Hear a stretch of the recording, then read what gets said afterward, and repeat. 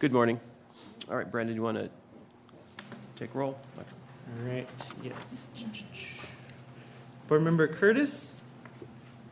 Present? Board Member Ferris? Present. Board Member Little is absent. Board Member Sisk? Present.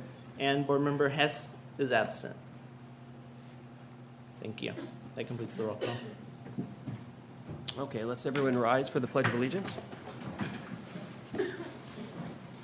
I pledge allegiance to the flag of the United States of America and to the republic for which it stands, one nation, under God, indivisible, with liberty and justice for all. Please remain standing. Everyone that will be addressing the board today will now be placed under oath. When I complete reading your oath, please state I do. Each of you to solemnly affirm that the testimony you're about to give in the matters now pending before this board will be the truth, the whole truth, and nothing but the truth. I do. Thank you. You may now be seated.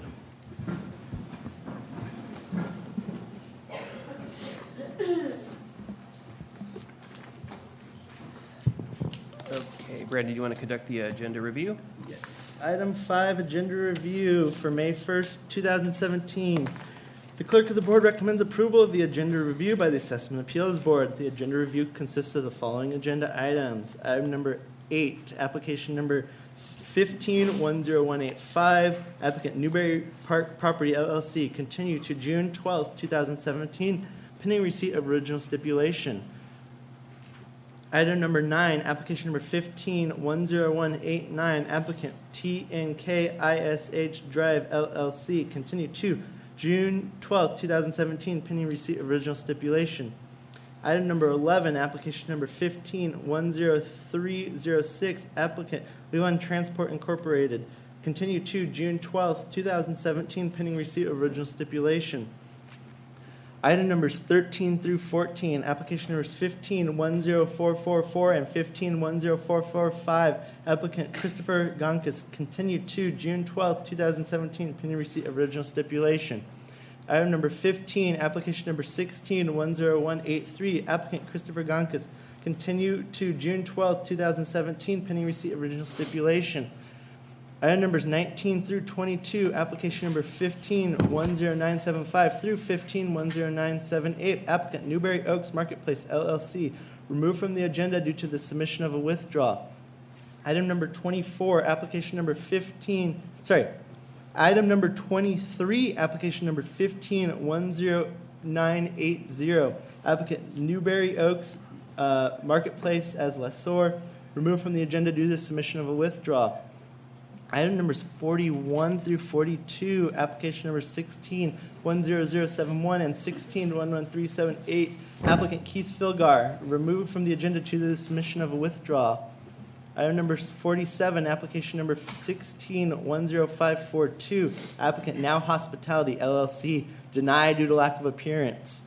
Item number 48, application number 16-10581, applicant Donald Woodcock, denied due to lack of appearance. Item numbers 50 through 51, application number 16-10587 and 16-10588, applicant Moore Park Campus Park LLC, removed from the agenda due to the submission of a withdrawal. Item number 54, application number 16-10681, applicant Mark Keller, denied due to lack of appearance. Item number 75, application number 16-10804, applicant Denver Gore, denied due to lack of appearance. Item number 76, application number 16-10826, applicant the Combs Family Trust, Albert Combs, continue to June 12th, 2017, pending receipt of original stipulation. Item number 77, application number 16-10840, applicant Thomas Wasden, approve a stipulation for continuance to June 26, 2017. Item number 79, application number 16-10865, applicant Maria Ayala, denied due to lack of appearance. Item number 82, application number 16-10888, applicant Juvenal Gutierrez, denied due to lack of appearance. Item number 85, application number 16-10998, applicant Ramiro Barajas, denied due to lack of appearance. Item number 86, application number 16-10999, applicant Richard Figueroa Barajas, denied due to lack of appearance. Item number 87, application number 16-11000, applicant John Engelbrecht, denied due to lack of appearance. Item number 88, application number 16-11009, applicant Martin Watson, denied due to lack of appearance. Item number 89, application number 16-11012, applicant Roger Valdivinas, denied due to lack of appearance. That completes the agenda review. The clerk of the board does not believe anyone for these items has checked in, and therefore we recommend approval of the agenda review as stated. I'm looking for a motion to approve. So moved. Second. Thank you. Just a second. All right. And please vote. All right, thank you. Okay, do we have any public comments at this time? No, any comments from the board at this time? None. None. All right. Okay. Are we on to our first application, Brendan? Yeah, so for the benefit of the audience, we're going to go through the remainder of the agenda and go through and get a quick status on the remaining items. And so when the board calls your application, please come forward to the podium and state your name for the record. So let's start with item number 10 as the first item. And this agent has several, so we'll recommend that we handle all of this agent's requests at the same right after each other. So starting with item 10. Tony Whitmarsh, agent for the applicant. How are you doing? All right, are you prepared to move forward today? I was going to be requesting a reset Okay. on On or this one? continuance. Okay. Assessor's office, any comments? That's fine with the assessor. Okay. The last time this came to hearing, the board had ordered that the data be provided by 3/15. We haven't received everything we're requesting, so we would just request the outstanding data be provided within 30 days of today. Okay, and do we have a continuance date? That's, yeah, we provided our case in chief this morning to Ms. Viveros. Okay, Yeah, and just to add for the board's information, this was continued 2 prior times from October 2016 and February 2013. The 2-year time limit to resolve this application expires on August 10th, 2017. So the clerk is also requesting that the board include a proviso that a 2-year waiver is required to be signed by the agent for this continuance to be granted. A recommended date, because it is a 2015 case, we are recommending June 26, 2017 as the date of hearing. okay, is that acceptable to both parties, that date? It is, Mr. Chairman. Okay, so, Assessor, I don't believe the assessor weighed in on that. Oh, Okay. that's fine. okay, I thought I heard a not, or sorry, not, okay. Okay, looking for a motion to continue to the June 26th with the proviso that the data that has been provided this morning is accurate and complete, and that we have a 2-year continuance if we don't get resolved by then. And the data within 30 days prior to the date. Thank you. So moved. Second. Thank you. And please vote. Thank you. Okay, next for this agent is item 12. Okay, are you asking for continuance on this one also? Yes, I am. Okay. Assessor's office? Good morning, Steve morning. Bates with the assessor. That's fine. Fine with us. Yeah, it's fine with us. Okay. And do we have a date in mind for that one? This is another one that is a 2015 application. It has been continued 2 prior times, again from October 2016 and February 2017. The board has not previously put any provisos for data on this. I'm not sure if the assessor is now requesting that. I didn't hear that. But we would also, we would recommend June 26th with the requirement that a 2-year waiver be signed. Okay. Assessor's office? That's fine. We just request if there is additional data that it's provided within 30 Okay. days. Have you received all the data you requested? I believe so, Okay. but just if anything else pops up. Just in case, yeah, okay. Looking for a motion to postpone until June 26th with the proviso that any additional required data be provided within 30 days and that the applicant sign the 2-year waiver. I want to check with the applicant. Was that okay? Yes, it is. Mr. Curtis, it's acceptable. Oh, okay. Okay, Second. thank you. All right, please vote. Thank you. Next for this agent is 37.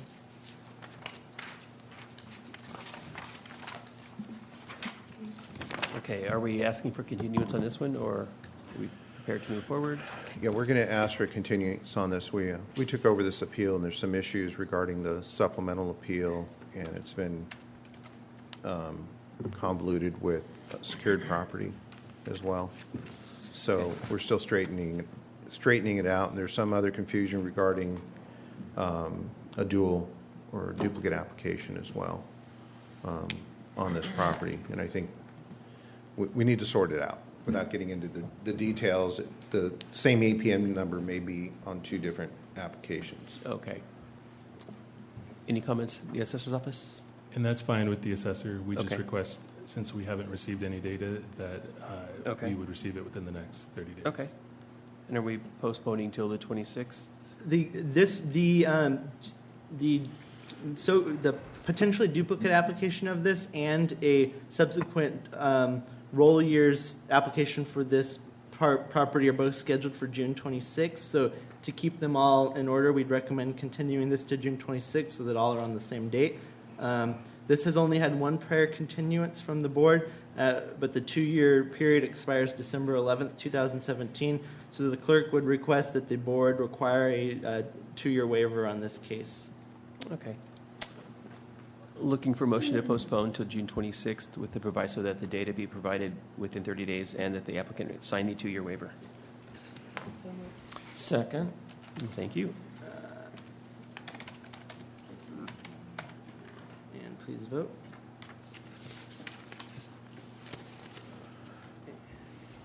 And next for this agent is 45 and 46. Are we prepared to move forward? Are we asking for continuance? We're going to be asking for continuance on these appeals. Okay. Assessor's office, any comments? That is fine with the assessor. We Okay. just, once again, request that additional data be provided. Okay. within 30 days. And then the 26th also? This is a 2016 application, so we will not be requiring a waiver. We can do either June 26th or October 16th, whatever the parties prefer. We have a pretty full agenda on the 26th. So October, we'd be amenable to October if you guys are.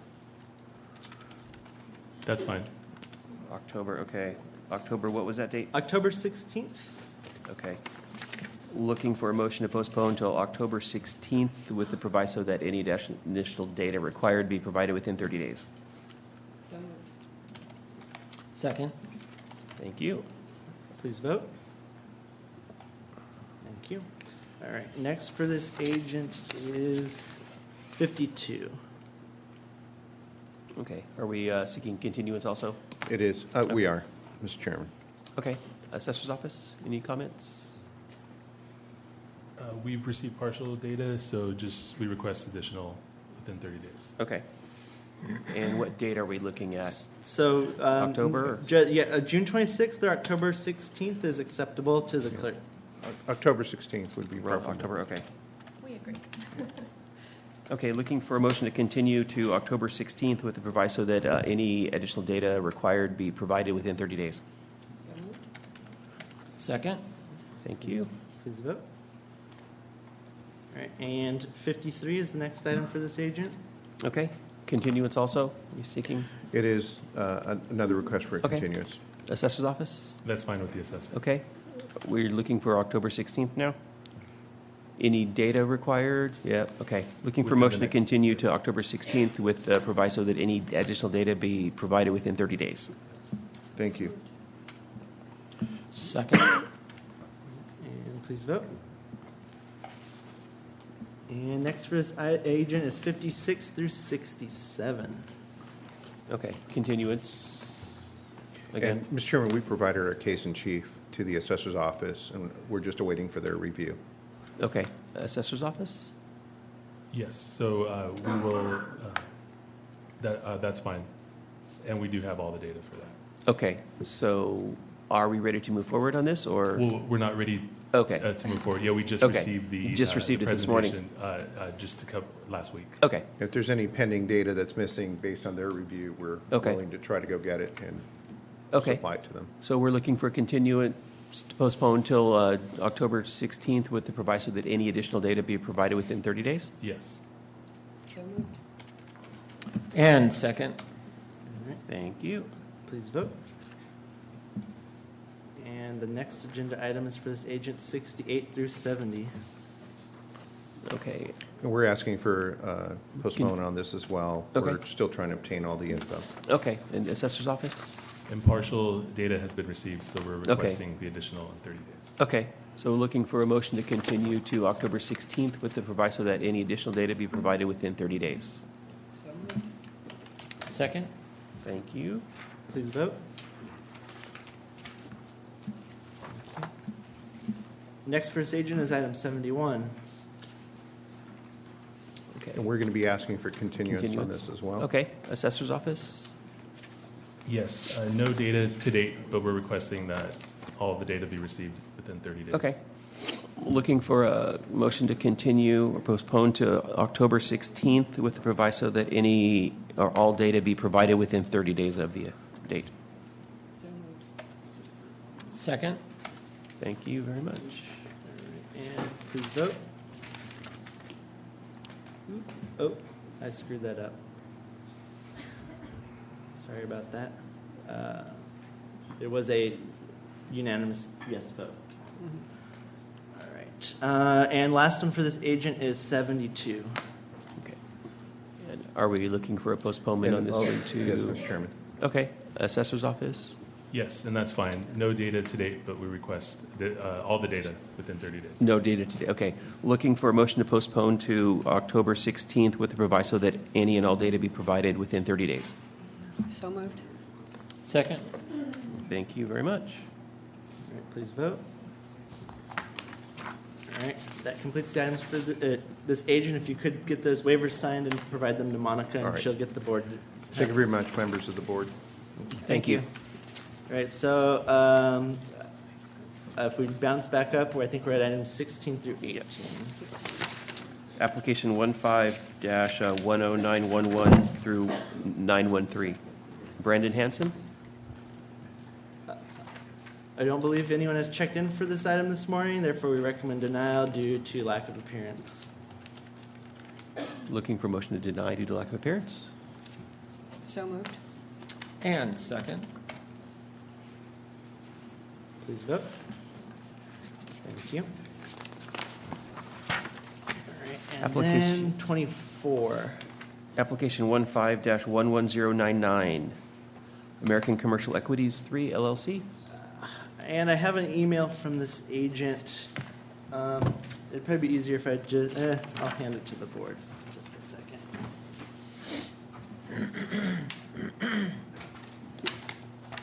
It's in reverse order how emails work. I want to start from there. I sent a few more replies. I don't know if you guys saw them a little bit. So according to this agent's email, they became ill this morning, and therefore, because they just became ill this morning, they were not able to appoint anyone to appear on their behalf. And so I responded to the agent. I did let them know, because it's a professional agent, the board policies do hold them to a higher standard. They're expected to appoint someone from their agency to appear, but if the board believes due to these medical circumstances that an appearance would be a non-appearance would be acceptable, then the board can decide to continue.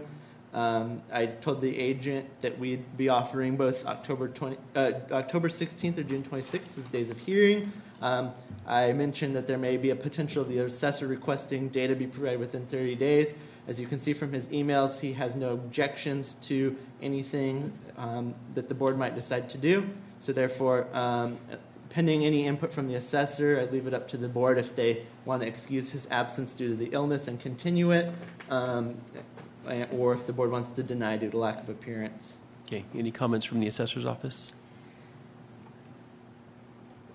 Well, the agent on this, Brooke Hill, by the way, representing the assessor's office. I don't think I've said that today. The agent has been telling us for many months that they would withdraw this case.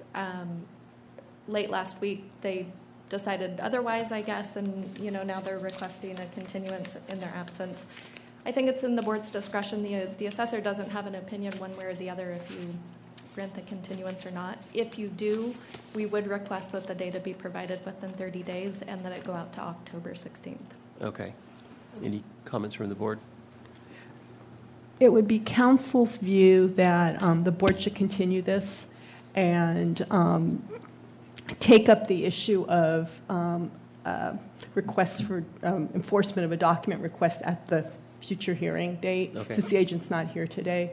I believe per the board's policy, there's sufficient information to show good cause if truly at the last minute a medical issue cropped up and the agent couldn't get someone informed to sub for them. Okay, thank you. I'm looking for a motion to postpone to October 16th with the proviso that all data be provided within 30 days. Chair, just before the board motions, I think council advised against a proviso. Just want to Oh. clarify the So, board wants yeah, to missed do just that. that. Well- you don't want the 30-day proviso? The agent's not here, Right. and we do have this email exchange, but the agent's Okay. on some medical issues. Yeah, I yeah. believe it's just better to go with a continuance. Okay. Yeah, but Looking for motion. he also emailed us, so why can't we just say per email 30 days? The board is free to take the advice of council and proceed as it wishes. It's within the board's discretion. if it Sure, wishes any to follow comments it. from the assessor? Yes, I just wanted to point out that the board has ordered the data be provided previously. So it would really just be an extension of that previously Okay. board-ordered request. Okay. Looking for motion to postpone to October 16th. So moved. Second. And just for the board's record, we did receive a waiver to extend the 2-year period on this, so that is on file. Please vote. Thank you. So while we're on this agent has a few other cases, so I'd recommend we just jump to all of theirs so that we don't have to rehash this. Their next one is 49. Okay. Any comments from the assessor's office? We're still waiting for data. Okay. This one has not been before the board before, so there's been no previous continuances and no previous requirements for data Okay. from the board. Okay. Any comments from the board? Nope. Okay, looking for a motion to postpone or continue to October 16th with the proviso that all data be provided within 30 days. So moved. Second. Thank you. And please vote.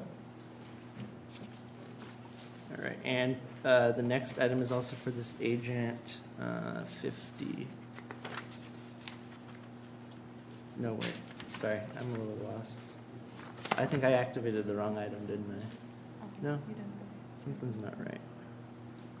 Well, 50 and 51 No. for the. Oh, okay, they withdrew that one, that's why I'm confused, I apologize. Okay, so they are, 90 is the next one for this agent.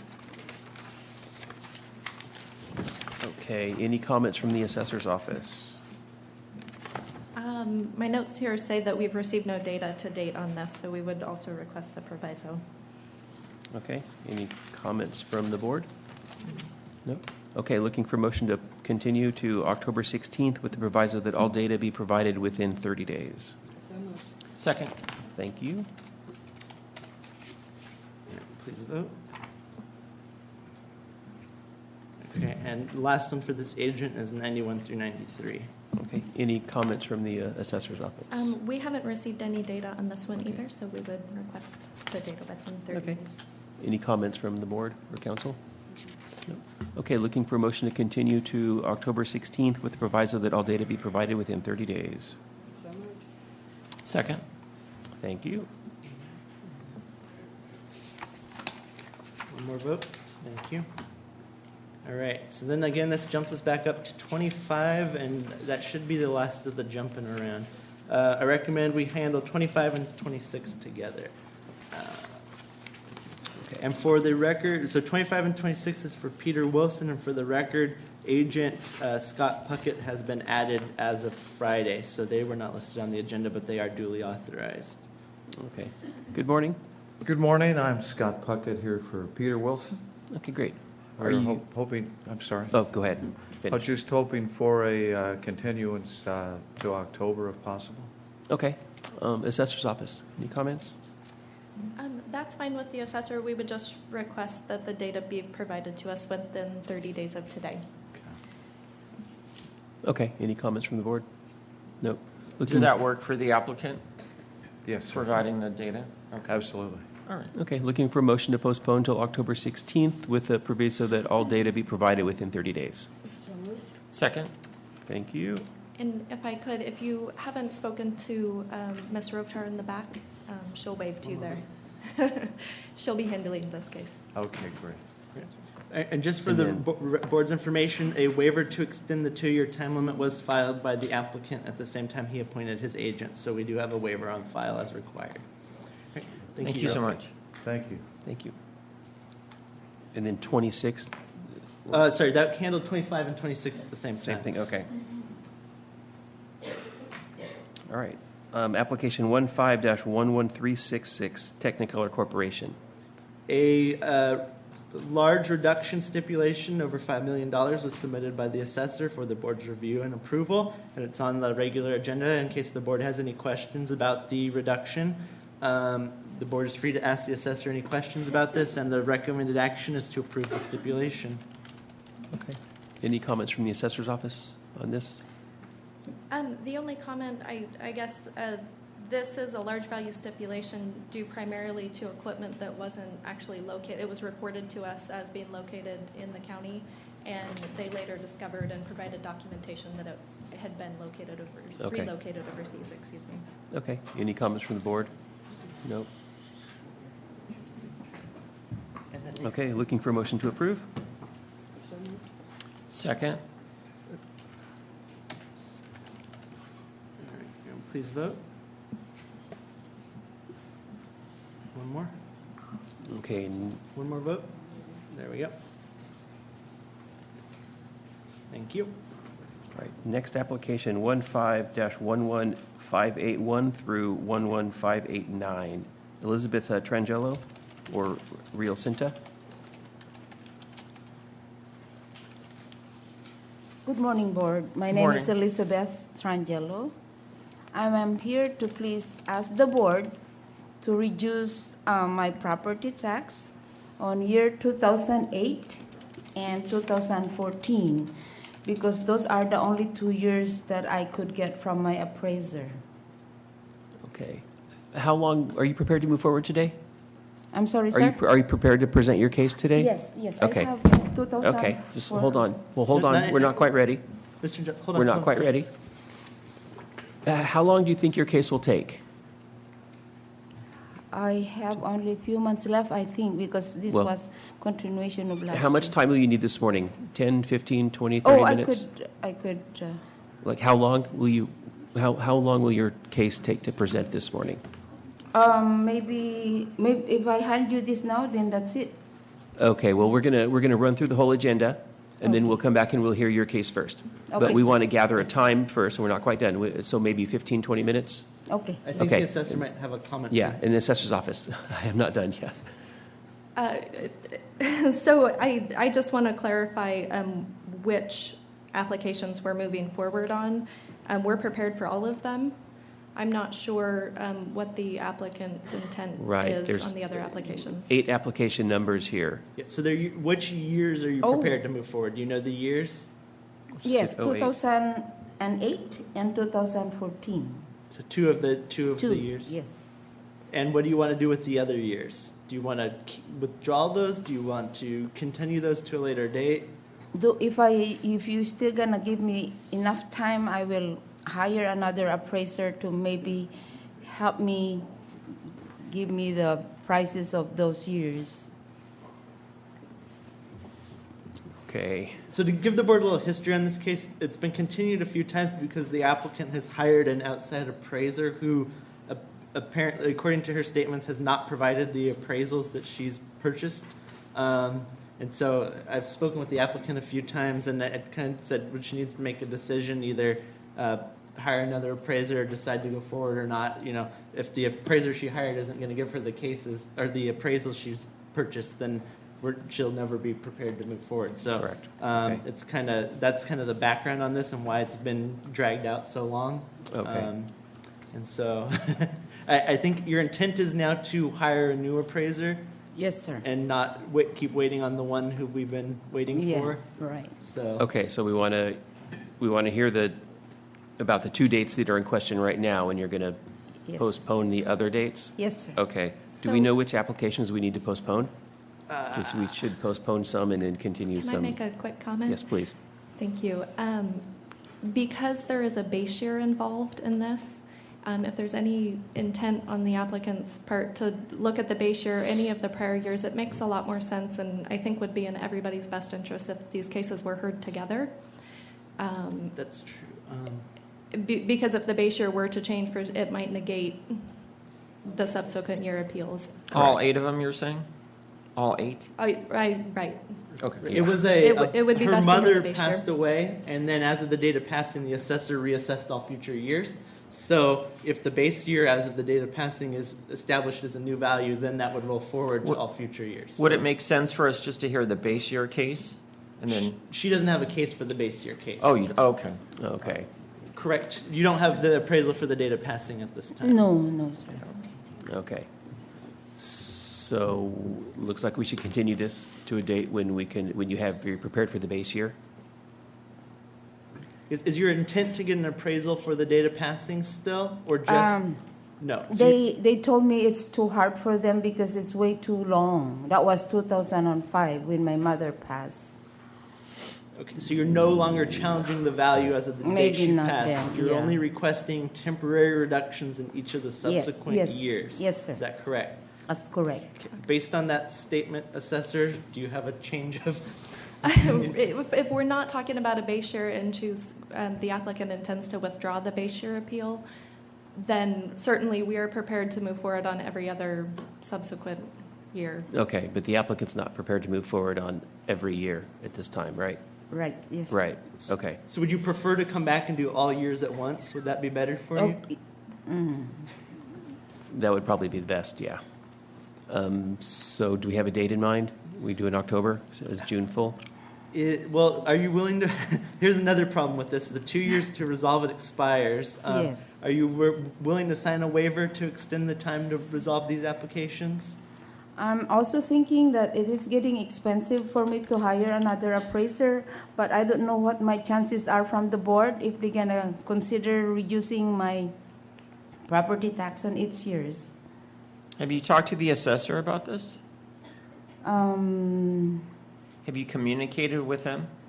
Not really. Maybe that might be good to the assessor. Prior to the applicant's initial withdrawal of these cases, we did talk very extensively with the applicant. We disagree, and therefore we're prepared to move forward with the cases whenever the applicant would like to do that. Okay. So do you understand? They're ready to present a case. You have to decide if you want to move ahead or not. Okay. If I may, Mr. Chair, the applicant said something about wanting to see how the appeals go, so maybe it will inform her decision of whether or not to invest in an appraisal for the other years, depending if their hearing were held today on the 2 years that she's prepared. That would help her decide, success or failure of her case, what she wants to do. So, I mean, the applicant's got a choice of delaying all your cases to a future date or doing 2 today, the assessor's ready today. Right, yeah. I would like to do that, to start with this and see what my chances are. Okay, I have a question. sure. Do you have full appraisals with you? Yes, ma'am. Oh, 2008 only, the 2004. They look little. I know. Teens. Okay. Yeah. Okay. Any other comments from the board? Should we, it sounds like we should try to hear the first one today, or what you have prepared today, so you can make a decision on whether you want to move forward with hiring appraisals for the other dates or not. Is that correct? Yes, sir. Okay. Has the applicant withdrawn the base year? The assessor only reassessed to 2007, so they didn't go all the way back to 2005, I think because of the statute of limitations, but all appeals have I base believe year it was a value check. prospective base year. Right, Correct. I guess we could have the applicant state on record, you're no longer challenging the base year value No. of the property, and you withdraw that issue? Is that Yes. correct? You Yeah, are that's only correct. requesting a temporary decline in value in the years 2017 through, 2007 through 2015? Yes. Yes. Okay, yes. okay. Okay. Council, we're is that ready. sufficient for resolving the? Yes, combined with your earlier comments during this hearing, yes. Okay, so to sum up, the applications on file will only address decline in value in each of the years for which they applied to.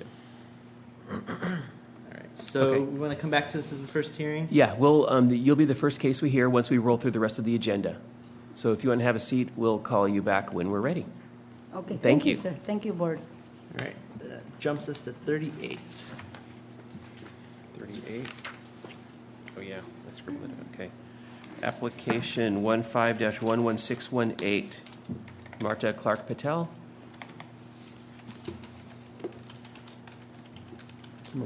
Good morning. Can you state your name for us? My name is Amit Patel. Okay, Martha Clark. all right. Are you prepared to move forward today? We provide, we have the data with us, sir. You have the data, okay. Yes. Okay, so you're prepared to present your case this morning? Yes. Okay, about how long will it take? Once we submit the data, I don't know, depends on the assessor, Okay, what they think. okay. The Assessor's Office, any comments? Well, we are prepared to move forward with the data that we have received. We have requested additional documentation that they declined to provide to us. But on that basis, we are ready to move forward with this case. Okay, and how long will your presentation take? Maybe 10 minutes. Okay, all right, this will be the second case we hear. So go ahead and have a seat, and we'll get back to you. Thank you. You're welcome.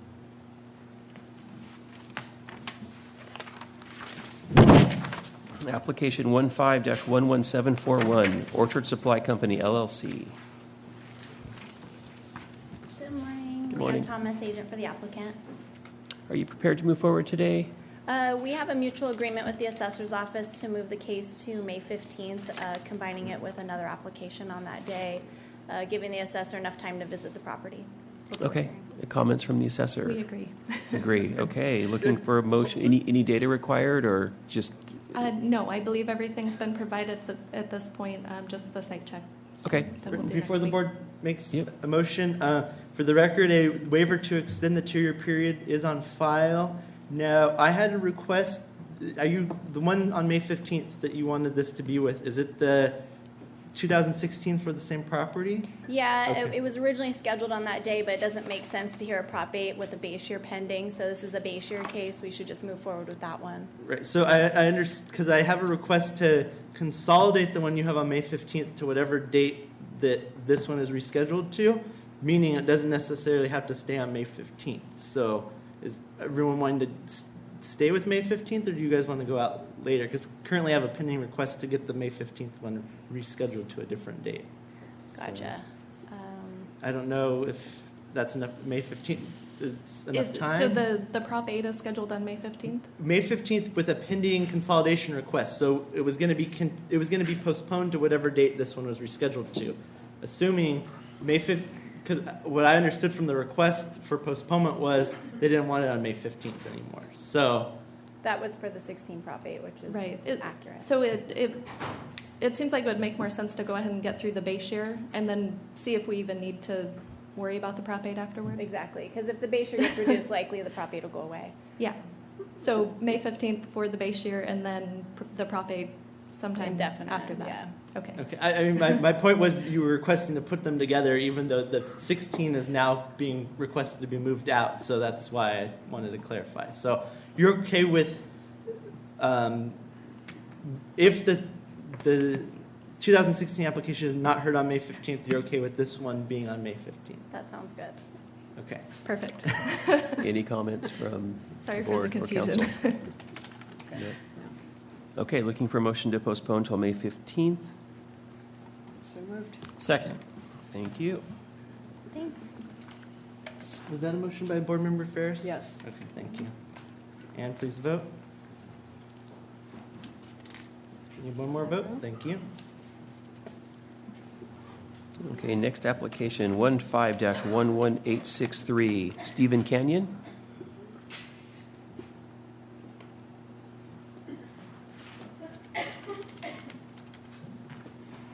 Hello, Good morning. Will you state your name, please? Steve Canyon. All right, are you prepared to move forward today? Yes, I am. Okay. And about how long will your case take? Hopefully quick. I think I've provided enough evidence that it will show that there's open market transaction arm's length, and you guys can look at it and see if it needs to go further. I've got about 100 pages to show details, so depending on what you guys think. Okay. Assessor's office?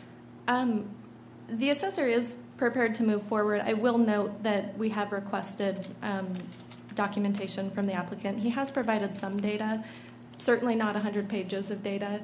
So I don't know what he's planning to present today, and he's declined to discuss it with us. He would rather present it at the board. But I just want it to be known that if he presents any data that hasn't been provided to us prior to this hearing, that we would be entitled to a continuance under 441H. And I'm not presenting anything that you haven't seen. The 90 of the pages are actually, or 68 of the pages are actually all the photos that I've sent you guys. So Okay. I've provided 100% of everything you've asked. There's not anything I haven't provided. So noted. Okay. And how long will your case take to present? Maybe 10 minutes. Okay. We'll revisit this. You'll be the third case we hear?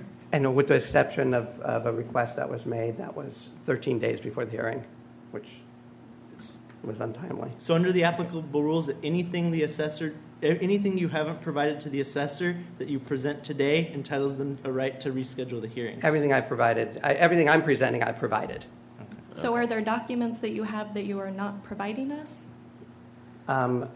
Or presenting at the hearing today? Is that what you're saying? No, everything I'm presenting at hearing, I've given you. Okay. So there's nothing new. Okay. All right. Thank you. All right, thank you. Okay. Next application, 16-10088, Shine Trust, Gary Shine. Monica, no one checked in for that, right? I had an email, actually, let me check my email. I have an email to, no, I haven't received a response yet. I received an email that I'll distribute right now, just making sure I didn't get a response. Yes. Very short, one-liner. Thank you. It's the one that you were copied on this morning. What is this? Gary Shine. Oh, yes. The applicant just emailed last night that he had a fever and would call this morning if he wasn't going to be able to make it. I don't believe I received a call, but based on his email, we'd recommend continuance. It is an applicant, it's self-represented.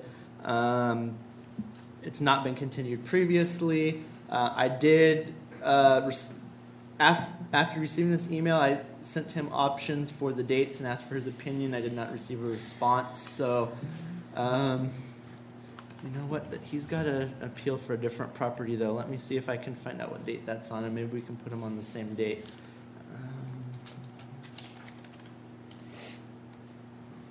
Sorry, I didn't think about this.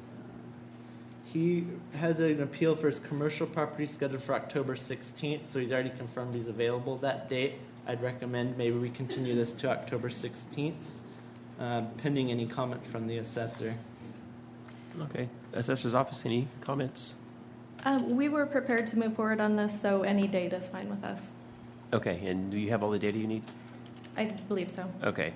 Looking for a motion to, any comments from the board? No. No? Okay. Looking for a motion to postpone till October 16th. So moved. And second. Thank you. And please vote. Thank you. Okay, application 16-10253, Marsh Weiss Family Trust.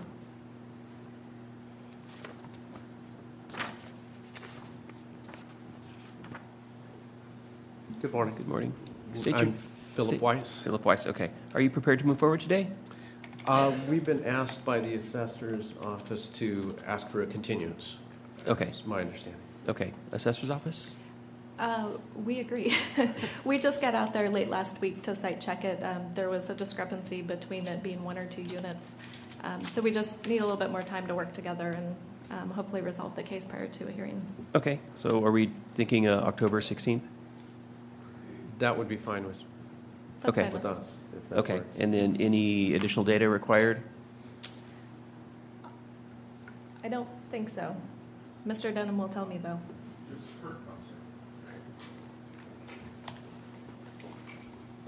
Rick Denham, Ventura County Assessor's Office. Good morning, Board. Just current rents, that kind of thing. All right. Okay, so we'll put a proviso in just in case, because you haven't seen the property, so. I've already seen the property, so Oh, you in the have? next 30 days, if he could, Okay. should be pretty easy to send. Okay. All right. Looking for motion to postpone until October 16th with the proviso that any additional data required be provided within 30 days. So moved. Second. Thank you. Please vote.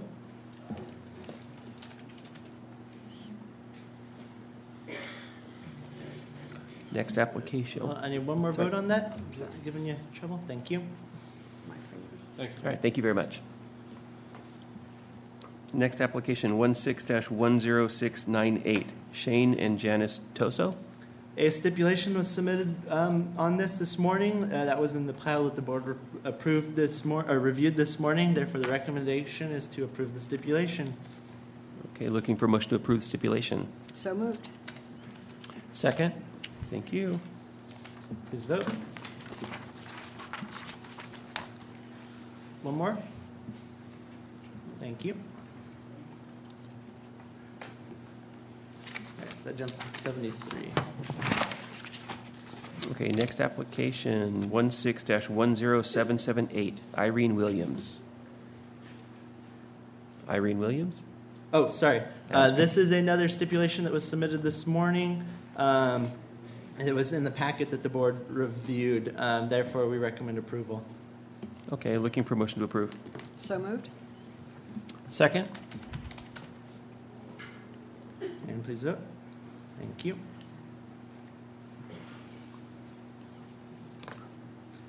Okay, next application, 16-10782, Baljinder Graywall.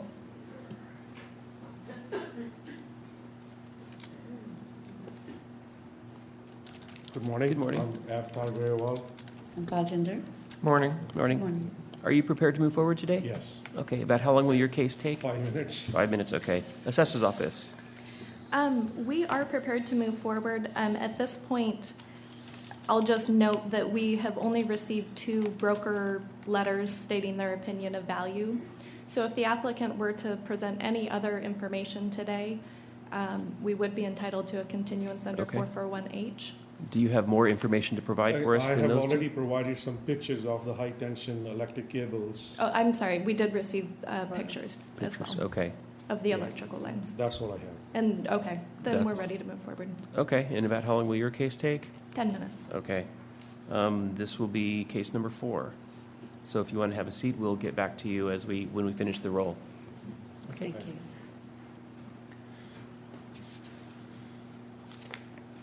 Okay, next application, 16-10852, Mark Morris, 2001 Revocable Trust. This is another stipulation submitted this morning that was passed to the board to review. Recommendation action is to approve. Okay, looking for a motion to approve. So moved. Second. Thank you. Please vote. Thank you.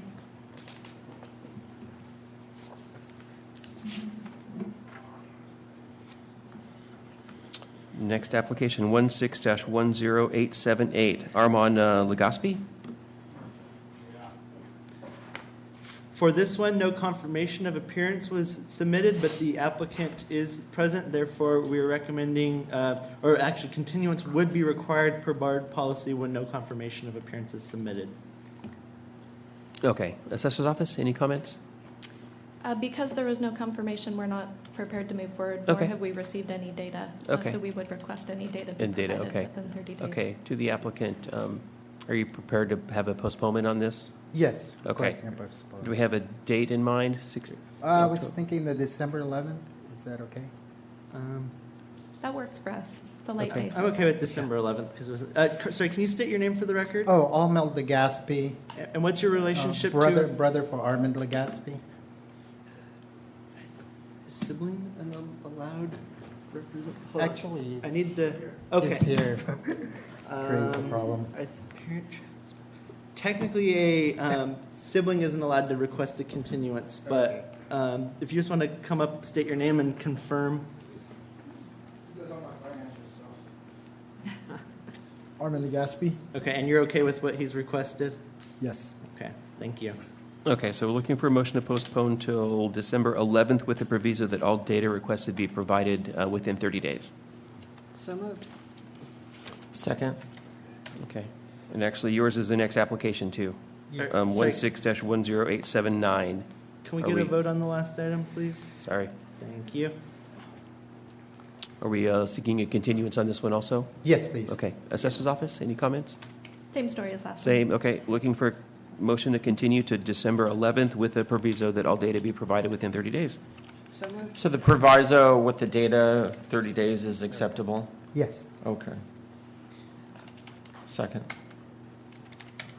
And just so you know, Mr. Denham in the back there will be working with you on this case. Okay. You might want to chat with him before you leave. Okay. Do we have a? Okay, we're all set. Thank you very much. Yeah. Thank you. Next application, 16-10903, Rigoberto Rivera.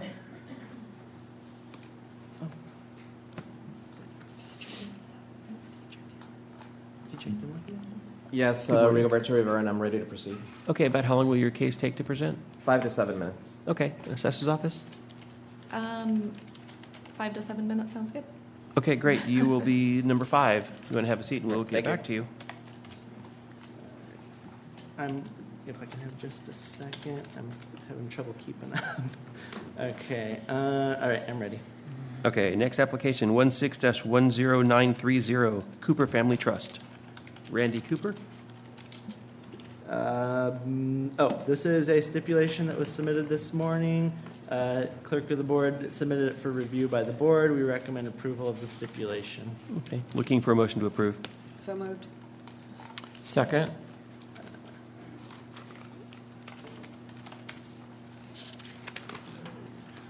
Sorry, I'm having trouble.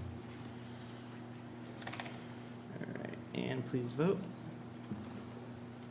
Thank you. And that jumps us to 94. Okay, motion to vacate.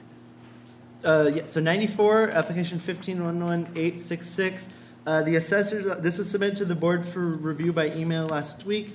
The board approved a stipulation on December 12th, 2016. The assessor is requesting that the board vacate that stipulation and approve a corrected stipulation due to a ministerial error. I believe it was due to a prior, an application for a prior year changing, maybe the assessor should explain what happened.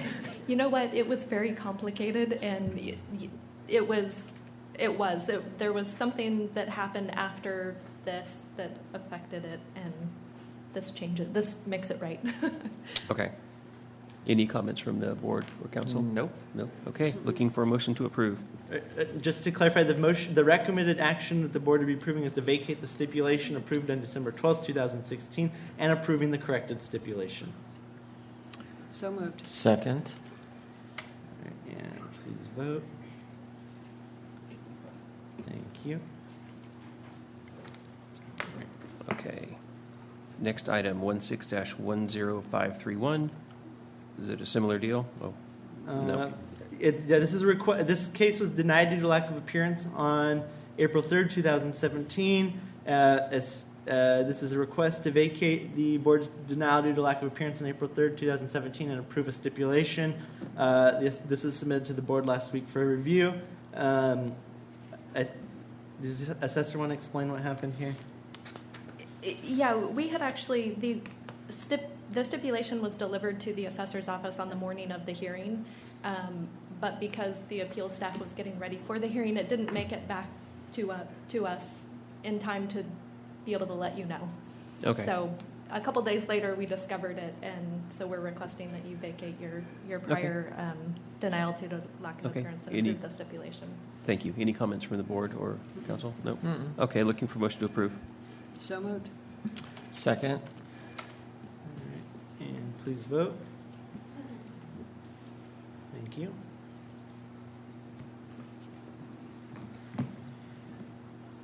Now, item 96, we move through the validity hearings. Yes. Okay. This is a request for a late submission of an application. We believe it'll be a very quick case, so I'd like to request that the board hear this matter right now, followed by the next item, which is a similar issue, if the board is so inclined. It shouldn't take as long as the valuation hearings will take. Okay. Is the board okay with us presenting this now? Mm-hmm. Yeah. Sure. Okay. Yeah, we're okay. Give me just a second. I'll hand this out. So, and Ms. Nazari, while I'm handing this out to the board, do you want to go ahead and explain to the board while you're here today? First of all, good morning to ladies and gentlemen. Thank you for the time you're giving me here. I'm basically here to mention that I did not receive any notice of for my property that was purchased in August 9, 2016. I continuously called the offices and requested for the final, pricing and on this property, but I was told by many different people that I have to wait. So basically, I was just tossed here and there to different offices, different people, managers, and finally, I got that, they sent something and I'm not getting them. So we figured out that it was sent to the wrong address, and I have the proof of that here. And I didn't get the notice. I called back again. I talked to people because I wanted to appeal for the pricing. I believe that the purchase price for the property was higher than normal, and we purchased it because of necessity. And we just purchased it. So I wanted to definitely make an appeal on the assessment per purchasing price. Okay. But we were not getting it. And everybody said, you need to wait. You need to wait. So we finally got something in, long time after, the past due. And they said, oh, it's too late now. And at that point, I was outrageously, I was really, really upset. And I did every single effort to get this notice, to timely put an application. I had my application even ready, but I didn't have the numbers to put. And it was out of my hand. So I definitely want to have this considered based on the facts. Okay. Assessor's office, any comments? The assessor defers to the clerk on this matter. Okay. I'll just note that I have reviewed Mr. Vlahakis's summary, and it appears accurate as far as the dates and what happened. Okay. So I'll go ahead and give you the clerk's position on this matter. This is a request from the applicant to accept their application, which was not filed within 60 days of the date printed on the notice of assessment as required. A notice of supplemental assessment was issued by the assessor on November 21st, 2016. Coincidentally, the applicant called the county offices just a few days later to inquire about the supplemental assessment or their supplemental tax bill. At that time, the assessor was able to verify that the notice of supplemental assessment was mailed to an incorrect address. The notice was returned to the assessor as undeliverable on December 14th, 2016. So we substantiated her statements that it was originally mailed to the wrong address.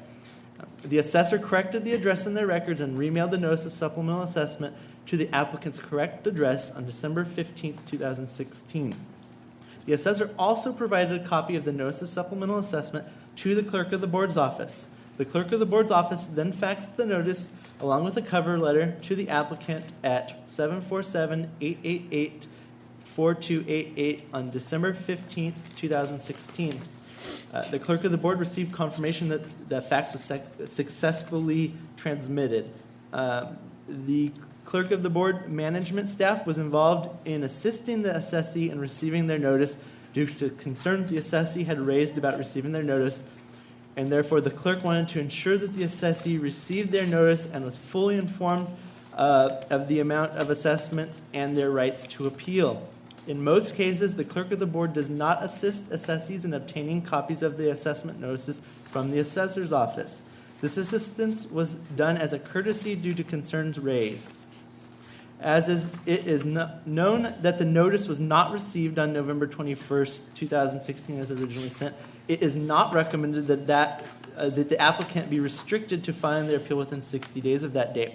However, it is recommended that the 60-day timeline for filing appeal be based on the date that the notice of supplemental assessment, on the date of December 15th, 2016, which is the date that the clerk of the board faxed the assessee a copy of their notice of supplemental assessment, and the date that the paper copy was remailed to the applicant by the assessor. The subject application was filed on March 2nd, 2017. Based on a notice date of December 15th, 2017, the deadline to file an appeal would have been February 13th, 2017. The supplemental tax bill was issued by the tax collector on February 15th, 2017, and received by the applicant. The applicable rules here, Property Tax Rule 305D specifies the time periods in which an application be filed, and it says supplemental assessments have to be filed no later than 60 days after the date of mailing printed on the notice of assessment. Section 4 requires that it be filed based on the notice of assessment or tax bill, whichever is earlier.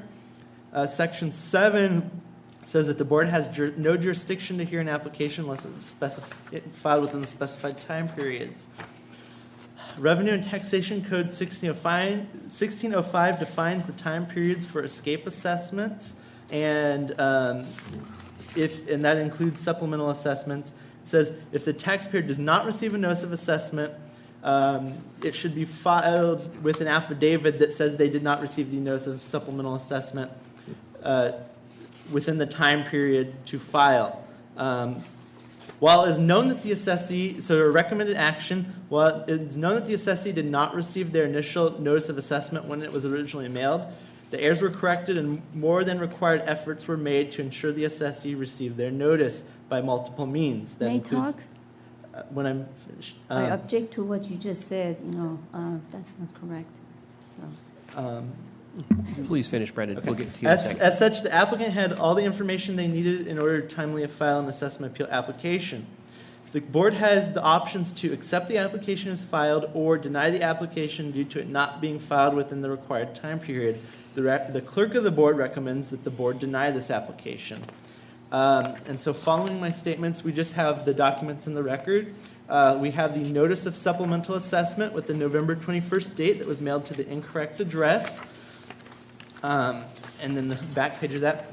Following that, we have the December 15th, 2016 fax cover that was sent from the clerk of the board's office to the applicant. This attached to this fax was the supplemental assessment that preceded it. Following that fax, we have the tax bill that was issued February 15th, 2017. And following that, we have a letter from the applicant dated March 1st testifying to the facts of why she did not timely file. We have then her application with a postmark of March 2nd, 2017. And finally, an email informing her that this hearing had been scheduled due to her request that the board accept her application late. And lastly, we have the notice of validity hearing, which reiterates everything I just stated in my summary. So the clerk of the board believes that because the applicant can't certify under penalty of perjury that they never received their notices of supplemental assessment, the law doesn't necessarily allow for it to be late filed, and therefore that's why it's before the board today. Okay. May I talk? Yes. Well, I object to, what he said. I never received any fax, first of all. I did not receive any notice until, I believe it was sometime in January. I called constantly. I have a call log. I spoke with Mr. Plummer. I have a yes. message. I stated to you, Mr. Velakis. Uh-huh. I stated that to you as a witness. Yes. And I have it on my phone. Everybody constantly told me, it's early. You need to wait. And I said, I have another property. I'm sure that it's already passed. And they said, no, you have to wait. And I have records of talking to all of these people saying the same, because I wanted to apply for this appealing, and everybody said, no, you have to wait. You have to wait sometime in February. And I feel like really, really I'm violated. My rights are violated because I have made beyond efforts to do this appeal. But people misinformed me. They tossed me back and forth. I spoke with Mr. Brian Plummer here. This is a message from him on my phone. And he's saying it's too early. So, somebody correct me. Okay. I've never received any of this assessment, Okay. a letter of So assessment, you until did- too late. And they say, oh, too late now. Okay. What was So you- it? I was calling you. I was calling every single department for multiple months, every week. And I have the whole name of the people I spoke to, what they told me. And I have a message in here. I'd like to hear comments from our council. I have some questions. Yes, ma'am. The original November 21st notice supplemental assessment went to the wrong address. When it was re-mail served on the applicant, were they sent a copy of the original November notice, or was there a redated notice of supplemental assessment when you had learned about the address mistake and that was sent? Because there isn't one in here that is dated after November 21st to a different address, so I don't know if you just remailed the original. So I believe that the practice is to just remail the original, but I'm not totally prepared to answer that question. I'm sorry. Okay. I have a letter here that dated December 8th, ma'am, as a duplicate, sending to the wrong address again. And then I didn't receive anything, apparently because it was sent to a wrong address. But then, after that, they sent me the same letter with the wrong address after many, many attempts that I have called to correct the address. I say, why are you saying you sent something? I'm not getting it. When you say wrong address, what address did they send it to? This is the address on the letter, sir. This is Which is what? Can you read it for us? Box 6732, Woodland Hills, California, 91365. And your P.O. box is 6737? 7. And I have done more than enough efforts to correct that. They say, oh, we corrected it, yet there is no letter. Okay. And did you not receive the fax on December 15th? No, I did not. Okay. Is this your fax number? Are you familiar with this number, the 747-888-4288? That is my fax, yes. Okay. And the clerk says they have a confirmation that it was successfully transmitted. I did not receive that, sir. That's why I called back again. I have the record here. Can I ask a question? Sure. Ms. Nazari, so the December 21st letter, you say you now have it in your possession, but it has the wrong mailing address, correct? December 8th, 2016, sir. You received that December 8th? No. This is saying December 8th. duplicate. So how did you receive the duplicate? Long after they sent me the same letter. Right, but how did you And receive then that? I called later and say, did you correct? Why don't you correct my address? Because this is not my address. They said, oh, it's in the system. The system is correct. But I don't know why they do not correct the address, and then why they send the thing again in a wrong address? This is wrong. But so on December 8th, you received that notice at your proper post office box. No, I but- did not. So then how did you receive that? I That's what I'm did trying to not. clarify. I did not receive this until long after, in January sometime. So it's dated, it's got a stamp of December 8th, but you received it in January? Is that what you're saying? With the wrong address again. Okay, and that came to you by mail to your correct post office box? No, it did not. What I'm trying Your to... office sent me, I How called did them it get again. to you? Yeah, how did it get to you? I called the office again, and I said I did not receive anything. Sometime in January. I Okay, said, so I again, didn't- how did it get to you? After I called them, they sent me another one. But then they sent me To which address? to the right address, but then they still sending it to the wrong, putting it in the letter wrong. So they sent it Nobody to the wants to correct correct address, it. but it had the address incorrect on it. Correct. So there's no attempt to do these things right, and I think So- things has been really wrong in my case, and I was really, I'm a physician. I spend hours and hours and hours and hours of my time on the phone with all of these people, and So I they felt got your really correct violated. address as of January, correct? What day in Yes. January did you receive that? I received it in January, yes. And Do you know I what called date? them. I talked to people again. Can I put the appeal? No, you still have to wait until February. Sure. I don't know What why they address in send that. January, though, did you get it? What date in January did you receive that? I'm not 100% sure what exact date, sir. Okay.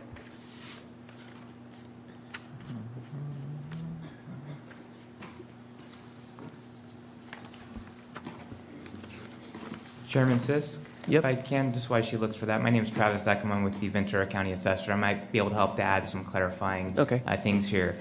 So in our system, when we develop a supplemental notice in the system, it's developed and it's sent out. We can't change that notice because it's already been mailed out again. What we do is we update it in the system so when it goes to bill, it will have the correct address. However, that doesn't create a new notice. So we did forward the old notice with the incorrect address with a cover letter to the appropriate address. There was definitely an error on the assessor when it was initially put into the system as an error. However, the system doesn't generate a new supplemental notice for us. So that's why we do a cover letter, and we did reissue it with a cover letter with the old notice on there. Okay, and what date did you reissue that? I believe it's all in the information was December 15th when it was resent. It was resent December 15th. I believe that's what the remarks have been made, yes. Okay. So I understand That's from what the I- applicant's perspective, it appears that the assessor hasn't updated the address. However, we did. It's just this, there's limitations in the system. We can't just go, oh, here, updated the address, resend out the notice. It's a manual Understood, yeah. task that needs to be done. Right. So I just want to add that for clarifying purposes. Thank you. Okay. Mr. Chair, the applicant has testified that she received the notice that reposted in December on a date in January, but she hasn't specified what date in January she received it. The clerk's summary of events states that the current subject application was filed on March 2nd, 2017. Correct. We know that January 1st is a holiday and the mail doesn't arrive on that day. I don't have a calendar in front of me to do the date span. I've done the calculation. Okay. If any, January 1st, if it was received January 1st or any time after, this application would be timely filed because 60 days from January 1st is March 2nd, which is the day this application was filed. So basically, if any time in January is the date, then this would be timely filed. Basically, it's in the board's hands, having heard the testimony of the clerk regarding the efforts the clerk made to deliver something by fax and the clerk's efforts to fax it, the testimony of the applicant that she didn't get the fax, the testimony of the applicant that she received something later in January in the mail. It's in the board's hands to determine, based on the testimony, if the board wants to credit the January receipt as the first receipt of the applicant of the notice of supplemental appeal, then the board can find that the applicant's application was timely filed based on the address errors and all. But it's basically a board's credibility determination Okay. for the three members of the board. Any comments from the board? I'll make a motion with regards to the application was timely filed. So moved. Second. Sorry, was that a second from Board Member Ferris? Yes. Can I make one comment before you finalize that?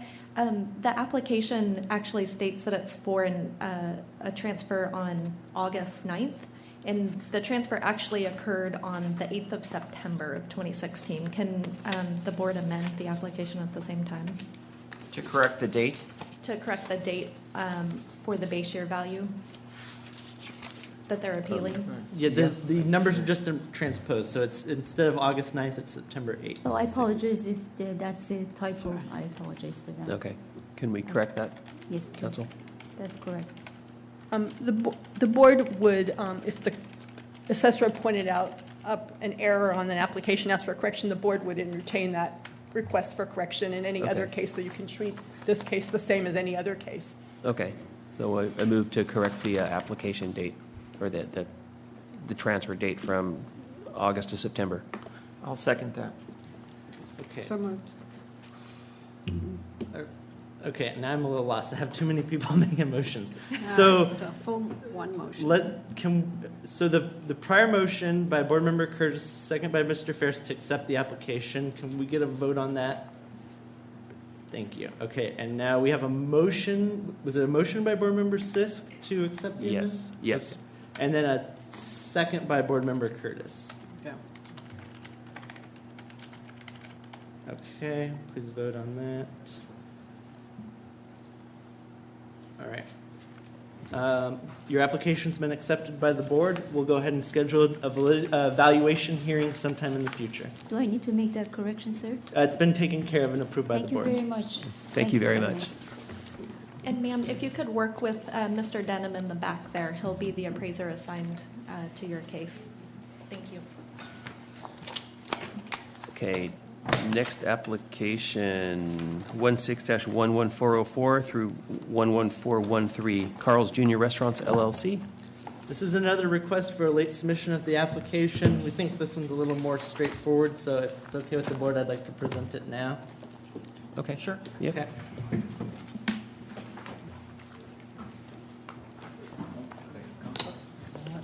I have two different files, so.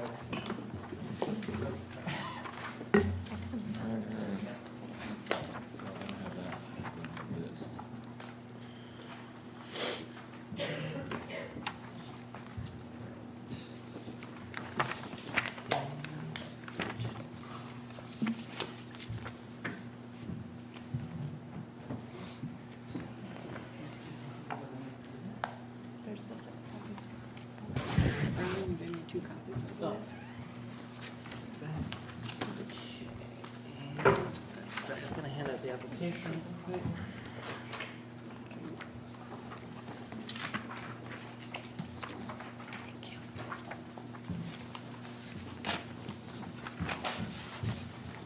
Okay. This is a request from the applicant to accept their applications which were not filed within 60 days of the date printed on notice of assessment as required. A notice of enrollment of escape assessment was issued by the assessor's office on December 28, 2016. It was sent to the owner of record, T&R Brucker Investments. Carl's Jr. Restaurants is a lessee of the property with a subleasee of Burger Buddies LLC. Carl's Jr. is the party attempting to file the assessment appeal because they are responsible for the payment of taxes. Carl's Jr. asserts in a written affidavit provided that they were not aware of the assessments until February 20th, 2017, when Burger Buddies LLC forwarded them a copy of the tax bill that was issued in response to the issuance of the escape assessment.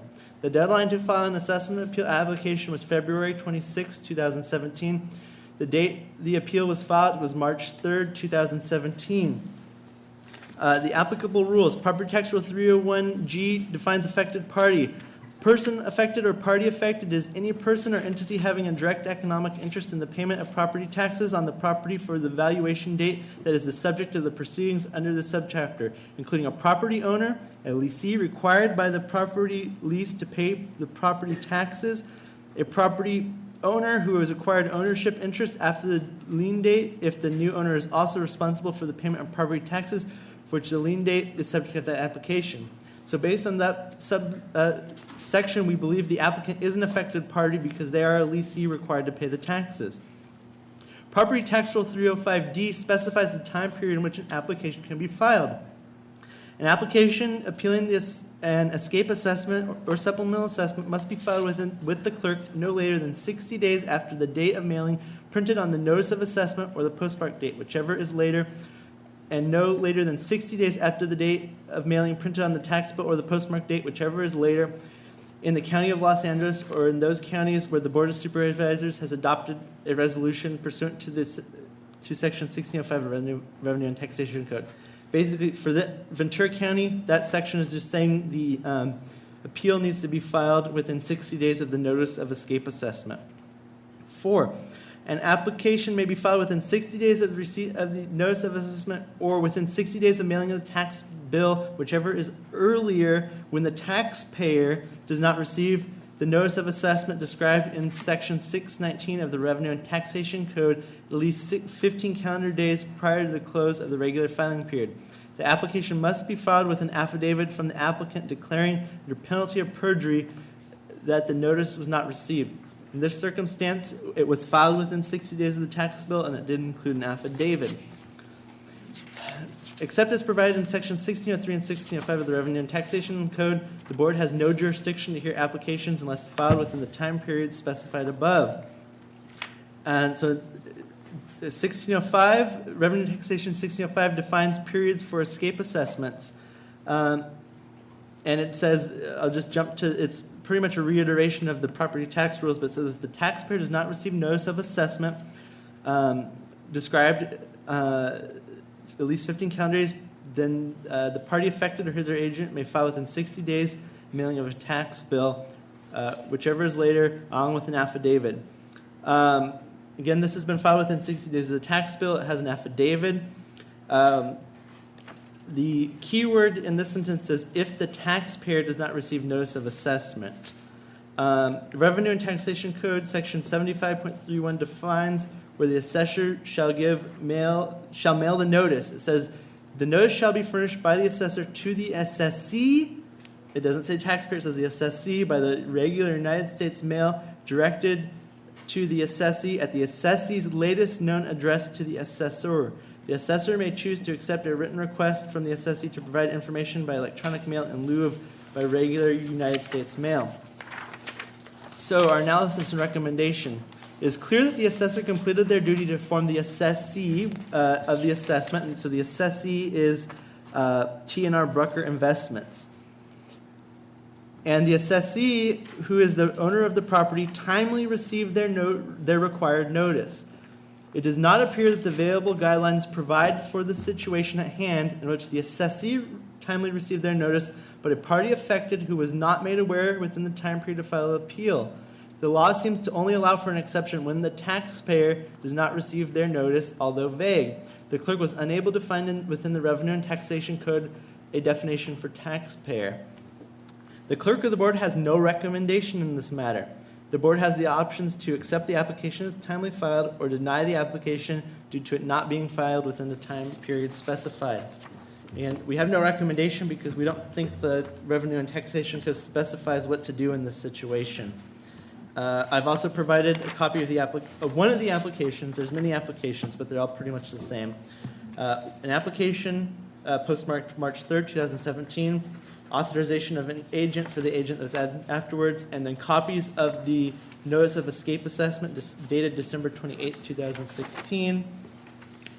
An affidavit swearing under penalty of perjury that the notice of assessment was not received by Carl Jr., but the tax bill was on February 20th, along with a written explanation of this. An email where I asked the applicant to describe the situation because it was unique, and then a copy of the notice of today's validity hearing. So that's all the information the clerk has on this matter. Okay. Any comments from the board or council? The Property Tax Rule 305 says that an application may be filed by a person affected. In the sequence of events very clearly laid out by the clerk, the party affected, the taxpaying entity, turn around and file their application within approximately, effectively 2 weeks of receiving the escape assessment notice from the entity to which it was originally mailed. There is a lack of clarity and specificity in the property tax rules of what needs to be done under this situation, but the board can, if it chooses to, give the benefit of the doubt to the applicant in this situation, since they didn't sit on their hands and Right, wait. They acted relatively promptly, and there's no way they would be made aware of a notice of enrollment of escape assessment other than to have it forwarded from whoever had received it originally. So in this circumstance, the board can find, if it chooses to, that the applicant acted appropriately and accept the application. Okay. The assessor would have some comments. Yeah. The assessor has some documents they'd like to provide to the board as well as the applicant.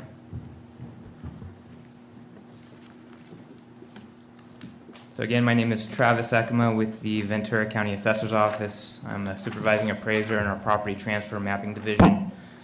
We handle usually changes of ownership both for title deeds as well as legal entities. So we're going to go over the review of this case, and we believe the assessor has been complied with the Revenue and Taxation Code of notifying the appropriate party. Unfortunately, we don't believe the code nor the rules allow an exception to the rule that the affected party has a different timeline to file. We believe that there was an obligation with a private party agreement between the leaseor and leasee to provide proper notification. The assessor is not party to that private obligation that they have. If we go to page 3 of our packet, we go over the various dates. The assessor actually sends 2 notices to the assessee. We sent a notice of proposed escaped assessment on December 15th, which is required by the law, and then we send a notice of enrollment of escaped assessment on December 28th. And again, as Brendan mentioned earlier, the postmark date of the assessment appeal application was March 3rd, which is approximately 65 days after the notice of escaped assessment. So we issued these in accordance with Revenue Taxation Code 531.8 and Revenue and Taxation Code 534. And in both of those code sections, there's no mention of an affected party whatsoever. We're required to notice the assessee and that they have the filing rights to file an appeal within 60 days of notifying the assessee, not the affected party. If we go to page 4, again, the escaped assessment was nothing to do with Carl's Jr. The escaped assessment was due to an unreported change of control of T&R Brooker, which occurred in 2006, who is the assessee on file. They are the title holder to the property since 2004, and under Rule 462.200B, they are considered to have ownership interest in the property. And also, pursuant to Revenue Taxation Code Section 23, are the assessee of the property. They are the taxpayer of the property. The private party agreement, again, between the leaseor and the leasee, in which there's no long-term lease on this property as of the date of transfer, has no bearing to who is obligated to pay the taxes between the parties. It's not the same thing. This would be an administrative burden for the assessor to notify every affected party to the assessment roll. The assessor is obligated to notify the assessee. The assessee is then obligated with a private party agreement to notify their leasees properly and timely. And I believe in their lease, which we have a copy here today, actually the leaseor is required to notify the leasee of the property tax bills. The address has never changed on this property. There's a change in legal entity. We've mailed the tax bills and assessment notices to the same property since 2004. There has been no change in that. The only change was there was a change in the legal entity because someone had passed away, and there was a change in control of the legal entity. That was the landlord. So we believe that these applications should be denied because we believe that the board, in which the Assessment Appeals Manual says the appeals board has no jurisdiction or authority over a matter except to deny the application for untimeliness. We believe that we've notified the assessee timely. The assessee or an affected party did not timely file within 60 days. If the rules were clear and it said that we were required to notice the affected party, which we're not required to do, then they would have an opportunity to have this heard today. But we don't believe that is stated anywhere in the rules or the law. So we believe that the board should properly deny these appeals because there's no jurisdiction.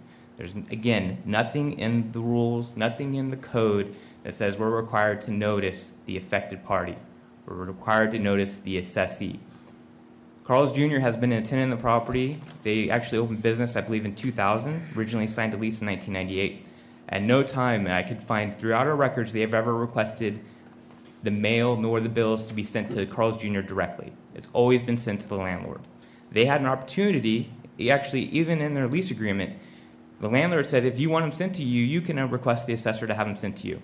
We don't have anything in our records for that. So we believe, usually the assessor doesn't have an opinion regarding these late timely filings, but we believe clarity to the issue and consistency with the law is appropriate for the situation. Because you can see we can open up Pandora's box in this situation where someone goes, well, you noticed the assessee, but I'm the affected party and I never got a notice. How many situations can we have that? What is the administrative burden for the assessor to notify every affected party?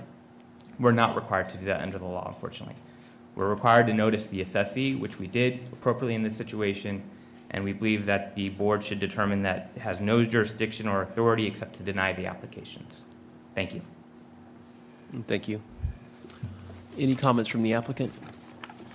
Yes, my name is Glenn Kwan. I'm the state and local tax manager for Carl's Jr. Restaurants, LLC. I would say that the facts that have been described by the assessor as well as the clerk of the board are accurate. We're not denying anything. I would say that for the most part, this is an example of being completely blindsided. The assessor was saying that this is something, this was the escaped assessments were generated by a change of ownership of legal entity, which Carl's Jr. Restaurants LLC had nothing to do with. And because we had nothing to do with it, we could not respond to any obligation to file what would be a Form BOE 100B with the State Board of Equalization. On top of that, once that didn't get done, even the landlord didn't do that. So once they received any correspondence with the from the county to the assessee, you see on the notices that the assessor provided, the address was to T&R Brucker Investments in Somis, California.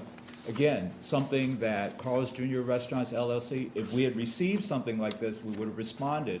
But they never gave anything to us. They never gave any notice to us. They never even hinted to us that this was in the pipe, so to speak. Not until February 20th.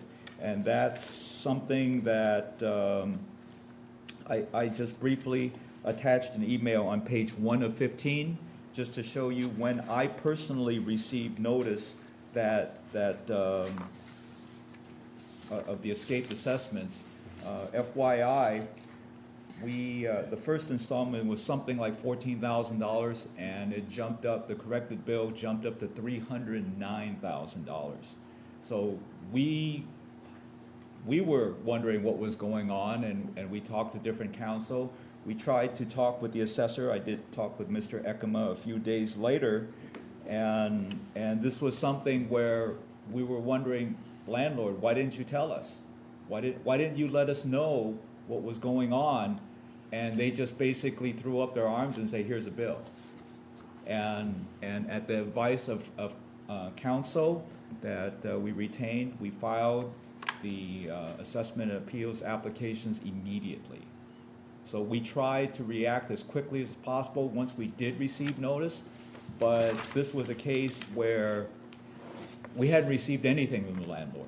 And we're not here to say that the escaped assessment should be less. That's for another time. All we're saying is we'd like our day in court, so to speak. That's all we're saying. We're not disagreeing with anything the assessor or the clerk of the board said. Okay, thank you. Any comments from the board or council? To the assessor, sorry. Are you saying that we have no jurisdiction in this case as a board? If you look at the Assessment Appeals Manual, which the section I mentioned in there, it says that an application which is not filed within the appropriate filing periods must be rejected as untimely, and in such circumstances, an appeals board has no jurisdiction or authority over the matter except to deny the application for untimeliness. So it's the assessor's opinion that we notified the assessee. They're at 60 days after that notification date, the affected party may file an appeal. Okay, that's what the law states in conjunction and context of all the rules and code sections. So in this situation, we believe that we're not required to notice the affected party. The lease has never been recorded. There wouldn't be no notice to the assessor that they are the assessee of the property. Again, they've never requested to be put on as assessee pursuant to Revenue and Taxation Code 610. They've never requested a mailing address to be sent to them to notify them. So in this situation, and in many other situations, basically what they want us to do is be able to go, well, we can disregard the law because we're an affected party. So when we got notified, that's when we can do it. But that's not how the law states. You have to go from 60 days from when we notice the assessee, not the affected party. And so in the assessor's opinion here, the assessee doesn't dispute when they received, just as your prior case. She's saying she never received the assessment or the notice. Here, the assessee received the notice timely. They just did not forward it on to the leasee timely. And now that put the leasee definitely in a tough position now. But if you look at his timeline, he did talk to me on the 24th. And we did have discussions with Mr. Kwan. And he spoke also with, I believe, Mr. Whitfield in our office. And Mr. Whitfield explained to him that to file an assessment appeal, you have 60 days from when we noticed you. And that was on February 24th. And we told him that the letter was sent in December. So you have 60 days to file. And so we understand that's a short time window, but luckily the clerk of the board is very reactive to receiving applications very quickly. I understand that puts them in such a short turnaround to get it done, but it was available to them to get it done. So, to our council, do you need more time to? I do need some Right. more time. Okay. If we could either put this on second call, give me an opportunity to research it, if you want to It continue does with the seem, other items. this is more of a legal issue than a valuation question, obviously. So I think our council may need more time. So what's your recommendation? At the chair's wishes, we could either adjourn temporarily while I we're going to take a break while I research this and go back on the record after I have a chance to advise the board. We may want to discuss this in closed session also. Yeah. Okay. Okay, so do we want to adjourn now and discuss this? Maybe to see if any other party has anything else they'd want to say. They've each, thank you to the assessor also for your presentation. I believe, the information provided by the clerk and the assessor does have the relevant section codes and statutes and rules. We believe, we understand that some of the terms are not consistent, but that's why we have to look at the context of the entire code section and also look at the point from of the reality of the situation. How is the assessor going to notify Carl's Jr. when we don't have particularly the lease and who's what and when they change? As stated in the information, there is actually a sublease to the property that we never knew about until I got the sublease last week to see if there was any potential changes of ownership for us to do any reassessments. So a lot of these are private party issues, and the assessor doesn't get in the middle of that. Just as we send out one notice for one assessment, we don't divide up the assessments for the individual owners. So if you had 4 property owners, they get one assessment. They get one notice. They have to select one person to get it. And if they don't inform the other people, that's their duty and obligation to, not the assessors. So, to the applicant. Yes. If I may, my name is Lisa Stark, agent for the applicant, and we are not disputing that the assessor did their part by notifying the assessor and not having the address. It's not a typical change of ownership. It was a Form 100B that was not filed. That's not something that the taxpayer could even look online or even know to call the assessor to follow up, to check on the transfer or the reassessment. Also, we're not actually planning to dispute the base year value. It's just that this was in 2006, and between 2006 and 2017, we had a recession, and all we're looking for is some Prop 8 relief during those recession years. We're not looking to argue and get water out of a turnip for the base year or anything like that. The base year was fair. Okay. Any other comments? Just summarize the clerk's position. As the agent said, I don't think, no one's really contesting that the assessee was notified. It's, the code allows for certain exceptions of when and it specifies taxpayer, it doesn't say assessee, it says when the taxpayer does not receive their notice, then under these exceptions, they can file late. And so that's kind of where it gets into, and council needs to help us with, is what do they mean by taxpayer in the code? And, is this a qualified exception to file late? Because there are some exceptions, and it says when the taxpayer does not receive it, and they can swear to that under an affidavit, then the applicant can file an appeal. And so that's kind of while as a clerk, we're lost of whether to reject this or not and what to suggest, because what it comes down to is, is Carl's Jr. the taxpayer, or is the assessee the taxpayer? Because the code uses different words apparently for a reason, but it doesn't specify what a taxpayer is. So that's our position, and our confusion in the matter is what to do in this particular situation when it's the taxpayer is not the assessee in essence. And that concludes my comments. Okay. So, I would like to study this more. yes, absolutely. So do we want to adjourn for 15 or 20 minutes Sure. at this point? Okay. And then come back? Okay. Do we need 20? A little more time? Okay, we'll adjourn for 20 minutes, and we will be back. We'll be back at 11:40. Okay. Thank you.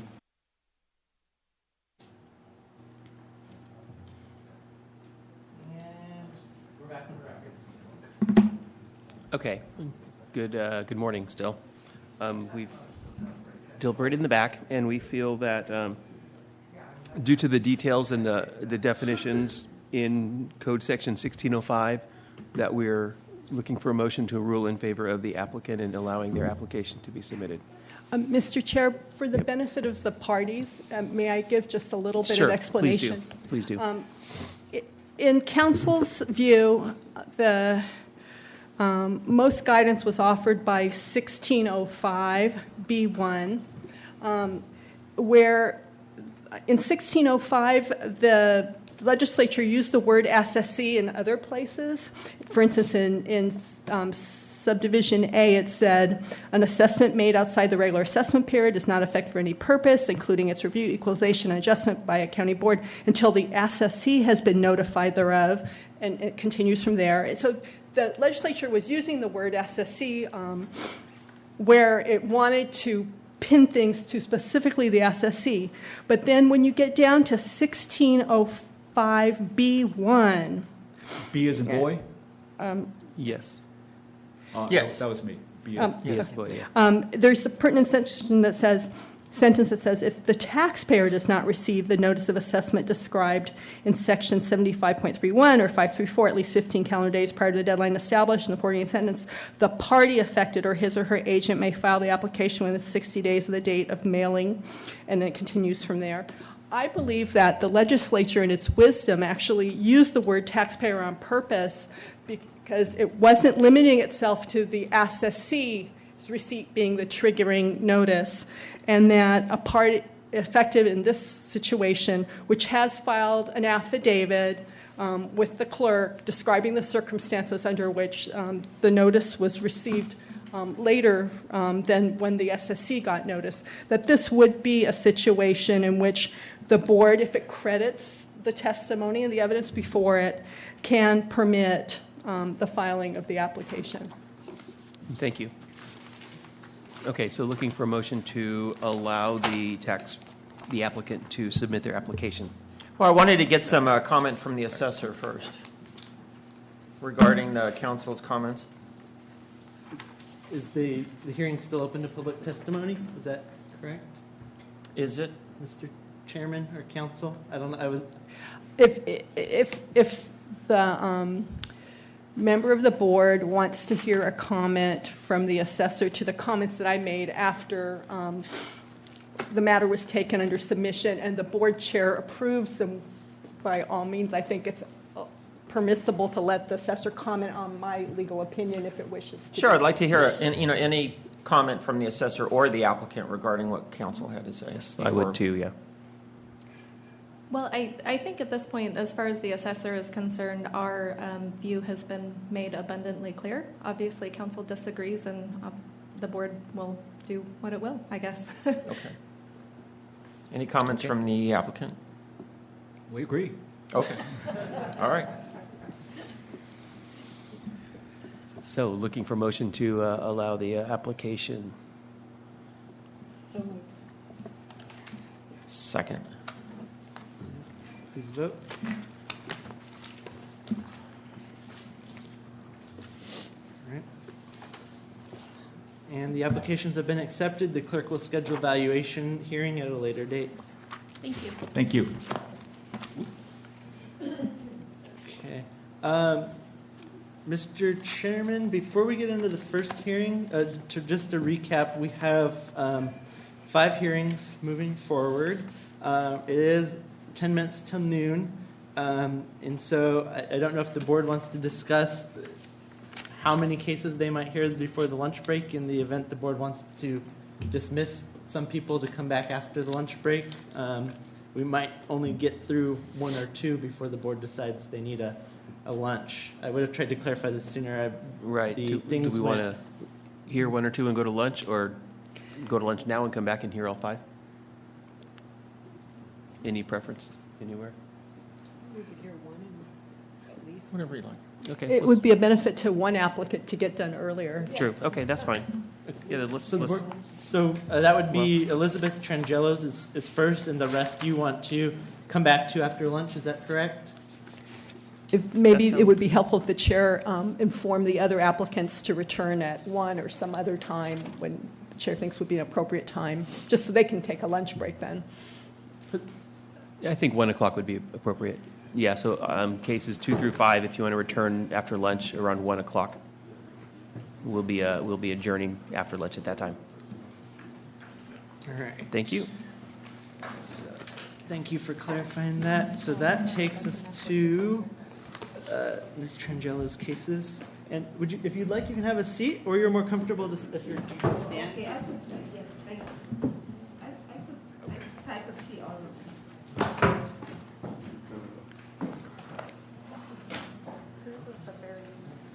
Mr. Chair, if you could ask on each of our hearings for the clerk to update us on whether or not findings of fact have been requested right at the beginning. That way we just make a note of it and don't slide by that. Yes, and I did that on our break just now.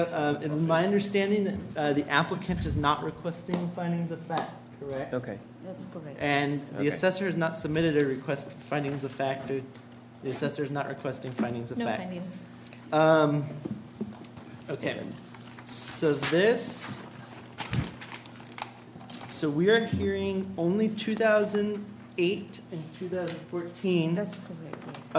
So that's going to be application numbers 15-11582 and,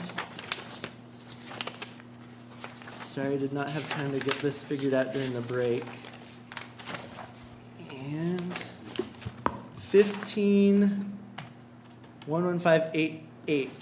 The rest are pending a decision from the applicant. I'm going to go ahead and pass out copies of the applications to the board. It is a packet of all, but it's basically just a decline in value request for each of those particular years. It is a single-family residence located in Oxnard, and it is escape assessments. So I'll go ahead and pass copies of those out to the board, but hopefully that description does it. Who has the burden of proof on this one? The assessor believes the applicant has the burden of proof, and I've got a little bit more information here. This was originally a change in ownership that was triggered by an unrecorded deed. Although it is an owner-occupied single-family residence, and that would typically put the burden on the assessor. In this case, the preliminary change in ownership report and then later the change in ownership statement were not filed as required by RMT Code Section 167 and also as referenced in Section 321D. So since these decline in value reviews were tied directly to that change in ownership, the assessor believes the burden of proof is with the applicant. Okay. And that's because the applicant has not supplied all information required by law? Right. Okay. Okay. Okay, so applicant, you want to present your case? They're all, yes. You have any handouts for us?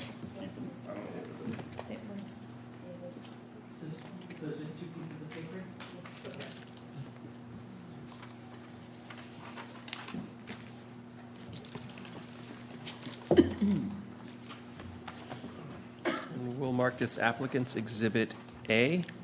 One, sorry. Thank you.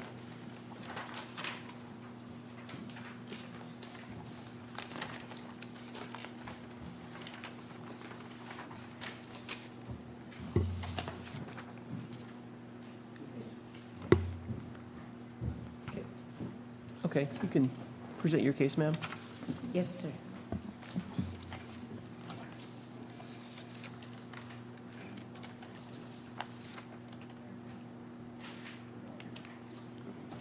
Is there anything you'd like to tell the board about this information? That would be a good time to give the board an overview of what you've given them and what you want them to consider.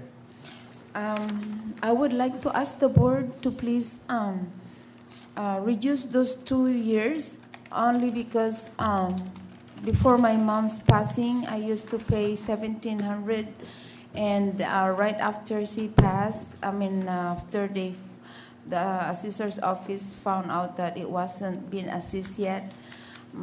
Besides paying them $24,000 in one payment last year, I've been paying. They tripled the property tax, and I'm the only one working because my son is still at school, and I just can't. I don't know. I don't want to sell the house because that's the only memory my mom has for us, and I just wish that you will consider reducing my property tax.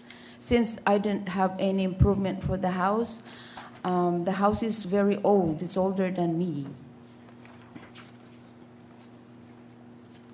Okay. Do you have any more of the report than just this cover page?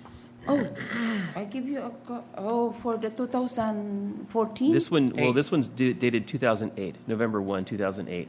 And this is just page one. Oh, yes, I have, yes, sir. There should be a whole report attached to the back of this. Do you have 3 copies? Or 4, actually?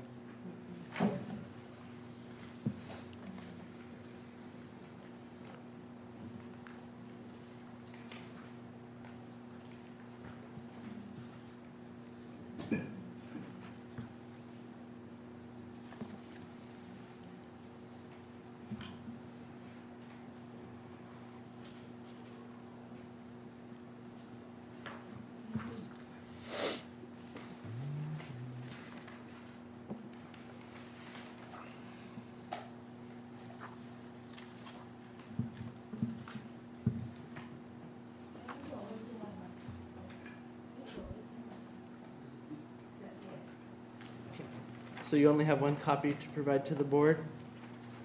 If they needed a copy of each, yes, that's the appraisals. Okay. Okay. Do you have 3 copies for us or just a single copy? Single copy. So it's up to the board what the board wants to do. Well, it would help us, but I'm sure the assessor's office would like a copy also. Please. Unless you already have Could we one. suggest possibly trailing this item to give the applicant time to make the copies necessary and then hear another case? That would probably be the best. And then, as with the 14 valuation, do you have copies of that for us? Or do you have an appraisal at that time? Is that full appraisal that you have there? It appears to be. It does have comparable sales analysis in it. It looks like Yes, a it has grid. comparable sales analysis in Yeah. it. And that's from 2008? it says the opinion of value is for November 1st, 2008, so. Okay, I don't know, because the value date is January 1st, 2008, and the comps would be limited to 60 days from that date, so I'm not sure. If I could. It's in the top there. The Right, just date down on a the little bit. appraisal looked like it was November of 2008. It might be more applicable to the 2009 year if she would like to discuss that year instead of 2008. Okay. We still need 3 copies of that for all of us. Right. And then, do you have copies of the 2014 valuation, which were also? Only the one I. Only this, give you. okay. Yes, sir. Okay. I think we do need 3 copies of that, or at least 4, for one for each of us and one for counts, or one for assessor's office. I'm arranging for someone to make copies, but that's going to take a few minutes. Does the board want to hear a different item while we wait, or should we just go to lunch and come back? We can either trail this till after lunch. Well, we need to trail this one till after lunch to give the applicant a chance to make copies. And we can either adjourn for lunch now, or we can hear the Clark Patel case, if they're still here. Yeah, I think they would. Let's try to get at least one done before lunch. Okay. That way we can let someone go. Okay, so Ms. Pintel, we're going to come back to yours. So if you'll just wait there, I'm going to arrange for someone to make copies. And we can bounce to 38. Okay. So Mr. and Mrs. Patel, if you'd like to come have a seat up here.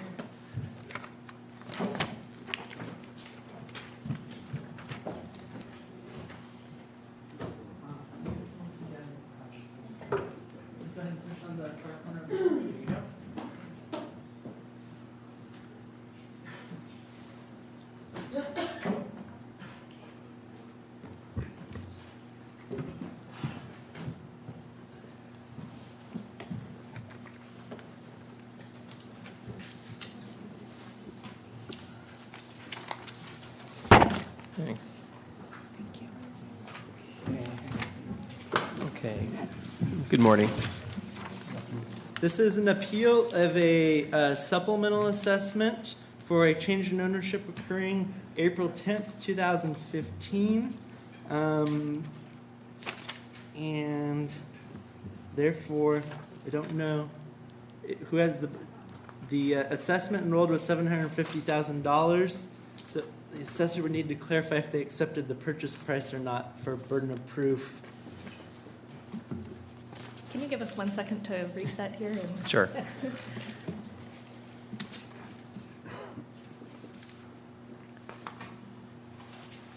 On this one, the application indicates findings of fact are requested. Oh, we were discussing, you're not requesting findings of fact, is that correct? Yes, that's correct. Okay, so the applicant is not requesting findings of fact, and I do not believe the assessor is.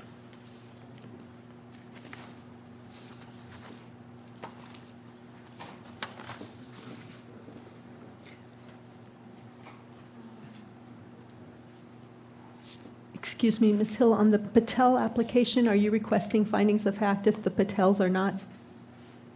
It's a base year, so I know typically. Give me 1 second. I'm not there yet. I'm sorry.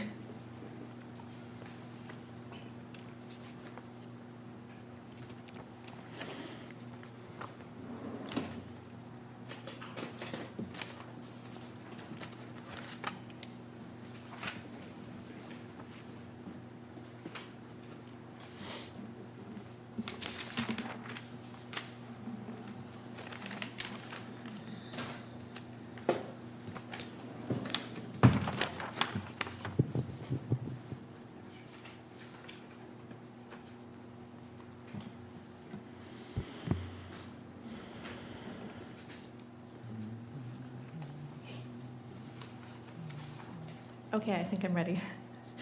I apologize. That's okay. So the question is burden of proof? Or No, the question findings? was on findings of fact. The Patels indicated that they were not going forward with a request for findings of fact. Because this is a base share value appeal, the assessor will request findings of fact, yes. Okay, and who has the burden of proof? We believe that the applicant has the burden of proof. Although it is owner-occupied, they failed to supply all requested information. They've indicated that there's significant condition issues with the property, and they failed to provide adequate documentation to support that. We did not accept the sales price. This was not a Rule 2 sale. It was direct from seller. And I'll also note that the board has ordered that the requested data be provided on 2 separate occasions, but we have not received anything to date. Okay. Okay, do you have any exhibits to hand to us? I only have one copy, though. We have the pictures of the property. This was a very specific situation.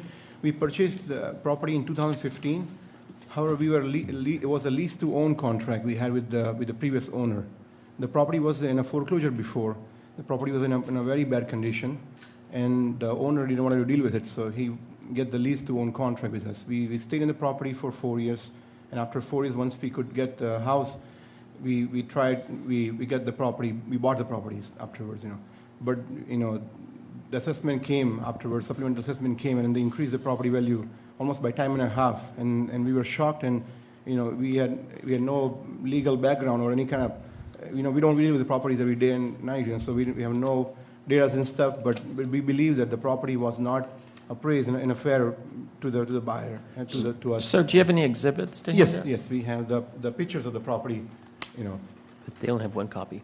Now would be the time. You only have one copy? We only have one copy. We didn't know that it's going to be heard today. We thought You weren't advised to bring how many copies?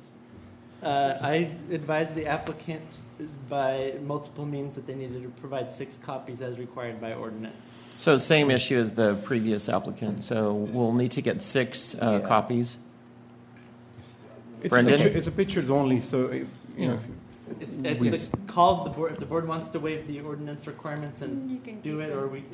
Well, the assessor will need to have access Yeah. to the same information, and We can the board share can have copies. however They many. asked and They need a copy. they didn't get it. Yeah. Right, okay, so we want to take this one for, to go have copies made as well? Trail this one too. Okay. Yeah. Okay, Were you told by the clerk to bring 6 copies? No, we were not, sir. Okay, thank you. We haven't talked to, see, this is what I would like to know. Who is it that we need to speak to? I know that there's someone here that we needed to meet and bring some documents to. Okay. But I still don't know who. Okay. I will speak up. I sent you guys both I spoke to someone on the phone, and I'm sorry because, as you see, we had a lot of cases this month. One of you on the phone, you also sent me an email stating that you had not sent me anything. Yes, that's And I correct. appreciate that, and I appreciate you verifying that. Yes. And so we came into this hearing with no information regards to their claim. They were claiming condition of the property. And that's how we came forward today. That's why we were reluctant and put our caveat, my supervisor, Brooke, put the caveat on because we hadn't had any prior information at all. And based on that, we're bringing the case forward. So that's where we're at on it. Thank So you. we may want to hear the third case and give them time to make copies for all of us. yes, and can I make a statement for the Sure. record, please? So the clerk, we're aware that copies is an issue, so we make several efforts to ensure that they're aware. The notice of hearing, which was first mailed out, included a notice that they're required to submit 6 copies and that the clerk will not make copies. That it included with it a brochure that told them they were required to bring 6 copies. They received a reminder email last Thursday informing them to ensure they come with their 6 copies. And I spoke with the applicant by phone last Tuesday or Wednesday, which I was informed they would be requesting continuance, but I reminded them that if they intended to move forward, they would need to bring 6 copies, and that was in a verbal conversation. So I just wanted to make sure the record was clear.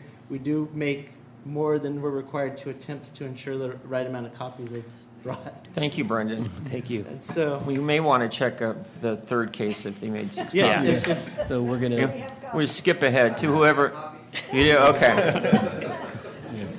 All right. Okay, we'll trail this Good. one to after lunch, after the first case. So Okay. thank you.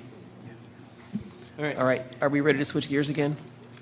Yeah. Or do you want to just, do you want I'm to having go to trouble lunch and keeping come up. back on the same page? Give us a second. Okay. I'm happy to switch gears. Yeah. Okay, so to clarify, the board is now going to hear the case for Stephen Canyon right now before lunch. If he's present. Yeah, we're gonna, And if he brought 6 we're gonna copies. try. Okay, Oh, okay.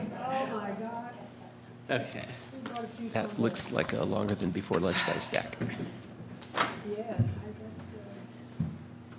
He does have 60 pages of photos, he said that, so. My office is on the 4th floor.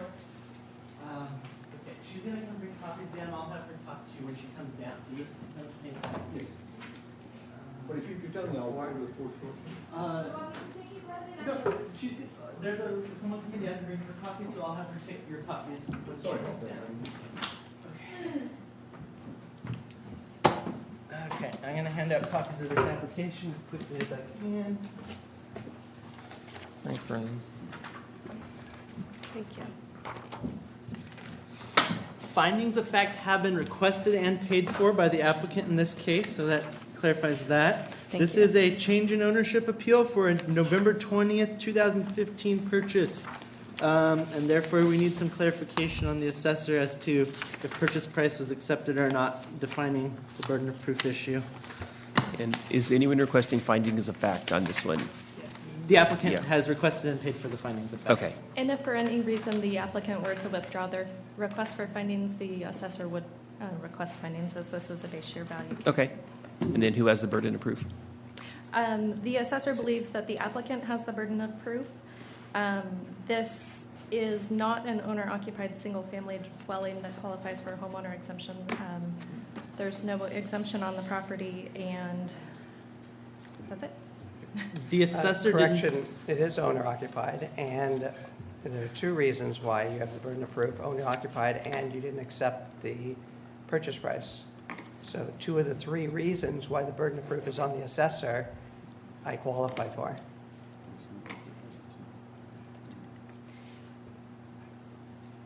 So according to Property Tax Rule 321D, a owner-occupied single-family dwelling means a single-family dwelling that is the owner's principal place of residence and qualifies for a homeowner's property tax exemption pursuant to Revenue and Taxation Code 218.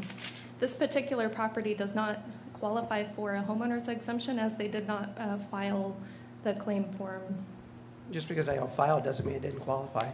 I believe in different hearings, the assessors stated, and maybe a different assessor rep, that whether or not the exemption was applied for, if the property qualified for the exemption, that in previous situations, the assessor has recognized the homeowner's, the burden of proof for the assessor's office in those situations. And if the applicant, through their verbal testimony, establishes that they would qualify if they were to apply for the homeowner's exemption, then I believe it's appropriate that the burden of proof go to the assessor. Right, so the only way to qualify for a homeowner exemption is to file for it. It is not a self-executing exemption. You do have to file and qualify for it. Additionally, the applicant has stated to us on numerous occasions that he didn't move into the property right away. This is a base year value case as of the date of transfer of 11/20/15. He has stated to us on numerous occasions that the prior owner lived there until she died. No, incorrect. Absolutely not. And I never stated that. And regardless, he's also stated that he's been doing work on the property. It doesn't appear that anybody was living in the property right when it transferred. I don't know if he's moved in since, but as of 11/20/15, I do not believe that he was living in the property, nor did he file and qualify for the exemption as required. And that's correct. I wasn't living you have to, when you, unfortunately, I didn't take pictures of it. The property, the lady lived there for 30 years, and unfortunately, she did pass away, but not until well after she had vacated the premises. And the property looked like someone had lived there for 30 years and done nothing with it. That's why I got the price that I got for it. So just because I don't move in immediately doesn't stop it from being my primary residence. It took me 3 months to get all the crap out of there, the carpets and everything, to where it was actually livable. Can I ask a clarifying question? Sure. Mr. Canyon, did you own another residential property in the state of California when you purchased this property? I did. And were you receiving a homeowner's exemption on that property? I don't know if I am. Okay, you can only have one in the state, so if they were receiving it on another property that was their primary residence, they would not be qualified for the homeowner's exemption. I think don't know that's if the I filed. I simplest. didn't even know. It's funny because the things that are taken for granted that everyone thinks that we're supposed to know, we don't know. I don't even know about different things. Example, I was told that the assessor told me that I couldn't get the information that he's using and how he assessed the properties. And I'm saying, why not? He says, you just can't. Well, I come to find out today that if I would just filed a form, then I could have got it. But, you know, we don't know that. There's nothing that teaches us, and I don't think that it's fair or just or right to hold everything. They do this every day. Are we just at the burden of proof question? Yes, we are. Okay. To the assessor? Well, the applicant has stated that he did not live in the property on the date of transfer and that he owned another property in the state, which he doesn't know if he qualified for a homeowner exemption on or not. I don't see when I looked up his name. I don't know if it's in Ventura County. I didn't see one here, but in another county, he most certainly could have, or in another ownership name. You know, I don't know how he holds title. Certainly, there could be another house that he owns that qualifies for a homeowner exemption. But there's two rules of burden of proof. Is it my primary residence, which it is? Number two, did you accept the purchase price, which you didn't? So there are two rules that put the burden on the assessor. Right, under Property Tax Rule 321D, it does state that it explains what owner-occupied single-family residence means, and it means that not only do you occupy it, but you also you qualify for a homeowner exemption. In this case, it does not. Well, you don't know that.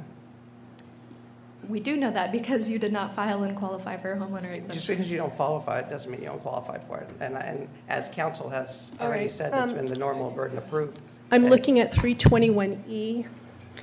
In hearings involving a change in ownership, except as provided in Section 110 of the Revenue and Taxation Code, the purchase price is rebuttably presumed to be the full cash value. The party seeking to rebut the presumption bears the burden of proof by preponderance of the evidence.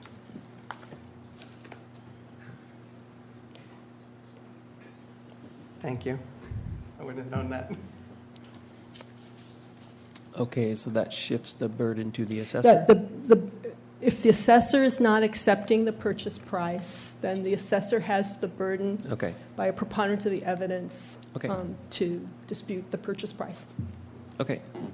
You guys want to present first? Do you So have I it? believe we would only have the burden to prove that it was not a Rule 2 transaction, and then the burden shifts back to the applicant. That's not what you just read. And Property Tax Rule 2B, the presumption shall shift the burden of proving value by a preponderance of evidence to the party seeking to overcome the presumption. The presumption may be rebutted by evidence that the full cash value of the property is significantly more or less, significant deviation of 5% or more. I would agree. If they establish that it's not an arm's length transaction to the board's satisfaction, then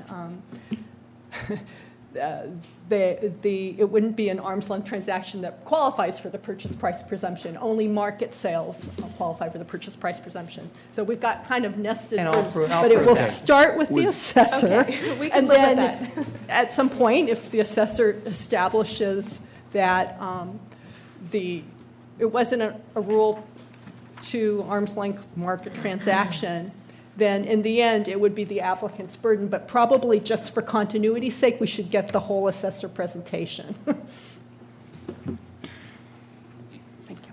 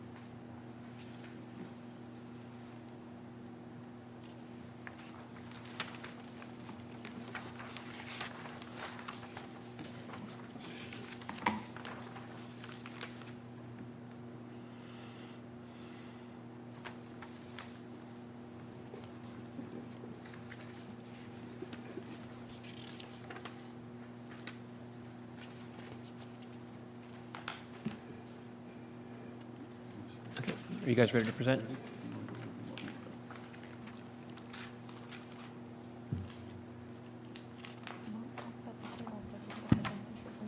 Okay. This is a property at 813 Ocean Drive. It is a single-family residence. The property transferred on November 20th, 2015, and it transferred for $1,560,000. We then assessed the property. Excuse me for a second. I forgot the price was over to you. Hang on just a second. 240. Don't you mean 1,650, not 1,560? Oh, we then assessed the property at $2 million. We subsequently reviewed data provided by the applicant and other comparable sales and recommended a value of $1,900,000 at the time of transfer. The property was not listed on the multiple listing service. We contacted, there were some agents involved. We contacted the person involved with the seller. Her name was Debbie Wurtenberger with 805 County Realty. She stated both verbally by phone and in writing that she did not put the property on the multiple listing services. And therefore, this was not a Rule 2 sale. It was a sale with a buyer and a seller, not exposed to the general open market. And that is why we didn't accept the sale price. Thank you. Did the agent market the property? I mean, not on MLS, but was it marketed to her office, or how did that go about? I do have a piece of paper that I would like to put forward as a second exhibit. There were heavy restrictions due to the physical condition of the seller that apparently were requested by the seller. And all well and good, but once again, it's very important under Rule 2 that it hit the multiple listing service and be exposed so that everyone has an opportunity to bid on it. That never occurred, and whatever the reason it never occurred, it's not a Rule 2 sale, and that's why we did not accept sale price. Thank you. Can you just define what a Rule 2 sale is, just for the for all of us? On the sort of descriptive side, it must meet criteria as exposed to market. There's two primary ways in single-family residence. One, that it's on the local multiple listing service and was exposed and everyone had a chance to buy it. The second way is if it's a large builder like a D.R. Horton or KB Homes and they have their properties listed and you buy one of those homes, we consider that a Rule 2 sale also. So those are two primary methods of Rule 2 sales. But that's not in the law. And this did not meet those two That's criteria. If I could add to that, Rule 2 specifically states that it's the full cash value if exposed for sale in the open market with a reasonable time for the seller to find a purchaser, and that's the price that would transfer for cash or its equivalent under prevailing market conditions between parties who have knowledge of the uses to which the property may be put, both seeking to maximize their gains and neither being in a position to take advantage of the exigencies of the other. In this case, not only was it not listed on the open market, which is one of the basic criteria for a Rule 2 sale, but there were so many restrictions put on the sale of the home that the parties were not both seeking to maximize their gains. The seller was in very poor health. She was looking to sell the property to a cash buyer for very little interruption to her life. She specifically would not allow it to be put in MLS. She would not allow it to have a sign on in the yard, and she specifically told her agent that she didn't want constant calling for appointments to show her home, and that she would not make any repairs. That's not a typical transaction. Typically, if you were trying to sell your house, you would want as many people to be exposed to it as possible, and that just didn't happen in this case. And not only did that not happen, but later in Rule 2, it talks about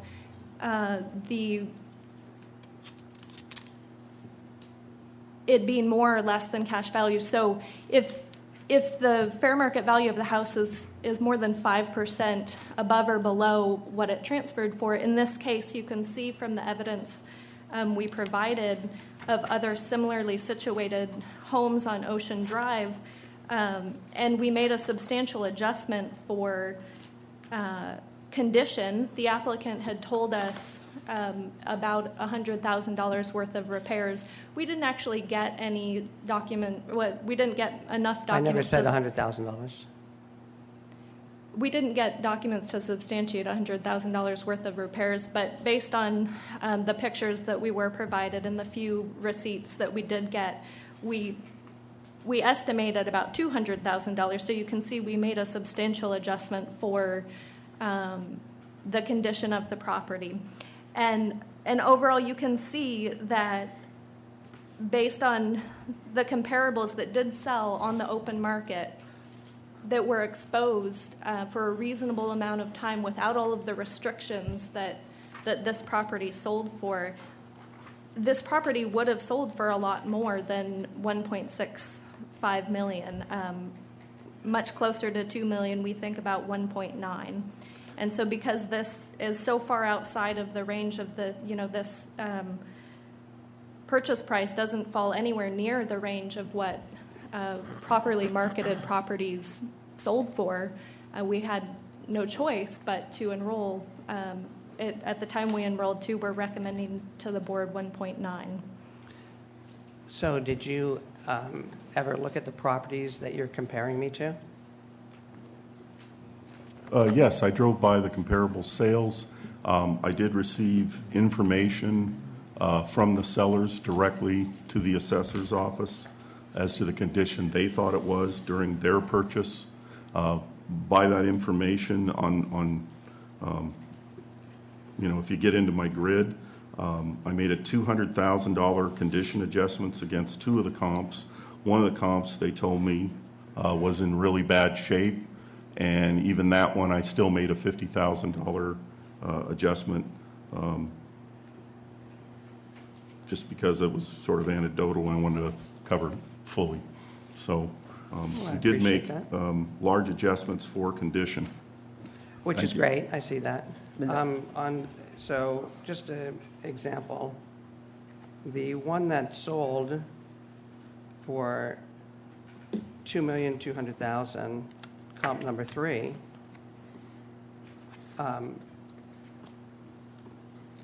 the information that you have on here is incorrect.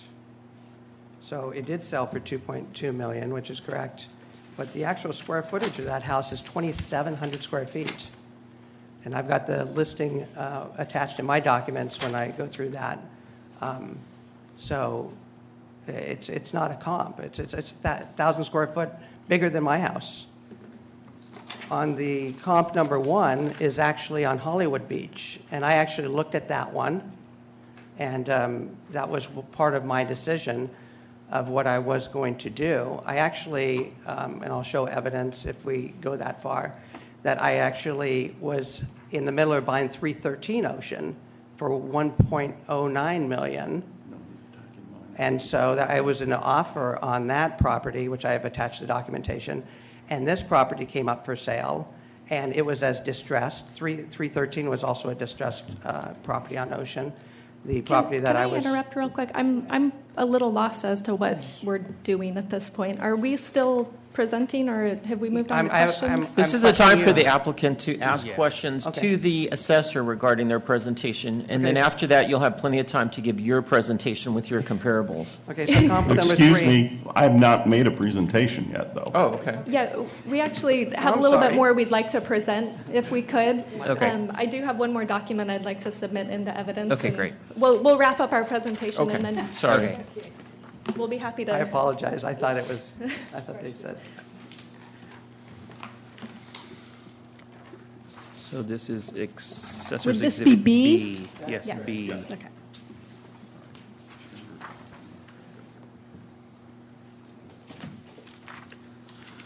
Thank you. I'll just move forward and try to finish my presentation and let it all begin. The property is at 813 Ocean Drive. It is oceanfront property, and so are all the comps. And typically with comparable sales along the ocean, we go north-south, we don't go east-west, because all comps have to be, and really need to be, walk out your door and put your toes in the sand. And all these kind of qualify for that, eventually, your yard. The three comps I used, indeed, the first one is in Hollywood Beach, the next area up. The first two are in Silver Strand.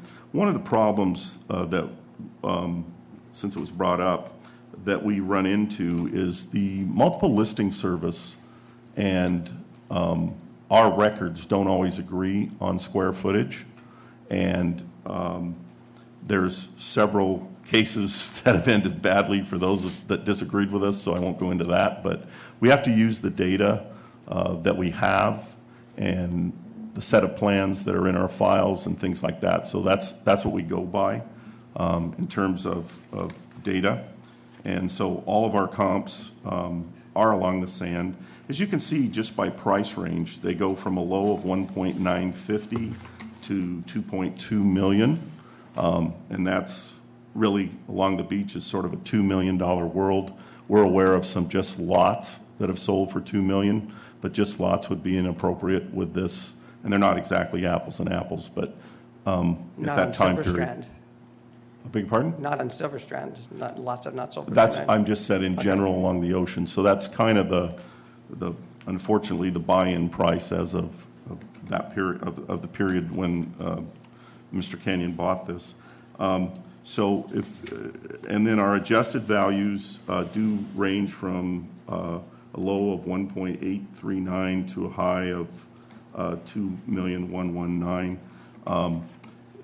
Due to condition issues that I saw mostly through pictures, I probably went to the lower end of the range.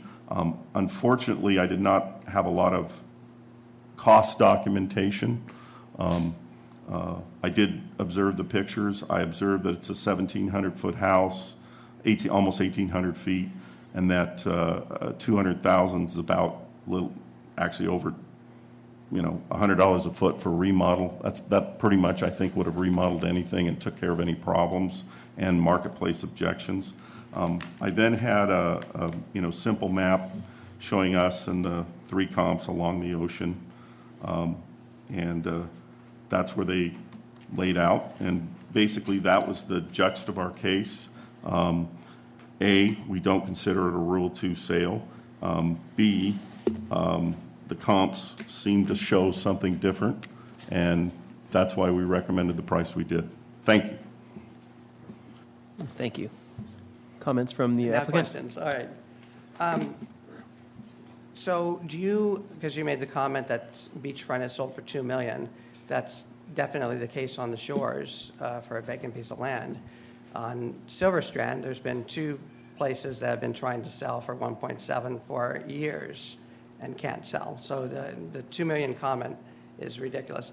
I'm hoping someone on the board knows or lives close to the shores, Hollywood Beach, and Silver Strand. Because the reason why I bought on Silver Strand is because it is the cheapest beach and it was the sketchiest beach, but it was all I could afford. And so that's why I ended up buying there. Like I said, I'll do my testimony. Let me ask questions. So again, this is, so to define it, this is the time for you to ask the So assessor on comp 3, regarding. you didn't verify the square footage. That's the question. The square footage listed there is what assessor records reflect. I just pulled it up as you brought it up as a question. But you didn't see what was actually there. We actually have a floor plan on file for that property. Right, but you haven't looked at, okay.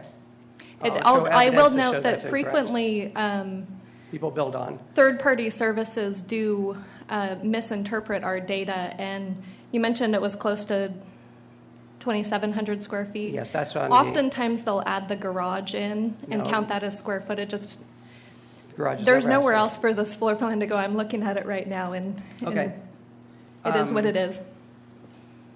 The difference, in your opinion, what's the difference in price between Silver Strand for the same piece of property and Hollywood Beach?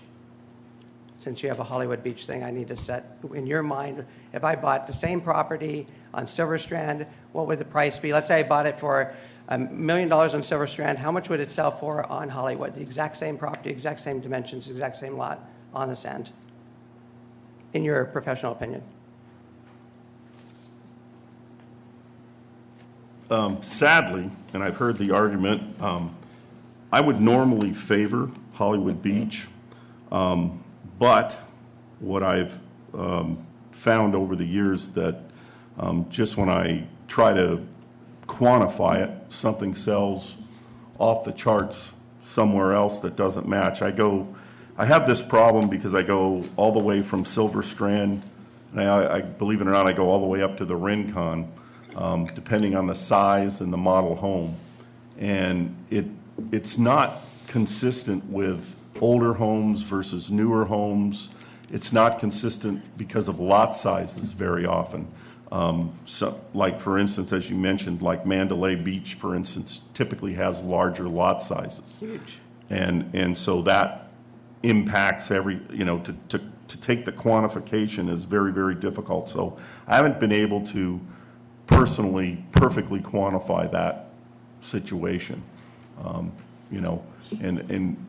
I'm like you, I definitely have a feeling it sells better on Hollywood Beach, and if I would have at the time had 3 comps, I would prefer not going there. But having said that, I would prefer to go to Hollywood Beach than right across the street. So I'm stuck north-south, and with Silver Strand, you're on the south. When I get to Hollywood Beach, sometimes I go north, sometimes I go south. And, it's just also square footage. It's such a variance in terms of, to pick a year, 2000 and up has a major variance if it was built after 2000 and up. The older homes, it's a real mixed bag and different square footages. And and to confuse us further, some of these houses are around for a year or two and then they're knocked down. And some of them, I think they're going to be knocked down. They're there 10 years later. So I don't really have a pattern that I could put a hand on that I'm comfortable with. All right. Do you think your comp number 2 and number 3 is an absolutely gorgeous home if you've driven by it? It's just amazing. Do you think that that's comparable to the looks of my place? No, and that's why I made several adjustments for that fact on both of them. Okay. All right. That's fine. I don't have any more questions. Okay. Questions from the board? I have a question. Sure. Why is the subject property's condition shown as A if it was not in good condition? At the time that the transfer took place, the PCR wasn't filled out or wasn't acknowledged. I'm not sure. I know in one it wasn't filled out. I looked at 2 of them, and I can't recall the second one. And so that's just a sort of. Your default? It's a default to our software that, And just to clarify, I believe Mr. Denham made adjustments as if it were less than average condition. Exactly. Even though it shows an A. Those negative adjustments reflect the fact that I felt the subject property was not in as good a condition as any of the comps. So I want to make that clear. Thank you. So what under condition F means what? In our system, that's fair. So you're saying that the subject is less than fair, correct? Similar to fair, probably, but I still made an adjustment based on anecdotal evidence of the comp that I looked at. Sure. What's the county's designation for less than fair? We have poor. Oh, okay. And the other 2, one's marked average and one is left blank. I basically treated both of those as they were in above average condition. So is this better? at the time, do you feel the subject sold, was it in poor condition or a little bit above poor or below poor? You know, I would say around fair, you know, and it's like the current system, I think it's 1, 2, 3, 4 or something like that, and sometimes you'll adjust a 3 and a 3. I've seen that on current appraisals from people from the outside, so that's kind of what my condition adjustment is. And as far as the view and the amount of sand between the house and the ocean, that's roughly similar for all three comparables? Yeah, you know, they're all gorgeous. I mean, they're on, you know, on the sand. They're in the promised land, as I call it. The view is incredible. I'm not going to argue that. Yep. But they're all the same. One last question. You used 2 comps that are 2014. You think those were relevant?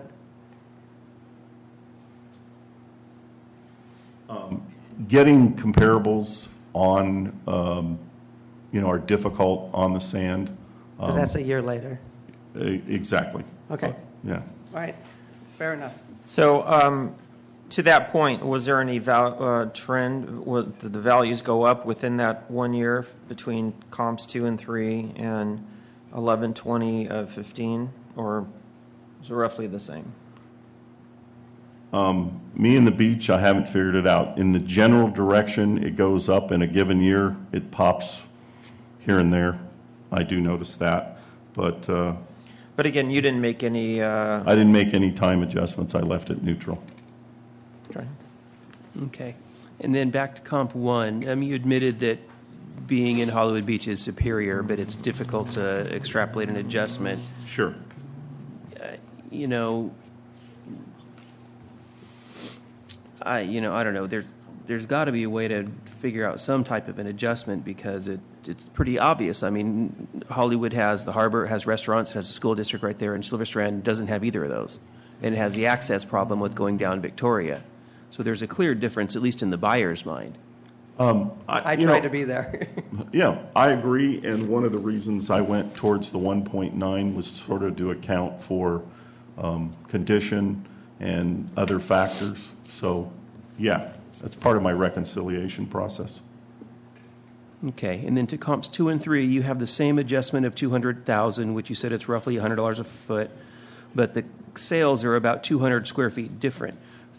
Comp 2 is smaller and sold for a higher price. Wouldn't that maybe equate to it's nicer, has a better remodel or updates than Comp 3? No, I look at it as the subject. What would it take to make that subject really, really nice? And if you poured $200,000 into that house, I believe it would spoof up. And obviously, it's still going to be adjusted for square footage, but right, but it'll bring the condition of the subject even with the comps. But the comps 2 and 3 are 200 feet different, so yeah, you can put the same amount of money into the subject, and you achieve the same thing, even though there's 200 square feet different. I see where you're going, but we make adjustment for size.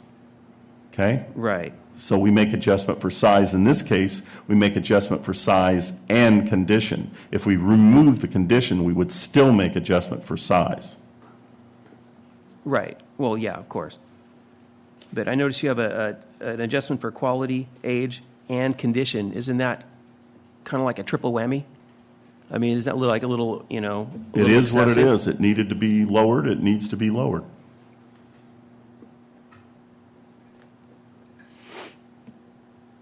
And then about did MLS, on Comp 3, did MLS state that it was around 2,700 feet, plus or minus, versus the county of 22? Once again, I'd have to look at that again, but okay. You know, I'll take his word for it, but I haven't. Once again, I haven't run it on my MLS, and there may be, when I run the MLS several times, it may be 1 year it was one and 1 year it was another. That happens a lot too. Right, and when you get discrepancies, do you go and remeasure? Do you take out your floor plan and go to the site and see where did that 500 feet come from? Is it someone erroneously adding a garage, or did they convert attic space into living area? And sometimes we do when we're aware of it, and sometimes we do not. Okay. People typically don't announce that, but we do run into that on occasion. And did you do that on this one? Did you do the diligence to sort that out? Once again, that's kind of like not our department in appeals. We're only working on the subject. We're not, you know.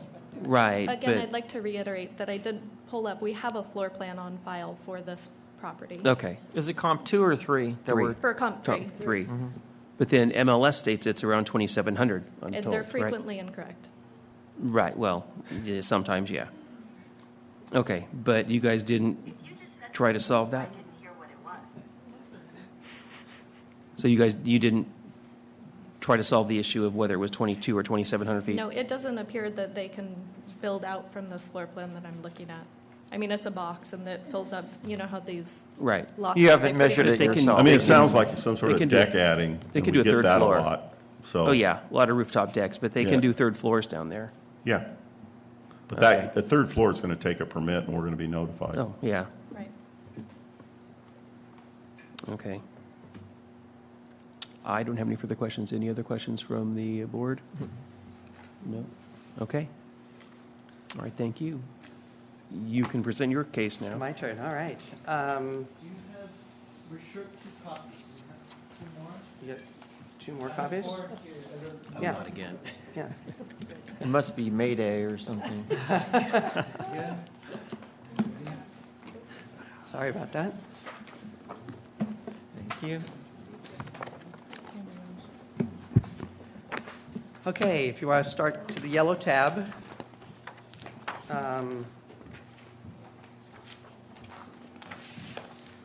One second, to the clerk, what time did you tell the, 1 o'clock. we would be The board back said at 1 one or o- lunch would be at 1? Board said we did return from lunch at 1. I think everybody is here though, so if everyone, all with the exception of one case, the remaining cases for the day are still in the audience. So if the board wants to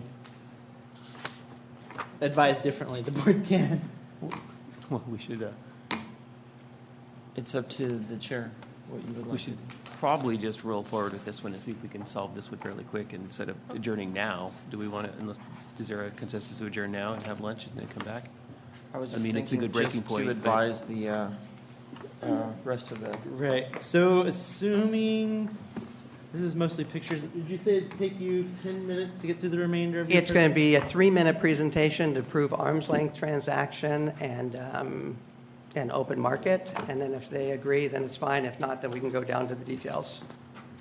And so, based on that, a reasonable assumption this might be done by 1 o'clock, assuming the board takes a 30-minute lunch, possibly board being ready to hear the next case at 1:45. Does that sound like an accurate estimate? Yeah. It's hard to does. call on some of these It's hard, cases. Does the board want, for safety's sake, advise the remaining applicants that maybe be back at 1:30? That sounds appropriate. Okay, so no 100% promises, but after 1:30 guaranteed is when the board will hear the remainder of the cases. So we will not start any of your cases before 1:30. 1:30 It may be today. a little later, but it won't be any sooner. 30 today? Okay, sorry, and so if the board would like, Mr. Canyon can proceed. Okay, this is Exhibit 1. All right, from so the if you turn applicant. to the yellow tab, the very first one is the exhibit. Yes, it's the MLS listing, and I actually talked with the selling broker also about the square footage. You can see it's 2,700. And if you were to look at that compared to what the assessor put in at a 1.8 valuation, this is a house that's 1,000 square foot bigger than mine and in immaculate condition. It was actually sold with the furniture and everything else. It was in pristine condition.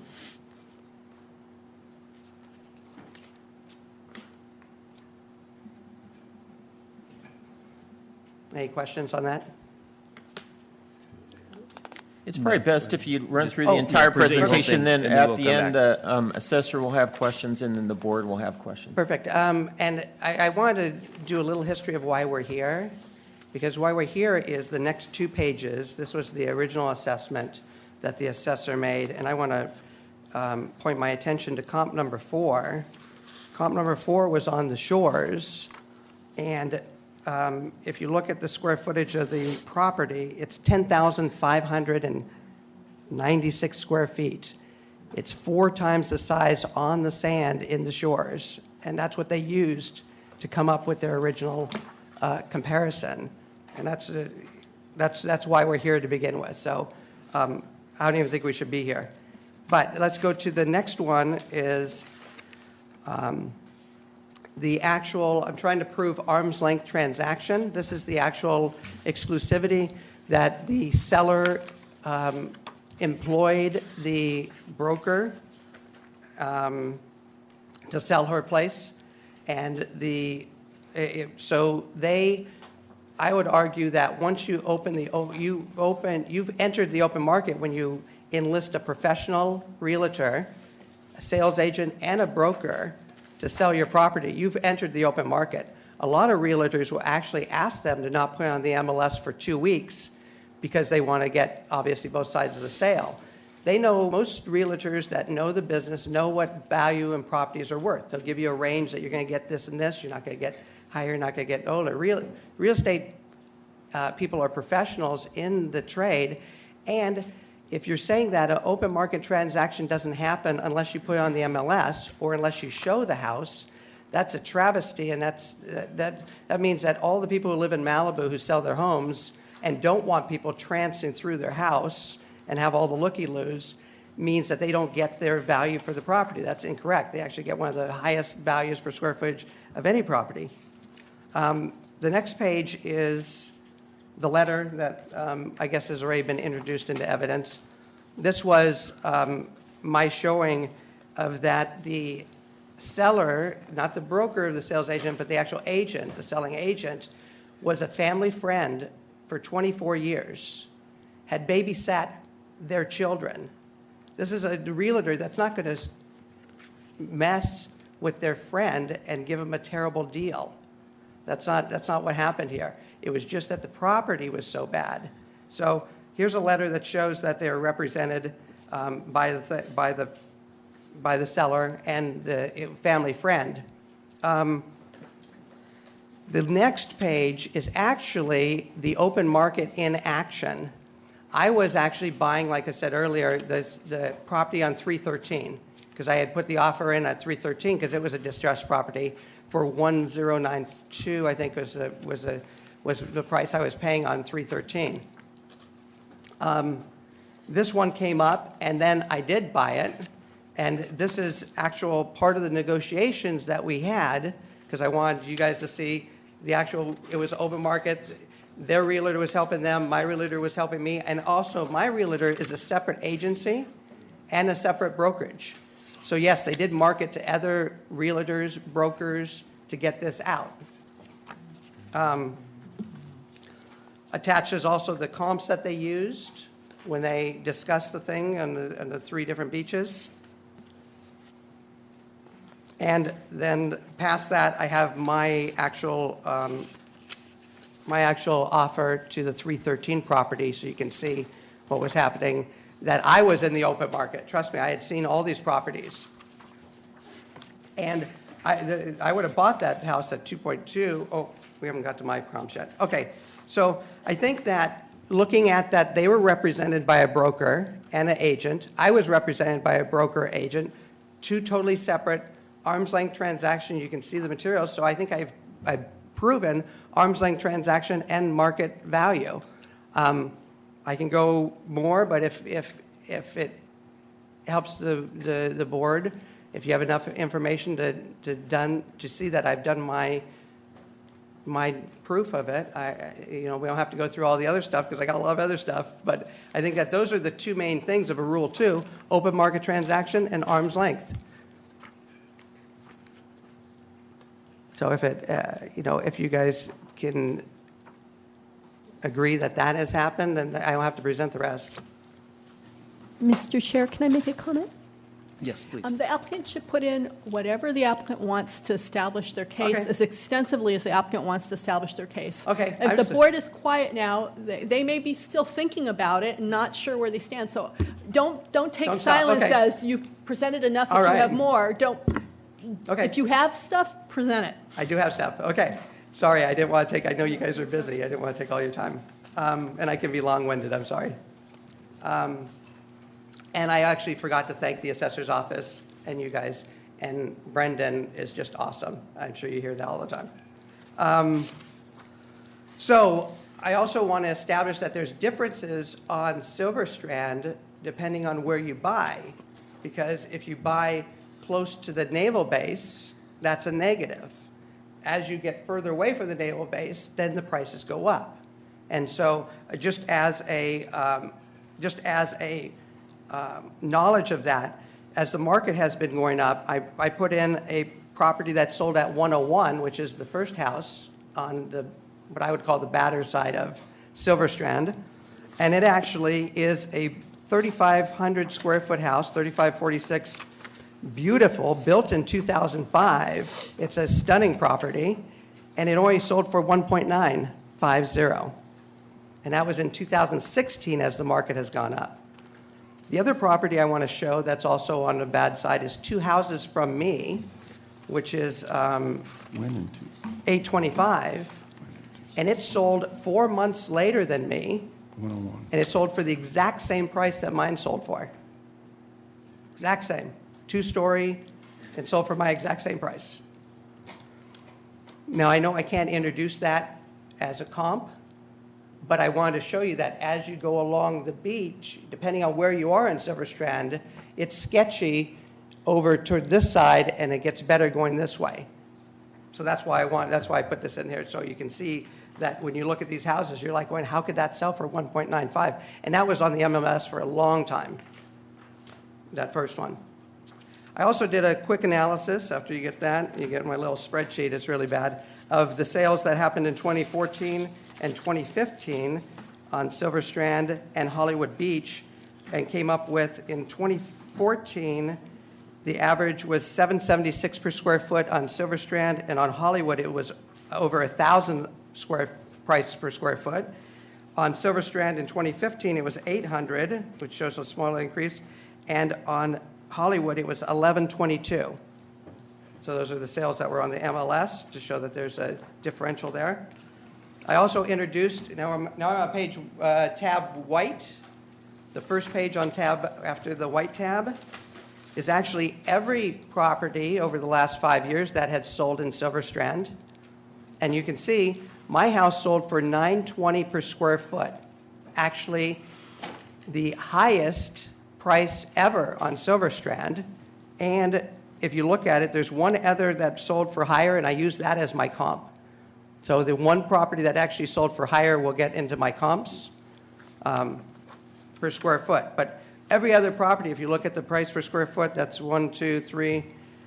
Third column in is the sales price per square foot. 1, 2, 3. Yeah. Excuse me, where are you? We're having trouble. White tab. Page 1. Page 1. White tab, page 1. That's why I tabbed everything, because I figured I would. Do you see it? You got it? All right. So that's every sale ever on Silver Strand. And you see I paid the most except for that one. The next one is my comparison. I'm sorry, I'm not an expert at this, so I kind of tried to follow the little cheat sheet you guys give me. Mine is the subject property first. The sale number 1 is 2001 Ocean. And that actually sold for 1,380. And that was also in 2 months earlier than what the assessor had presented. And it sold for 1,380. The next one, and the next one is 913, which is the one that I told you that's closest to me. It sold for 1,800, $737 per square foot. And it has 2,400 square feet of living area, where mine's only 17. You've got a garage that's 525 instead of 400, but a little smaller lot size. And I just did, if you look at my numbers, I just did an average adjustment for each one based on what the building would be and adjusted it down. 2153, which sold 5 days after mine. I actually saw this property. and it sold for 2.2, and it was in great shape. It had 2,800 square feet, and on an oversized 3,000 square foot lot, which is 18% more square feet than mine. And so, and then the last one was the 4145 Ocean, which was what the assessor also had. And we were actually pretty close, within $200,000 to actually 100 and, what's my math? 170,000 between those two. And I just threw that one on there because it was what the assessor had and had my adjustments.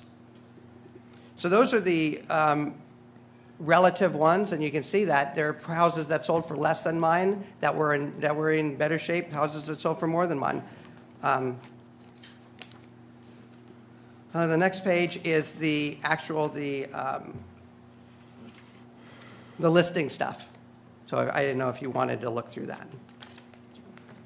And then I'm ready to go on to green if you guys are ready, or if you have any no questions later. Okay, let's go on to the green tab. The green tabs are all the pictures I've sent the assessors. And I'm starting out with structural issues that the property had. As the assessor said, the seller would not put any repairs or any money into the property. It was in very poor shape. I think the assessor even testified to that.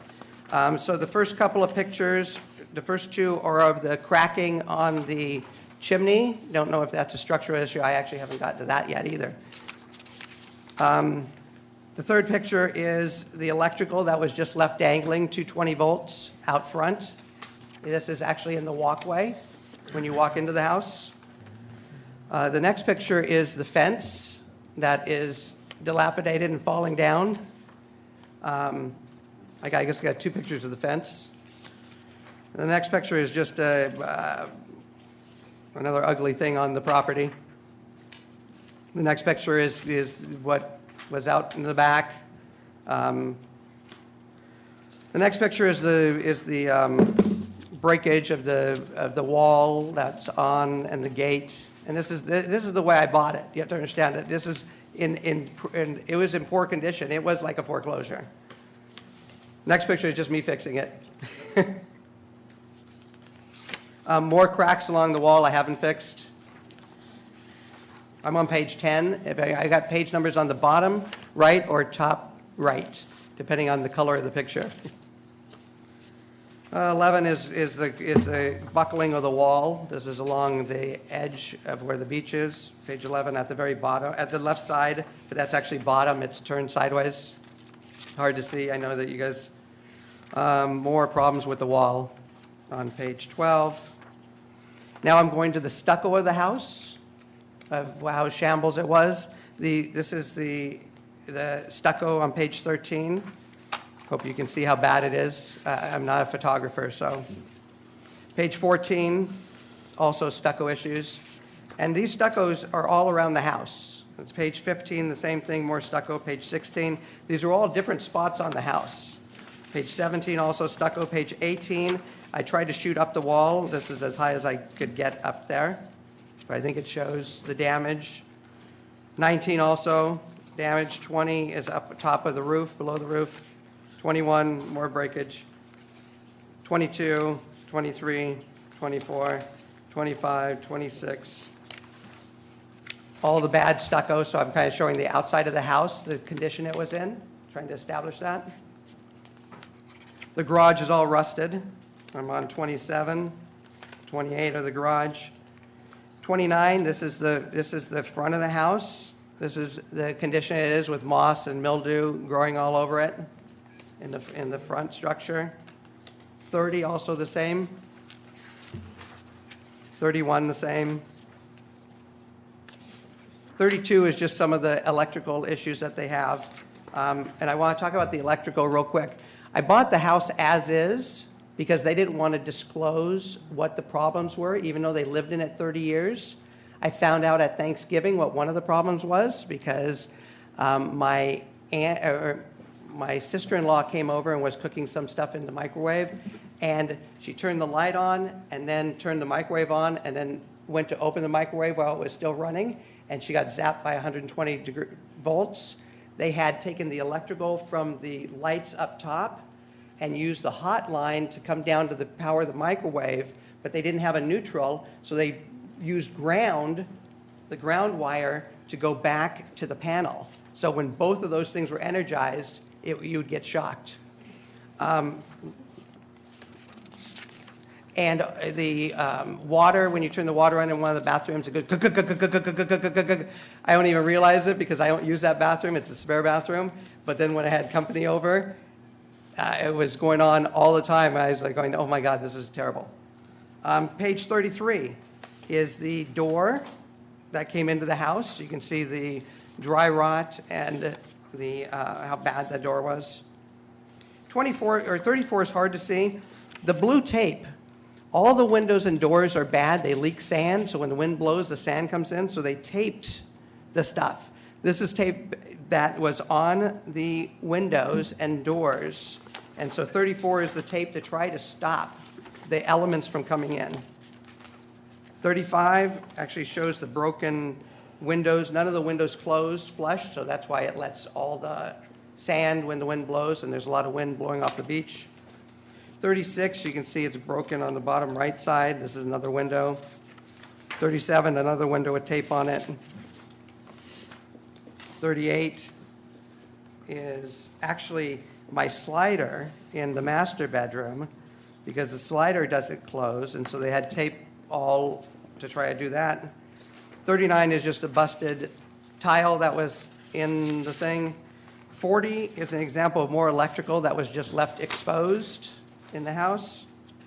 41, this is actually the master bathroom, which I haven't gotten to yet, but it was just open like this. There's no cover, it's just exposed, more exposed electrical. 42 is all the closet doors were this, and there are 5 closet doors that look like this. 43 is the water damage because it leaks.